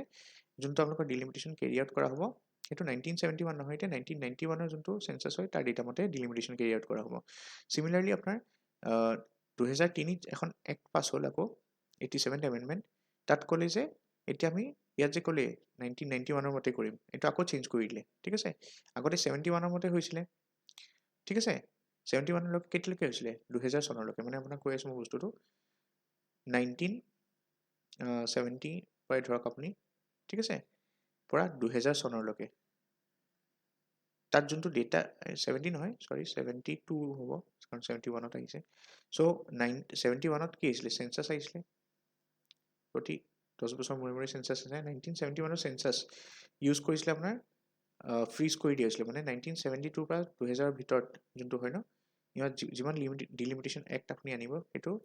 এই পপুলেশ্যনৰ মতে হ'ব। কোনটো পপুলেশ্যন 1971ৰ পপুলেশ্যনৰ মতে হ'ব। আকৌ যেতিয়া আপোনালোকৰ 1991ৰ চেঞ্চাছ আহিলে সেইটো ইউজ কৰিছিলে, ঠিক আছে, আৰু সেইটো ইউজ কৰিছিলে কেতিয়ালৈকে আপোনালোকৰ প্ৰথমতে মানে 1991ৰ চেঞ্চাছৰ বেচিছত মানে যোনটো আপোনালোকৰ 2001ৰ পিছত যোনখন ডিলিমিটেশ্যন আহিব তাত এইটো ডেটা ইউজ কৰিম বুলি ক'লে, ঠিক আছে, প্ৰথমতে এইটো ক'লে। চ' ইয়াত যদি চাই 1999লৈকে আপোনাৰ এই 1971ৰ পপুলেশ্যনটো ইউজ কৰিছিলে। আৰু 1991ত যেতিয়া আপোনালোকৰ আকৌ সেয়া হ'ল চেঞ্চাছ হ'ল ইয়াত 2001 চনত, ঠিক আছে, এতিয়া 1991ৰ ডেটা ইউজ কৰিম ক'লে। আকৌ কেইদিনমানৰ পিছত কেইবছৰমানৰ পিছতেই 2003ত আকৌ ক'লে যে 1991ৰটো নকৰোঁ, 2001ত আকৌ হৈয়ে গ'ল চেঞ্চাছ হয় নাই, চ' আমি 2001ৰ চেঞ্চাছটো ইউজ কৰিম, ঠিক আছে। চ' 87 এমেণ্ডমেণ্টত সেইটো কৈছিলে, পঢ়িলে গম পাব, মই বস্তুখিনি ওপৰৰ পৰাই কৈছোঁ। কনষ্টিটিউচনেল প্ৰভিজন যদি চাই আৰ্টিকল 82ত কৈছে যে parliament shall enact the delimitation act after every census. মই যে ইয়াত দেখাইছিলোঁ আপোনালোকক এই যে দেখালোঁ আপোনালোকক যে প্ৰতিটো চেঞ্চাছৰ পিছত ডিলিমিটেশ্যন এক্ট এখন পাছ কৰিব পাৰ্লিমেণ্টে। এইটো ক'ত মেনশ্যন আছে, আৰ্টিকল 82ত মেনশ্যন আছে, ঠিক আছে। তাৰপিছত কৈছে আৰ্টিকল 170ত কৈছে যে states also' get divided into territorial constituencies as per the delimitation act after every census. মানে কৈছে যে ডিলিমিটেশ্যন এক্ট হ'ব প্ৰথমতে পাছ কৰিব, তাৰপিছত কি হ'ব ষ্টেটছবিলাকৰ ডিলিমিটেশ্যন হ'ব চ' এইটো আকৌ দেখাইছোঁ মই ইয়াত এখন যে মই আঁকিছিলোঁ আপোনাৰ ডিলিমিটেশ্যন কমিশ্যন হ'ব তাৰপিছত ডিলিমিটেশ্যন হ'ব আণ্ডাৰ 170 ঠিক আছে চ' আৰ্টিকল 82 মতে কি হ'ব ডিলিমিটেশ্যন কমিশ্যন ডিলিমিটেশ্যন এক্ট এখন আহিব আৰু এই এক্টখনৰ মতে কি হ'ব ডিলিমিটেশ্যন কমিশ্যন বনাব ষ্টেটছবিলাকৰ ডিলিমিটেশ্যন কৰা হ'ব আণ্ডাৰ আৰ্টিকল 170 ঠিক আছে চ' 82 আৰু 170 মনত ৰাখিব 82 and 170 দীঘলীয়া লেকচাৰ হৈছে কিন্তু উপায় নাই কাৰণ কিয় বহুতকেইটা বস্তু কভাৰ কৰি আছোঁ ঠিক আছে কনচাৰ্নছ ৰিলেটেড ডিলিমিটেশ্যন কি কি কনচাৰ্নছ আছে যেনেকৈ ৰিজনেল ডিছপেৰিটি ৰিজনেল ডিছপেৰিটি মানে মই ওপৰৰ পৰা বুজাইছোঁ কি হৈছে এতিয়া চাওক নৰ্দাৰ্ণ ষ্টেটছ আৰু ছাদাৰ্ণ ষ্টেটছত যদি আমি কম্পেয়াৰ কৰোঁ চ' নৰ্দাৰ্ণ ষ্টেটছৰ পপুলেশ্যন বেছি আছে ঠিক আছে পপুলেশ্যন ইজ মোৰ আৰু ছাউদাৰ্ণ ষ্টেটছত কি হয় পপুলেশ্যন ইউজুৱেলি সিহঁতৰ এডুকেটেড হয় ধৰক আপোনাৰ বেছি পঢ়া শুনা আছে চাকৰি আছে জব আছে ইনফ্ৰাষ্ট্ৰাকচাৰ ডেভেলপমেণ্ট এইবিলাক বেছি প্ৰগ্ৰেছিভ হয় ছাউদাৰ্ণ ছ'চাইটিবিলাক চ' সিহঁতৰ পপুলেশ্যন কম এতিয়া যদি আপোনালোকে ধৰক পুৰণি চেঞ্চাছ ইউজ কৰি থাকে তাৰ মতে আপোনালোকে যদি ছিটছ ৰিজাৰ্ভ কৰে তো কি হ'ব পপুলেশ্যন যোনটো মানে নৰ্দাৰ্ণ ষ্টেটৰ সিহঁতৰ পপুলেশ্যন বাঢ়ি বাঢ়ি গৈ আছে দিনে দিনে আৰু ছাউদাৰ্ণ ষ্টেটৰ পপুলেশ্যন কমি কমি গৈ আছে চ' কি হ'ব কাইলৈ আপোনাৰ নৰ্থৰ এম পিজ বেছি হ'ব লোকসভাত আৰু চাউথৰ এম পিজ কম হ'ব লোকসভাত বুজি পাইছে চাগে কথাটো কাৰণ পপুলেশ্যনৰ বেছিছতে সেইটো হয় ন চ' নৰ্থৰ এম পি বেছি হ'ব চাউথৰ এম পি কম হ'ব ডেট মিনছ আপোনাৰ চাউথৰ যোনবিলাক মানে ভইচ হয় ৰিপ্ৰেজেণ্টেশ্যন হয় এইটো এডিকুৱেট নহ'ব সেইটো কাৰণে কৈছে এইটো কথা যে চাওক আমাৰ চাউথ ইণ্ডিয়াই যদিও 18% অফ দ্য পপুলেশ্যন আমাৰ চাউথ ইণ্ডিয়ানছ হয় ৰাইট কিন্তু ছাউদাৰ্ণ ষ্টেটে 35% কণ্ট্ৰিবিউশ্যন কৰে আমাৰ জি ডি পিত চ' ধৰক ক্ৰাইটেৰিয়াটো পপুলেশ্যনে কি হ'ব লাগে ডিলিমিটেশ্যনৰ কাৰণে প্ৰগ্ৰেছ কৰক হেপিনেছ ইণ্ডেক্স ইউজ কৰক বা আপোনালোকৰ ইকনমিক ডেভেলপমেণ্ট চাওক সেইটো মতে কৰক ৰাইট সেইটো দিব পাৰে ওৱান অফ দ্য ৰিজনছ আপোনালোকে ৱে ফৰৱাৰ্ডত ঠিক আছে ইনএডিকুৱেট ফাণ্ডিং মানে 15 ফাইনেন্স কমিশ্যনে কি কৰিছিলে they use the 2011 census data as a basis for its recommendations concerns and that were raised about the southern states losing funding and representation মানে কি হয় চাওক similarly যেনেকৈ আপোনালোকৰ যদি পপুলেশ্যন কম হয় তেতিয়া কি হ'ব ফাণ্ডিঙো কম হ'ব কিন্তু ছাউদাৰ্ণ ষ্টেটছবিলাকে পপুলেশ্যন কণ্ট্ৰল কৰিছে বা নিজৰ কষ্টৰ দ্বাৰা মানে ইণ্ডাষ্ট্ৰিয়েলাইজেশ্যন কৰিছে বা মেডিকেল ফিল্ডত আগবাঢ়িছে বা আপোনালোকৰ ইণ্ডাষ্ট্ৰিয়েলাইজেশ্যনত আগবাঢ়িছে বা তেনেকৈ পপুলেশ্যন কণ্ট্ৰল কৰিছে ঠিক আছে চ' তাৰ কাৰণে সিহঁতক যদি ফাণ্ডিং কম দিওঁ চ' সেইটো সিহঁতৰ মতে মানে আপুনি কয় যে ক'ব পাৰে যে মানে সেইটো ইনএডিকুৱেট হয় কাৰণ কিয় চাওক সিহঁতে 35% জি ডি পিও কণ্ট্ৰিবিউট কৰিছে তাৰপিছতে ফাণ্ডিঙো কম পায় ৰাইট আৰু ইপিনে নৰ্থত পইচাও বেছি পায় সিহঁতে পপুলেশ্যনো বঢ়াই গৈ আছে সিহঁতৰ পলিটিকেল পাৱাৰো বেছি আছে সেইটো কাৰণে ঠিক আছে affecting reservation S C S T সেইটোতো হ'বই S T S C reservation যদি চাই চাউথত অলপ S C S T reservation অলপ কম ইউজ হয় নৰ্থ ইণ্ডিয়ান ষ্টেটছ বা চেণ্ট্ৰেল ইণ্ডিয়ান ষ্টেটছ বা আমাৰ নৰ্থ ইষ্টত কি হয় বহুত বেছি এছ টি এছ চিজৰ নাম্বাৰ্ছ আছে ৰাইট সেইটো কাৰণে যদি চাই আমি ফাণ্ডিং বেছি পাওঁ আমাৰ ছাইডত সিহঁতে কম পায় কিন্তু জি ডি পিটো সিহঁতেও কণ্ট্ৰিবিউট কৰে বেছিকৈ এইবিলাক কিছুমান কথা আৰু ইণ্টাৰনেশ্যনেল প্ৰেক্টিচেছ যদি চাই ৰিলেটেড টু ডিলিমিটেশ্যন আমেৰিকাৰ এটা কেছ চাই লওঁ ইউ এছৰ যদি চাই যোনটো সিহঁতৰ আমাৰ যেনেকৈ লোকসভা আছে সিহঁতৰ হাউচ অফ ৰিপ্ৰেজেণ্টেটিভছ বুলি কয় তাত যদি চাই 1913 চনত সিহঁতে 435টা ছিটছত মানে কেপ কৰি দিছিলে মানে ফিক্স কৰি দিছিলে ইমানটা হ'ব তাৰপিছত পপুলেশ্যন যোনটো হয় যদি আমেৰিকাত চাই এইটো 1911 পৰা যদি চাই 2023লৈকে 4 টাইমছ বাঢ়ি গ'ল মানে 9.4 ক্ৰ'ৰ আছিলে 1911ত 9.4 ক্ৰ'ৰ পৰা বাঢ়ি পেলাই কিমান হ'ল 33.4 ক্ৰ'ৰ্ছ হৈ গ'ল চ' 4 টাইমছ ইনক্ৰিমেণ্ট হ'ল পপুলেশ্যন এতিয়া চাওক seats among the states are redistributed after every census সিহঁতে আমেৰিকাৰ কথা কৈ আছে চ' প্ৰতিটো চেঞ্চাছ আমাৰ নিচিনাই হয় চেঞ্চাছৰ পিছত কি হয় ছিটছবিলাক ৰিডিষ্ট্ৰিবিউশ্যন কৰা হয় এণ্ড সিহঁতে কি ইউজ কৰে method of equal proportion use কৰে this does not result in any significant gain or loss for any state so' method of আমিও সেইটো লিখিব পাৰোঁ বিফৰ্ডত যে আমি আমেৰিকাৰ method of equal proportion use কৰিব পাৰোঁ যাতে আমাৰ সেই ছাউদাৰ্ণ ষ্টেটৰ ইছ্যুবিলাক কি হয় এড্ৰেছ কৰিব পাৰি for example method of equal proportion কি হয় চাওক based on the census of 2020, the reappointment has resulted in no change in the number of seats in 37 states. So, হয়তো আমাৰ যদি তেনেকুৱা ইকুৱেল প্ৰপৰ্শ্যনৰ মেথড ইউজ কৰোঁ হয়তো আমাৰো কি হ'ব পাৰে যে ষ্টেটছবিলাকৰ ৰিপ্ৰেজেণ্টেশ্যনটো কমি নাযায় ঠিক আছে যেনেকৈ ইয়াতো দেখিছে আপোনালোকে 2020ত সিহঁতৰ চেঞ্চাছ হৈছিলে 37খন 51খন ষ্টেটৰ ভিতৰত যদি চাই আমেৰিকাত 51খন ষ্টেট আছে তাৰে 37খন ষ্টেটত যদি চাই আপোনালোকৰ সিহঁতৰ কোনো চেঞ্জে অহা নাছিলে ঠিক আছে মানে নাম্বাৰ অফ ছিটছত কোনো চেঞ্জ অহা নাছিলে কণ্টেম্পৰেৰী নিউজ যদি চাই অহা কাইলৈ 13 নৱেম্বৰ 5টা LAC ছিটৰ কাৰণে আপোনালোকৰ মানে বাই ইলেকশ্যনছ হ'ব তাত আপোনালোকৰ ধুলাই ছিট আছে যোনটো এছ চিৰ কাৰণে ৰিজাৰ্ভ হৈছে এতিয়া চিডলি ছিট আছে এইটো এছ টিৰ কাৰণে হয় তাৰপিছত নাম্বাৰ 32 যোনটো নিউ বঙাইগাঁও হয় নাম্বাৰ 77 বিহালী আৰু নাম্বাৰ 88 চামগুৰি ঠিক আছে চ' ইয়াত কাইলৈ বাই ইলেকশ্যনছ হ'ব মনত ৰাখিব চ' কাইলৈ 13 তাৰিখ হয় এইটো কথা আৰু যদি চাই আমাৰ আকৌ মই কৈ দিছোঁ লোকসভাৰ আমাৰ যদি চাওঁ আমি টোটেল ছিটছ কিমান আছে 14টা আছে ৰাইট মানে কাৰণ লোকসভাত যদি চাই আপোনালোকে এতিয়াও চিটছ কেইটা ছেমে আছে অ'কে ৰাজ্যসভাত যদি চাই MP চিট কেইটা আছে 7টা আছে তাৰপিছত ষ্টেট লেজিসলেটিভ এছেম্বলিত কেইটা আছে আপোনালোকৰ 126টা আছে ৰাইট আৰু 126টা ভিতৰত আমাৰ যদি চাই ST কাৰণে কেইটা ৰিজাৰ্ভ আছে অসমত আৰু SC কাৰণে কেইটা ৰিজাৰ্ভ আছে চ' SC কাৰণে ৰিজাৰ্ভ আছে আপোনাৰ 9টা আৰু ST কাৰণে এতিয়া 19টা এইটো ডিলিমিনেশ্যনৰ পিছৰ ডেটা দি আছো আৰু লোকসভা সিটত যদি চাই 14টা আপুনি ৰাজ্যসভাত 7টা 14টাৰ ভিতৰত আপোনাৰ 2টা সিট আছে যোনটো ST কাৰণে ৰিজাৰ্ভ হয় আৰু SC কাৰণে ৰিজাৰ্ভ হয় এটা সিট আছে ঠিক আছে চ' এইখিনি আমি চালো গোটেইখিনি বস্তু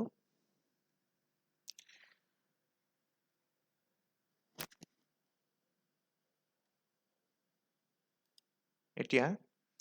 চ' এই পাৰ্টটো আমাৰ কমপ্লিট হ'ল ৰাইট ষ্টেট ইলেকশ্যন কমিশ্যন চ' তাৰপিছত ষ্টেট ইনফৰ্মেশ্যন কমিশ্যন আহে এইটো বেলেগ বস্তু হয় এইটো বেলেগ পাৰ্ট হয় মানে পলিটিৰ তাৰপিছত আৰু এটা বস্তু আছে মই যোনটো দেখাব বিচাৰিছিলোঁ এইটো হ'ল যোনটো আপোনালোকৰ ডিষ্ট্ৰিক্ট এডমিনিষ্ট্ৰেশ্যন হয় ঠিক আছে চ' এইটো ইণ্টাৰভিউৰ কাৰণে দৰকাৰ হ'ব এনেও আপোনালোকে জানিব লাগে নিজৰ ডিষ্ট্ৰিক্টৰ কথা মই এটা জাষ্ট মডেল হিচাপে লৈ আহিছোঁ আপোনালোকে নিজৰ ডিষ্ট্ৰিক্টখিনি লিখিব এতিয়া আমাৰ শোণিতপুৰ ডিষ্ট্ৰিক্টৰ কথা লিখিছোঁ ডিষ্ট্ৰিক্ট ডেভেলপমেণ্ট কমিশ্যনাৰ যাক আমি DDC বুলি কওঁ তেখেত আমাৰ শোণিতপুৰত কোন হয় শ্ৰী গয়া প্ৰসাদ আগৰৱাল ঠিক আছে ACS ডিষ্ট্ৰিক্ট কমিশ্যনাৰ কোন হয় শোণিতপুৰ অংকুৰ ভৰালী আপোনালোকে এইটো ফৰ্মেটত লিখি ল'ব পাৰে নিজৰ ডিষ্ট্ৰিক্টৰ নাম ডিষ্ট্ৰিক্ট প্ৰফাইল চাই ল'ব আপোনালোকে ডিষ্ট্ৰিক্ট পৰ্টেলৰ পৰা গোটেইখিনি বস্তু পাই যাব চিফ এক্সিকিউটিভ অফিচাৰ কোন হয় জিলা পৰিষদৰ তেখেতৰ নাম হ'ল শ্ৰীমতী কৰবী শইকীয়া কৰণ ঠিক আছে ACS এডিশ্যনেল DC যদি চাই আমাৰ শোণিতপুৰত মই জনামতে 4জন আছে এতিয়া কবিতা কাকতি কোঁৱৰ তেখেত ACS হয় তাৰপিছত গৰ্গ মোহন দাস তেখেতো ACS হয় তোৱাহিৰ আলম তেখেতো ACS আৰু ৰঞ্জিত দেৱ ACS তাৰপিছত ডিষ্ট্ৰিক্ট কমিশ্যনাৰ্ছ আপোনালোকে জানে এতিয়া ডিষ্ট্ৰিক্টৰ নতুন কনচেপ্টটো উলিয়াইছে এতিয়া বৰ্তমান আমাৰ ইয়াৰ পৰাই দুজন ডিষ্ট্ৰিক্ট কমিশ্যনাৰ আছে আপোনাৰ ঢেকীয়াজুলি ডিষ্ট্ৰিক্ট একচুৱেলি দুখন আছে ঢেকীয়াজুলিত আছে আৰু এখন নদুৱাৰত আছে ঢেকীয়াজুলিত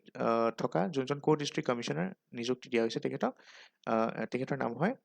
দতিভা বৰা আৰু যদি নদুৱাৰত চাওঁ তেখেতৰ নাম হয় শ্ৰী ৰাজ বৰুৱা ACS দুজন ঠিক আছে ACS বিষয়া গোটেইখিনি ইয়াত যদি চাই এছিষ্টেণ্ট কমিশ্যনাৰ কেইজন আছে আমাৰ অসম শোণিতপুৰ ডিষ্ট্ৰিক্টত 7জন আছে মই জনাত এজন ৰিচেণ্টলি ট্ৰান্সফাৰ হৈছে বুলি শুনিছোঁ চাৰ্কেল অফিচাৰ তেখেতে পালে এছিষ্টেণ্ট কমিশ্যনাৰ আছিলে তেখেতৰ নাম হয় সুপ্ৰভা ৰয় তাৰপিছত যদি চাই বাকী এছিষ্টেণ্ট কমিশ্যনাৰ বৰষা তালুকদাৰ তাৰপিছত ৰতীশ বৰা তেখেতৰ নাম তাৰপিছত দিবাংগনা মোহন নীলোৎপল চেতিয়া আইৰিছ আহমেদ আৰু Arunav Borkotoky district information officer নাম কি হয় শ্ৰী অনুপ কুমাৰ বৰুৱা ঠিক আছে and he is a senior technical director scientist okay তাৰপিছত আমাৰ এডমিনিষ্ট্ৰেটিভ অফিচাৰ নাজিৰ আছিলে তেখেত আগত তেখেতৰ নাম হ'ল শ্ৰী ৰাজীৱ গোস্বামী ইলেকশ্যন অফিচাৰ হয়তো এইবিলাক ডেটা অলপ চেঞ্জো হ'ব পাৰে মই চিয়'ৰ হয় মই যিমানখিনি কনফাৰ্ম কৰি লৈছোঁ বাৰু হ'লেও মানে ৰিচেণ্টলি কনফাৰ্ম কৰিছোঁ নৱেম্বৰত হ'লেও আপোনালোকে যদি কিবা ডাউট থাকে মনত ক্ৰছ চেক কৰি ল'ব পাৰে ঠিক আছে ইলেকশ্যন অফিচাৰ দুজন আছে ইয়াত আমাৰ যেনেকৈ আপোনাক কৈছিলোঁ যোনজন আপোনাৰ ডিষ্ট্ৰিক্ট ইলেকশ্যন অফিচাৰ হয় কোন হ'ব মই অলৰেডি আপোনাক কৈছিলোঁ তেখেত আমাৰ ডিষ্ট্ৰিক্ট কমিশ্যনাৰ হ'ব ৰাইট আৰু আমাৰ যদি চাই ডিষ্ট্ৰিক্ট লেভেলত লগতে ইলেকশ্যন অফিচাৰ থাকে দুজন এজন হ'ল আপোনাৰ ইভা দাস ACS আৰু এমাদুল্লাহ ঠাকুৰীয়া তেখেতৰ কথা মই কৈছিলোঁ আপোনাক ৰাইট ইভা দাসো আছে ঠিক আছে মনত ৰাখিব চাব ডিভিজনেল অফিচাৰ SDO সদৰ চিভিল তেখেতৰ নাম হ'ল শ্ৰীমতী হেমাশ্ৰী খনিকৰ ACS বিষয়া হয় তেখেত এছিষ্টেণ্ট কমিশ্যনাৰ তেখেত IAS প্ৰভিশ্যনাৰ হয় তেখেতৰ নাম হ'ল প্ৰতিভা মেশ্ৰাম তেখেত IAS হয় ঠিক আছে আমাৰ শোণিতপুৰৰ ছুপাৰিণ্টেণ্ডেণ্ট অফ পুলিচ SP কোন হয় শ্ৰী বৰুণ পুৰকায়স্থ নামটো মনত ৰাখিব ইম্পৰ্টেণ্ট হয় শ্ৰী বৰুণ পুৰকায়স্থ DGP অসমৰ আপোনালোকে জানে সকলোৱে শ্ৰী জ্ঞানেন্দ্ৰ প্ৰতাপ সিং IPS হয় তেখেত তাৰপিছত শোণিতপুৰৰ ডিষ্ট্ৰিক্ট প্ৰফাইলখিনি লৈছোঁ আপুনি নিজৰ ডিষ্ট্ৰিক্ট প্ৰফাইল বনাই ল'ব পাৰে এনেকৈ যেনেকৈ 1983 আমাৰ দৰং ডিষ্ট্ৰিক্টৰ পাৰ্ট আছিলে পিছত দুটা চাব ডিভিজন হৈছিলে তেজপুৰ চাব ডিভিজন আৰু মঙলদৈ চাব ডিভিজন ঠিক আছে আৰু পিছত একেখন গৈ পেলাই শোণিতপুৰ ডিষ্ট্ৰিক্ট আৰু দৰং ডিষ্ট্ৰিক্ট হ'ল ঠিক আছে পিছত আকৌ 15 আগষ্টত যদি চাই 2000 চনত গহপুৰ চাব ডিভিজন যোনটো হয় সেইটো বিশ্বনাথ চাৰিআলি চাব ডিভিজনৰ পৰা ছেপাৰেট কৰি দিয়া হৈছিলে আৰু 2015ত কি হ'ল আপোনালোকৰ Tezpur sub division was renamed as Sonitpur district আৰু বিশ্বনাথ আৰু গহপুৰ চাব ডিভিজন কি হ'ল সিহঁতে বিশ্বনাথ ডিষ্ট্ৰিক্টৰ আণ্ডাৰত আনি দিলে দুইটা মিলাই পেলাই অ'কে ডেট মিনছ 2015 এতিয়া যদি চাই গহপুৰ চাব ডিভিজন বিশ্বনাথ এইবিলাক কি হয় বিশ্বনাথ ডিষ্ট্ৰিক্টৰ আণ্ডাৰত আহে তাৰপিছত এডমিনিষ্ট্ৰেশ্যনত যদি চাওঁ তেজপুৰ এতিয়া আপোনালোকে জানে ডিলিমিনেশ্যনৰ পিছত নাম্বাৰটো সলনি হৈছে এতিয়া লোকসভা যোনটো আপোনাৰ লেজিসলেটিভ এছেম্বলি যোনটো কনষ্টিটুৱেঞ্চি হয়তো নাম্বাৰ 67 হয় আমাৰ তেজপুৰৰ আৰু যোনটো আপোনাৰ লোকসভা কনষ্টিটুৱেঞ্চি হয় তাৰ কিমান হয় 73 হয় অ'কে এতিয়া আমি তাক শোণিতপুৰ বুলি কওঁ, আগতে আমি তেজপুৰ লোকসভা সমষ্টি বুলি কৈছিলোঁ, এতিয়া শোণিতপুৰ লোকসভা সমষ্টি কওঁ। অ'কে, চ' নাম্বাৰটো চেঞ্জ হ'ল 73 আৰু লেজিসলেটিভ এছেম্বলি কনষ্টিটুৱেঞ্চি কিমান হ'ল এইটো চেঞ্জ হৈছে। এইবিলাক গোটেই ডেটা মোৰ আপডেটেড হয়, ডিলিমিটেশ্যনৰ পিছৰ ডেটাবিলাক হয়। ডিলিমিটেশ্যন যোনটো হৈ গ'ল এই জানুৱাৰী 1ৰ পৰা ষ্টাৰ্ট হৈছিলে 2024 আফটাৰ পষ্ট ডিলিমিটেশ্যন ডেটা হয় এইবিলাক, ঠিক আছে। চ' নাম্বাৰবিলাক চেঞ্জ হৈছে, মনত ৰাখিব। তাৰপিছত আপোনালোকৰ চেঞ্জ হ'ব, নিজৰ ডিষ্ট্ৰিক্ট চাই ল'ব পাৰে। চাব ডিভিজন এটাই তেজপুৰ হয়, এতিয়া জানে আপোনালোকৰ চাব ডিভিজনছ তেনেকুৱা নাই, উঠাই দিছে আপোনালোকৰ। এতিয়া কি হয় আপোনালোকৰ ডিষ্ট্ৰিক্টছ আছে, ৰাইট। ৰেভিনিউ চাৰ্কলছ বা তহচিল কেইটা আছে, 5টা আছে, তেজপুৰ, ঢেকীয়াজুলি, ঠেলামৰা, চাৰিদুৱাৰ আৰু নদুৱাৰ। ডেভেলপমেণ্ট ব্লক কেইটা আছে, ব্লক ডেভেলপমেণ্ট অফিচাৰ থাকে যে BDO, চ' ব্লক ডেভেলপমেণ্ট অফিচ কেইটা আছে, ব্লক 7টা আছে, চ' 7টা ডেভেলপমেণ্ট অফিচো থাকিব, ব্লক অফিচ। মৌজা কেইটা আছে, 16টা, কেডেষ্ট্ৰিয়েল ভিলেজ কেইখন আছে, 818খন। কমিউনিটি ডেভেলপমেণ্ট ব্লক কেইটা আছে, 7টা আছে। ক'ত ক'ত আছে, বৰচলা, ঢেকীয়াজুলি, বিহগুৰি, গাভৰু, বালিপাৰা, ৰঙাপাৰা আৰু নদুৱাৰ। পুলিচ ষ্টেচন কেইটা আছে, 7টা আছে, ঢেকীয়াজুলি, মিছামাৰী, তেজপুৰ, ঢেকীয়াজুলি, মিছামাৰী, ঠেলামৰা, চাৰিদুৱাৰ, জামুগুৰি আৰু চতিয়া, ঠিক আছে। তাৰপিছত যদি জিলা পৰিষদৰ কথা কওঁ, পষ্ট ডিলিমিটেশ্যন কেইটা জিলা পৰিষদ আছে, 19টা আছে। কিছুমান মই ডেটা আমাৰ অসমৰ যোনটো কেবিনেট ডিচিশ্যন হয় তাৰ পৰা আনিছোঁ। আঞ্চলিক পঞ্চায়ত কেইটা আছে, এতিয়া 7টা আছে। গ্ৰাম পঞ্চায়ত কেইটা আছে, 82টা।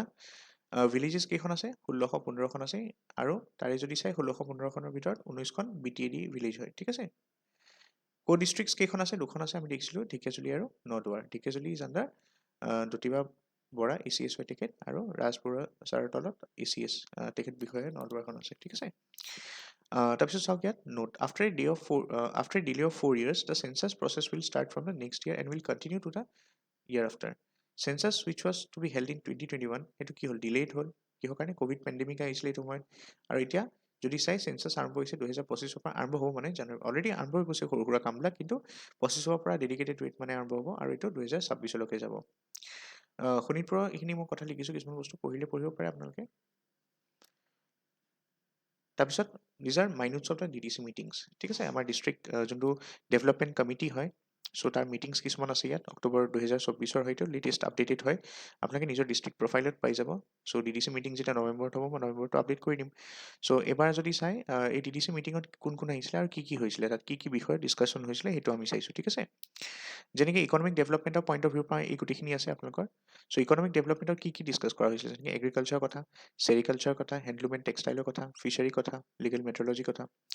এগ্ৰিকালচাৰৰ বিষয়ত যদি চাই paddy procurement, PM Kisan scheme,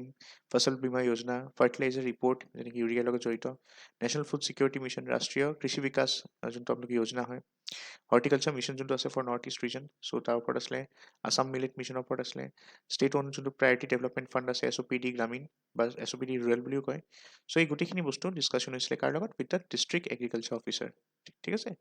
তাৰপিছত যদি চাই চেৰিকালচাৰৰ ওপৰত আপোনালোকৰ বেলেগ কিবা কিবি চলি আছে, তাত আপুনি যদি চাই এবাৰ এছিষ্টেণ্ট ডাইৰেক্টৰ চেৰিকালচাৰ আহিছিলে,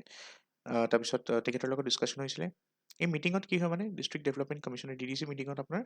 DC লগতে যিমান আপোনাৰ অন্যান্য বেলেগ বিভাগ বা ডিপাৰ্টমেণ্টৰ হেডবিলাক থাকে ডিষ্ট্ৰিক্ট লেভেলৰ, সকলো একেলগত বহি পেলাই ডিছকাছ কৰে গোটেই সিহঁতৰ প্ৰগ্ৰেছখিনি, ঠিক আছে। তেনেকৈ হেণ্ডলুম এণ্ড টেক্সটাইলৰ যদি চাই, এছিষ্টেণ্ট ডাইৰেক্টৰ হেণ্ডলুম আহিছিলে, হেণ্ডলুম এণ্ড টেক্সটাইল। তাৰপিছত ফিচাৰী ছেক্টৰৰ পৰা যোনজন ডিষ্ট্ৰিক্ট ফিচাৰী ডেভেলপমেণ্ট অফিচাৰ হয় তেখেত আহিছিলে। তেনেকৈ ৰিফৰ্মছৰ ক্ষেত্ৰত যদি চাওঁ, গভাৰ্নেন্স ফেচিলিটেশ্যন এণ্ড ৰেগুলেশ্যনছত এক্সাইজৰ পইণ্ট অফ ভিউৰ পৰা যদি চাওঁ, চুপাৰিনটেণ্ডেণ্ট অফ এক্সাইজ তেখেত হেড হয় ডিষ্ট্ৰিক্টৰ, চ' তেখেত আহিছিলে মিটিঙত। তাৰপিছত তেনেকৈ ইনফ্ৰাষ্ট্ৰাকচাৰ পইণ্ট অফ ভিউৰ পৰা গোটেইখিনি আহিছিলে, যেনেকৈ পাব্লিক হেল্থ ইঞ্জিনিয়াৰিঙৰ PHE তেখেতৰ তাৰ এক্সিকিউটিভ ইঞ্জিনিয়াৰ যোনজন হয় তেখেত আহিছিলে। তাৰপিছত department of housing and urban affairs, তাত কনষ্ট্ৰাকশ্যনত চক বজাৰ যোনটো আমাৰ তেজপুৰত আছে, জুই লাগিছে আপোনালোকে জানে বহুতে, তেজপুৰৰ মানুহখিনি। চ' এই চক বজাৰখন আকৌ কনষ্ট্ৰাক্ট কৰি আছে তাত, ৰাইট, আৰু ডিচেম্বৰ 2025লৈকে কমপ্লিট হৈ যাব বুলি কৈছে। অ'কে, কোনে কৈছে, বাইদা সেই মিটিঙত কৈছিলে, মানে বাইদা executive engineer, that is department of housing and urban এফেয়াৰ্ছৰ। ছইল কনজাৰ্ভেশ্যনৰ কাৰণে ডিছকাশ্যনত কোন আহিছিলে, divisional officer soil. Infrastructure point of ভিউৰ পৰা যদি আমি ট্ৰান্সপৰ্ট ডিপাৰ্টমেণ্ট চাওঁ, চ' DTO আহিছিলে, MVI ডিভিজনেল ছুপাৰিনটেণ্ডেণ্ট ESTC তেখেতসকল আহিছিলে। পাৱাৰৰ লগত ৰিলেটেড যদি চাই, আপোনাৰ AGM APDCL আহিছিলে। PWD বিল্ডিংছৰ কথা ডিছকাছ কৰিবলৈ এক্সিকিউটিভ ইঞ্জিনিয়াৰ আহিছিলে PWD বিল্ডিংছৰ। ৱাটাৰ ৰিচোৰ্চৰ মানে ডিছকাশ্যনৰ কাৰণে নাবাৰ্ড, SDRF, SOPD যোনবিলাক চলি আছে সিহঁতৰ বেলেগ মানে সেয়া প্ৰজেক্টছবিলাক এই পাৰ্টিকুলাৰ ফাণ্ডবিলাক কেনেকৈ ইউটিলাইজ কৰিছে। নাবাৰ্ডৰ ফাণ্ড থাকে, ষ্টেট ডিজাষ্টাৰ ৰেছপন্স ফাণ্ড থাকে, আপোনালোকৰ ৰিলিফ ফাণ্ড থাকে, তাৰপিছত state on priority development fund already মই কৈছোঁৱেই, ৰাইট, গ্ৰামীণ। এই গোটেই ফাণ্ডখিনিৰ কথা ডিছকাছ কৰিছিলোঁ ৱাটাৰ ৰিচোৰ্চৰ লগত জড়িত হয়। ৱাটাৰ ৰিচোৰ্চ ডিপাৰ্টমেণ্টৰ WRD ডিপাৰ্টমেণ্টৰ যোনজন এক্সিকিউটিভ ইঞ্জিনিয়াৰ হয় তেখেত। ইনফ্ৰাষ্ট্ৰাকচাৰ যদি চাই district industries and commerce centre DICC GM আহিছিলে, আৰু ইনফ্ৰাষ্ট্ৰাকচাৰ PWD ইলেক্ট্ৰিকেলছৰ যোনজন এছিষ্টেণ্ট এক্সিকিউটিভ ইঞ্জিনিয়াৰ হয় PWD ইলেক্ট্ৰিকেলছৰ তেখেত আহিছিলে। অ'কে, তেনেকৈ আপুনি যদি চাই ছ'চিয়েল ছেক্টৰত উইমেন এণ্ড চাইল্ড ডেভেলপমেণ্টৰ এই যেনেকৈ বেলেগ বেলেগ স্কিম চলি আছে শোণিতপুৰত, যেনেকৈ মিছন পোষণ 2.0, সক্ষম anganwadi, Pradhan Mantri Matru Vandana Yojana, one stop centre, construction of model anganwadi centres, এইবিলাক গোটেইখিনি চলি আছে হয়নে ছ'চিয়েল ছেক্টৰত, মানে উইমেন এণ্ড চাইল্ড ডেভেলপমেণ্টৰ ডিপাৰ্টমেণ্টৰ আণ্ডাৰ। চ' তাৰ যোনজন হেড হয় ডিষ্ট্ৰিক্ট ছ'চিয়েল ৱেলফেয়াৰ অফিচাৰ বুলি কয় DSW, তেখেত আহিছিলে মিটিঙত। লেবাৰ যদি চাই লেবাৰ ছাইডৰ পৰা আপোনালোকৰ এছিষ্টেণ্ট লেবাৰ কমিশ্যনাৰ আহিছিলে। তেনেকৈ ফুড এণ্ড চিভিল ছাপ্লাইজৰ ক্ষেত্ৰত যদি চাই আপোনালোকৰ তেখেত আহিছিলে ডেপুটি ডাইৰেক্টৰ গ্ৰীণ ডেকা, তেখেতৰ নাম মষ্ট প্ৰবেবলি, ঠিক আছে। তাৰপিছত কালচাৰেল এফেয়াৰ্ছত যদি চাই কালচাৰেল ডেভেলপমেণ্ট অফিচাৰ আহিছিলে শোণিতপুৰৰ। স্পৰ্টছত যদি চাই DSO আহিছিলে, ডিষ্ট্ৰিক্ট স্পৰ্টছ অফিচাৰ, আৰু ইনস্পেক্টৰ অফ স্কুলছ আহিছিলে। ফৰেষ্টৰ পৰা আহিছিলে ডিষ্ট্ৰিক্ট ফৰেষ্ট অফিচাৰ DFO, ঠিক আছে সেইখিনি। তাৰপিছত এতিয়া যদি চাই শোণিতপুৰ ডিষ্ট্ৰিক্টৰ লোকসভা কনষ্টিটুৱেঞ্চিৰ কথা আমি অলৰেডি চাইছোৱেই। আৰ্লি আমি তেজপুৰ লোকসভা সমষ্টি বুলি কৈছিলোঁ। চ' এতিয়া যদি চাই টোটেল যদি চাই শোণিতপুৰৰ LACছখিনিৰ কথা আমি চাওঁ, লিজিছলেটিভ এছেম্বলি কনষ্টিটুৱেঞ্চি। যেনেকৈ আমি চাওঁ অসমত যদি চাই টোটেল যদি চাই 126টা LACছ আছে, ৰাইট। তাৰ ভিতৰত আপুনি যদি চাই যোনটো আপোনালোকৰ এতিয়া শোণিতপুৰ LAC হয়, এতিয়া শোণিতপুৰ লোকসভা কনষ্টিটুৱেঞ্চি হয়, তাৰ ভিতৰত আপোনাৰ বিধানসভা সমষ্টি কেইটা আছে মানে চাওক, এতিয়া চাওক লোকসভা সমষ্টি যদি চাই আপোনাৰ 14টা আছে, ৰাইট। এই 14টা সমষ্টিৰ ভিতৰত কি হয় আপোনাৰ বেলেগ বেলেগ বিধানসভা সমষ্টিবিলাক সোমাই থাকে, লিজিছলেটিভ এছেম্বলি ছিটছবিলাক সোমাই থাকে। যেনেকৈ আপোনাৰ যদি চাই যোনটো আমাৰ শোণিতপুৰ লোকসভা সমষ্টি হয়, তাৰ ভিতৰত আপোনাৰ 9টা বিধানসভা সমষ্টি সোমাই আছে, ঠিক আছে। যেনেকৈ আপোনাৰ ঢেকীয়াজুলি সোমাই আছে এতিয়া, আৰু এইখিনি নতুন হয় মনত ৰাখিব। এতিয়া আমাৰ যোনটো বিধানসভা সমষ্টি হয় নাম্বাৰ কিমান হয় 73, অ'কে, তেজপুৰ বিধানসভা সমষ্টি, আৰু শোণিতপুৰ লোকসভা সমষ্টি বুলি কওঁ আমি। চ' 71 নম্বৰত ঢেকীয়াজুলি আছে, 72ত বৰচলা, 73ত আছে তেজপুৰ, 74ত ৰাঙাপাৰা, 75ত চতিয়া, 76ত বিশ্বনাথ, 77ত বিহালী, 78ত গহপুৰ, আৰু 79ত বিহপুৰীয়া। আৰু যদি আমি কনচাৰ্ণ MLA কথা চাওঁ, আৰু যদি আমি মানে সেয়া কথা কওঁ MP কথা কওঁ, তেজপুৰ যোনটো আপোনালোকৰ এতিয়া লোকসভা সমষ্টি হয় তাৰ MPৰ নাম কি হয়, তেখেতৰ নাম শ্ৰী ৰঞ্জিত দত্ত, ঠিক আছে। শ্ৰী ৰঞ্জিত দত্ত BJPৰ হয়, ৰঞ্জিত দত্ত, মই তলত দিছোঁ এই নামটো, ৰাইট। শোণিতপুৰ লোকসভা সমষ্টি কাৰেণ্ট আমাৰ লোকসভা সাংসদ কোন হয়, শ্ৰী ৰঞ্জিত দত্ত। চ' টোটেল যদি চাই 9টা তেনেকুৱা বিধানসভা সমষ্টি আছে এই লোকসভা সমষ্টিটোৰ আণ্ডাৰত। চ' তেনেকৈ আমি চালোঁ গোটেইখিনি। ধৰক এতিয়া ইয়াৰ নামবিলাকো চাই ল'ব পাৰে, যেনেকৈ সেই পাৰ্টিকুলাৰ যোনটো আপোনাৰ বিধানসভা সমষ্টি হয় তাৰ যোনজন আপোনাৰ মানে MLA হয় তেখেতৰ কথাও চাই ল'ব পাৰে। যেনেকৈ ঢেকীয়াজুলি হয় অশোক সিংঘাল, বৰচলাৰ হয় গণেশ কুমাৰ লিম্বু, তেজপুৰ আমাৰ পৃথিৱীৰাজ ৰাভা, তাৰপিছত ৰাঙাপাৰা কৃষ্ণ তান্তি, তাৰপিছত চুতীয়া আছে পদ্ম হাজৰিকা, বিশ্বনাথত আছে প্ৰমোদ বৰঠাকুৰ, বিহালীত আছে ৰঞ্জিত দত্ত, তাৰপিছত গহপুৰত আছে উৎপল বৰা, আৰু বিহপুৰীত আছে অমিয় কুমাৰ ভূঞা, ঠিক আছে। এতিয়া আপোনালোকে দেখিছে চাগে এইখিনি নামবিলাক ইম্পৰ্টেণ্ট হয়। ডিলিমিটেশ্যনৰ কথা আমি অলৰেডি ডিছকাছ কৰিছোঁ, এইখিনি বস্তু আকৌ নকৰোঁ, ঠিক আছে, এক্সট্ৰা দি দিছোঁ। ডিষ্ট্ৰিক্ট ডিলিমিটেশ্যন কমিশ্যন থাকে আপোনালোকৰ, যেনেকৈ আপোনালোকৰ চাইছিলে আপোনালোকে যেনেকৈ চাওক ডিলিমিটেশ্যন কমিশ্যন আপোনালোকৰ যেনেকৈ ফৰ এক্সাম্পল মই কৈছিলোঁ আপোনালোকক যে ধৰক যেনেকৈ ষ্টেট লিজিছলেটিভ এছেম্বলি যোনবিলাক হয় বা আপোনালোকৰ লোকসভা কনষ্টিটুৱেঞ্চি হয়, সেইবিলাকৰ কাৰণে কি হয় ডিলিমিটেশ্যন কমিশ্যন থাকে। So' what about the panchayat and municipalities, panchayat আৰু মিউনিচিপালিটিৰো যোনবিলাক আপোনালোকৰ ডিলিমিটেশ্যন হয় ন। চ' ডিলিমিটেশ্যন কৰিবলৈ কাৰণে আপোনালোকৰ কি হয় ছেকশ্যন 3 আছে আণ্ডাৰ এখন এক্টে আছে, আইনখনৰ নামত ৰাখিব পাৰে আছাম পঞ্চায়ত এক্ট 1994, ঠিক আছে। চ' এই প্ৰথমতে এই ডিলিমিটেশ্যন কমিশ্যনখনত কোন কোন আছে ডিষ্ট্ৰিক্ট লেভেলত আমি চাই লওঁ। চ' আপুনি যদি চাই ডিষ্ট্ৰিক্ট কমিশ্যনাৰ থাকিব, তেখেত চেয়াৰমেন হ'ব। চিফ আপোনালোকৰ যোনজন চিফ এক্সিকিউটিভ অফিচাৰ হ'ব জিলা পৰিষদৰ, ঠিক আছে, ZPC Zila Parishad committee. So' he or she will be the member secretary. আৰু ইলেকশ্যন অফিচাৰ যোনখন সেই ডিষ্ট্ৰিক্টৰ হয়, ইলেকশ্যন অফিচাৰ এতিয়া কিছুমান ডিষ্ট্ৰিক্টৰ 2জন থাকিব পাৰে, 3জনো থাকিব পাৰে, চ' ডিপেণ্ডছ কাক দিয়ে। চ' তেখেত মেম্বাৰ হিচাপে থাকিব, ঠিক আছে। চ' 3 মেম্বাৰ কমিটি হয় মনত ৰাখিব, যোনে ডিলিমিটেশ্যনৰ কামবিলাক কৰে। এতিয়া LAC লেভেল টাস্ক ফ'ৰ্চ এটাও থাকে, মানে LAC লেভেলত টাস্ক ফ'ৰ্চ বনোৱা হয় তাত কি হ'ব এজন টিম লিডাৰ থাকিব হেডেড বাই চাৰ্কেল অফিচাৰ ঠিক আছে তাৰ আৰু চাৰ্কেল অফিচাৰ তলত 3জন আৰু বেলেগ মেম্বাৰ থাকিব এই মেম্বাৰ কোন কোন হ'ব পাৰে এজন BDO হ'ব এজন এডমিনিষ্ট্ৰেটিভ এছিষ্টেণ্ট হ'ব ঠিক আছে আৰু এজন ধৰক আপোনাৰ one official to be nominated by the team member who is a good knowledge of gaon panchayat and block boundaries যোনে ব্লক বাউণ্ডেৰী এটচেট্ৰা এইবিলাক আঁকিব জানে ভালকে এই তেনেকুৱা এজন মানুহক নমিনেট কৰা হ'ব বাই দ্য BDO মানে sorry by the circle officer team লিডাৰে নমিনেট কৰিব চ' কোন কোন থাকিব আপোনাৰ LAC লেভেল টাস্ক ফ'ৰ্চত মানে ডিলিমিটেশ্যনৰ ভিতৰত যদি চাই এইটোতো ডিষ্ট্ৰিক্ট লেভেলৰ হ'ল ন গতিকে কেইজন সিহঁতেতো গৈ পেলাই ডিলিমিটেশ্যন নকৰে ৰাইট চ' সিহঁতে কি কৰে এই বৰ্ডখনে আপোনালোকৰ এই ডিষ্ট্ৰিক্ট ডিলিমিটেশ্যন কমিশ্যনখনে LAC লেভেলত টাস্ক ফ'ৰ্চ বনাই যোনে ডিলিমিটেশ্যনৰ কামবিলাক কৰে তাৰ হেড কোন হয় চাৰ্কেল অফিচাৰ হয় তেখেতৰ তলত আৰু 3জন থাকে BDO থাকিব পাৰে এছিষ্টেণ্ট এজন এডমিনিষ্ট্ৰেটিভ এছিষ্টেণ্ট থাকিব আৰু এজন কোন থাকিব আপোনাৰ এজন মানুহ থাকিব এনেকুৱা এজন ব্যক্তি থাকিব যোন গাঁও পঞ্চায়ত বা ব্লক বাউণ্ডেৰীৰ ওপৰত ভাল নলেজ থাকে আৰু এজন মানুহ নমিনেট কৰিব কোনে এই টিম লিডাৰ চাৰ্কেল অফিচাৰজনে অ'কে এতিয়া যদি চাই আমাৰ ৰিচেণ্টলি ডিষ্ট্ৰিক্ট ডিলিমিটেশ্যন কমিশ্যনে কি কৰিছিলে প্ৰপ'জ কৰিছিলে ডিলিমিটেশ্যন অফ দ্য গাঁও পঞ্চায়ত আঞ্চলিক পঞ্চায়ত এণ্ড জিলা পৰিষদ ঠিক আছে আৰু reorganisation of the development blocks so' exception এটা কথা মনত ৰাখিব ডিলিমিটেশ্যনবিলাক 6 শিডিউল এৰিয়াত কেৰি আউট কৰা নহয় ঠিক আছে যিবিলাক 6 শিডিউল এৰিয়া আছে সেইবিলাকক ডিলিমিটেশ্যনৰ পৰা বাহিৰত ৰখা হয় চ' আমাৰ ডিলিমিটেশ্যন যেতিয়া হৈ গ'ল আমাৰ আঞ্চলিক পঞ্চায়ত গ্ৰাম পঞ্চায়ত আঞ্চলিক পঞ্চায়ত আৰু ধৰক আপোনাৰ জিলা পৰিষদত ব্লক লেভেলত যদি চাই তাৰপিছত আমাৰ নাম্বাৰ্ছ কিছুমান ওলাই আহিছে যেনেকৈ আমাৰ অসমত যদি চাই এতিয়া গাঁও পঞ্চায়ত কিমান আছিলে আগতে যদি চাই 2197 আছিলে আৰু এতিয়া কমি গ'ল হয়নে 2193 আছে আঞ্চলিক পঞ্চায়ত বা ডেভেলপমেণ্ট ব্লক কেইটা আছে আমাৰ অসমত 219টা আছে প্ৰেজেণ্ট ঠিক আছে মানে ডিলিমিটেশ্যনৰ পিছত এই 219টাৰ ভিতৰত 181টা জেনেৰেল এৰিয়াৰ হ'ব আৰু 38টা আপোনালোকৰ 6 শিডিউল এৰিয়াত আহে ঠিক আছে তাৰপিছত যদি চাই জিলা পৰিষদ ZPC কেইটা আছে আপোনালোকৰ 397টা আছে ঠিক আছে আৰ্লিয়াৰ কেইটা আছিলে 420টা আছিলে তাৰপিছত আপোনালোকৰ এই ডেট কেইটা মই দি দিছোঁ আৰু বুজিবলৈ কাৰণে পাব্লিকেশ্যন অফ ড্ৰাফ্ট যোনখন ড্ৰাফ্ট ডিলিমিটেশ্যন ওলাইছিলে নটিফিকেশ্যন 6 ছেপ্টেম্বৰত ওলাইছিলে তাৰপিছত পাব্লিক হিয়াৰিংছৰ কাৰণে মানে পাব্লিক ফৰামত ৰখা হৈছিলে 7 to 16 ছেপ্টেম্বৰ আৰু ফাইনেলাইজেশ্যন কৰা হৈছিলে আপোনাৰ এই ডিলিমিটেশ্যন যোনখন আপোনাৰ কৰিলে ডিষ্ট্ৰিক্ট লেভেলত ডিলিমিটেশ্যন কমিটিবিলাকে বেলেগ বেলেগ ডিষ্ট্ৰিক্ট লেভেলত আৰু বেলেগ বেলেগ ডিলিমিটেশ্যন কমিটি থাকে সেই সিহঁতে মানে কমিশ্যনছবিলাকে বেলেগ বেলেগ কমিটি বনাই এনেকুৱা যোনবিলাক আমি চাইছিলোঁ এই LAC লেভেল টাস্ক ফ'ৰ্চ বনাই সিহঁতে কেৰি আউট কৰিলে আৰু গম পালে যে ইমানখিনি গাঁও পঞ্চায়ত আঞ্চলিক পঞ্চায়ত আৰু জিলা পৰিষদ আছে থ্ৰুআউট আছাম ঠিক আছে চ' ডেট ৱাজ ইট অকণ দীঘলীয়া হ'ল ভিডিঅ'টো মই গম পাইছোঁ but it's worth your time I am sure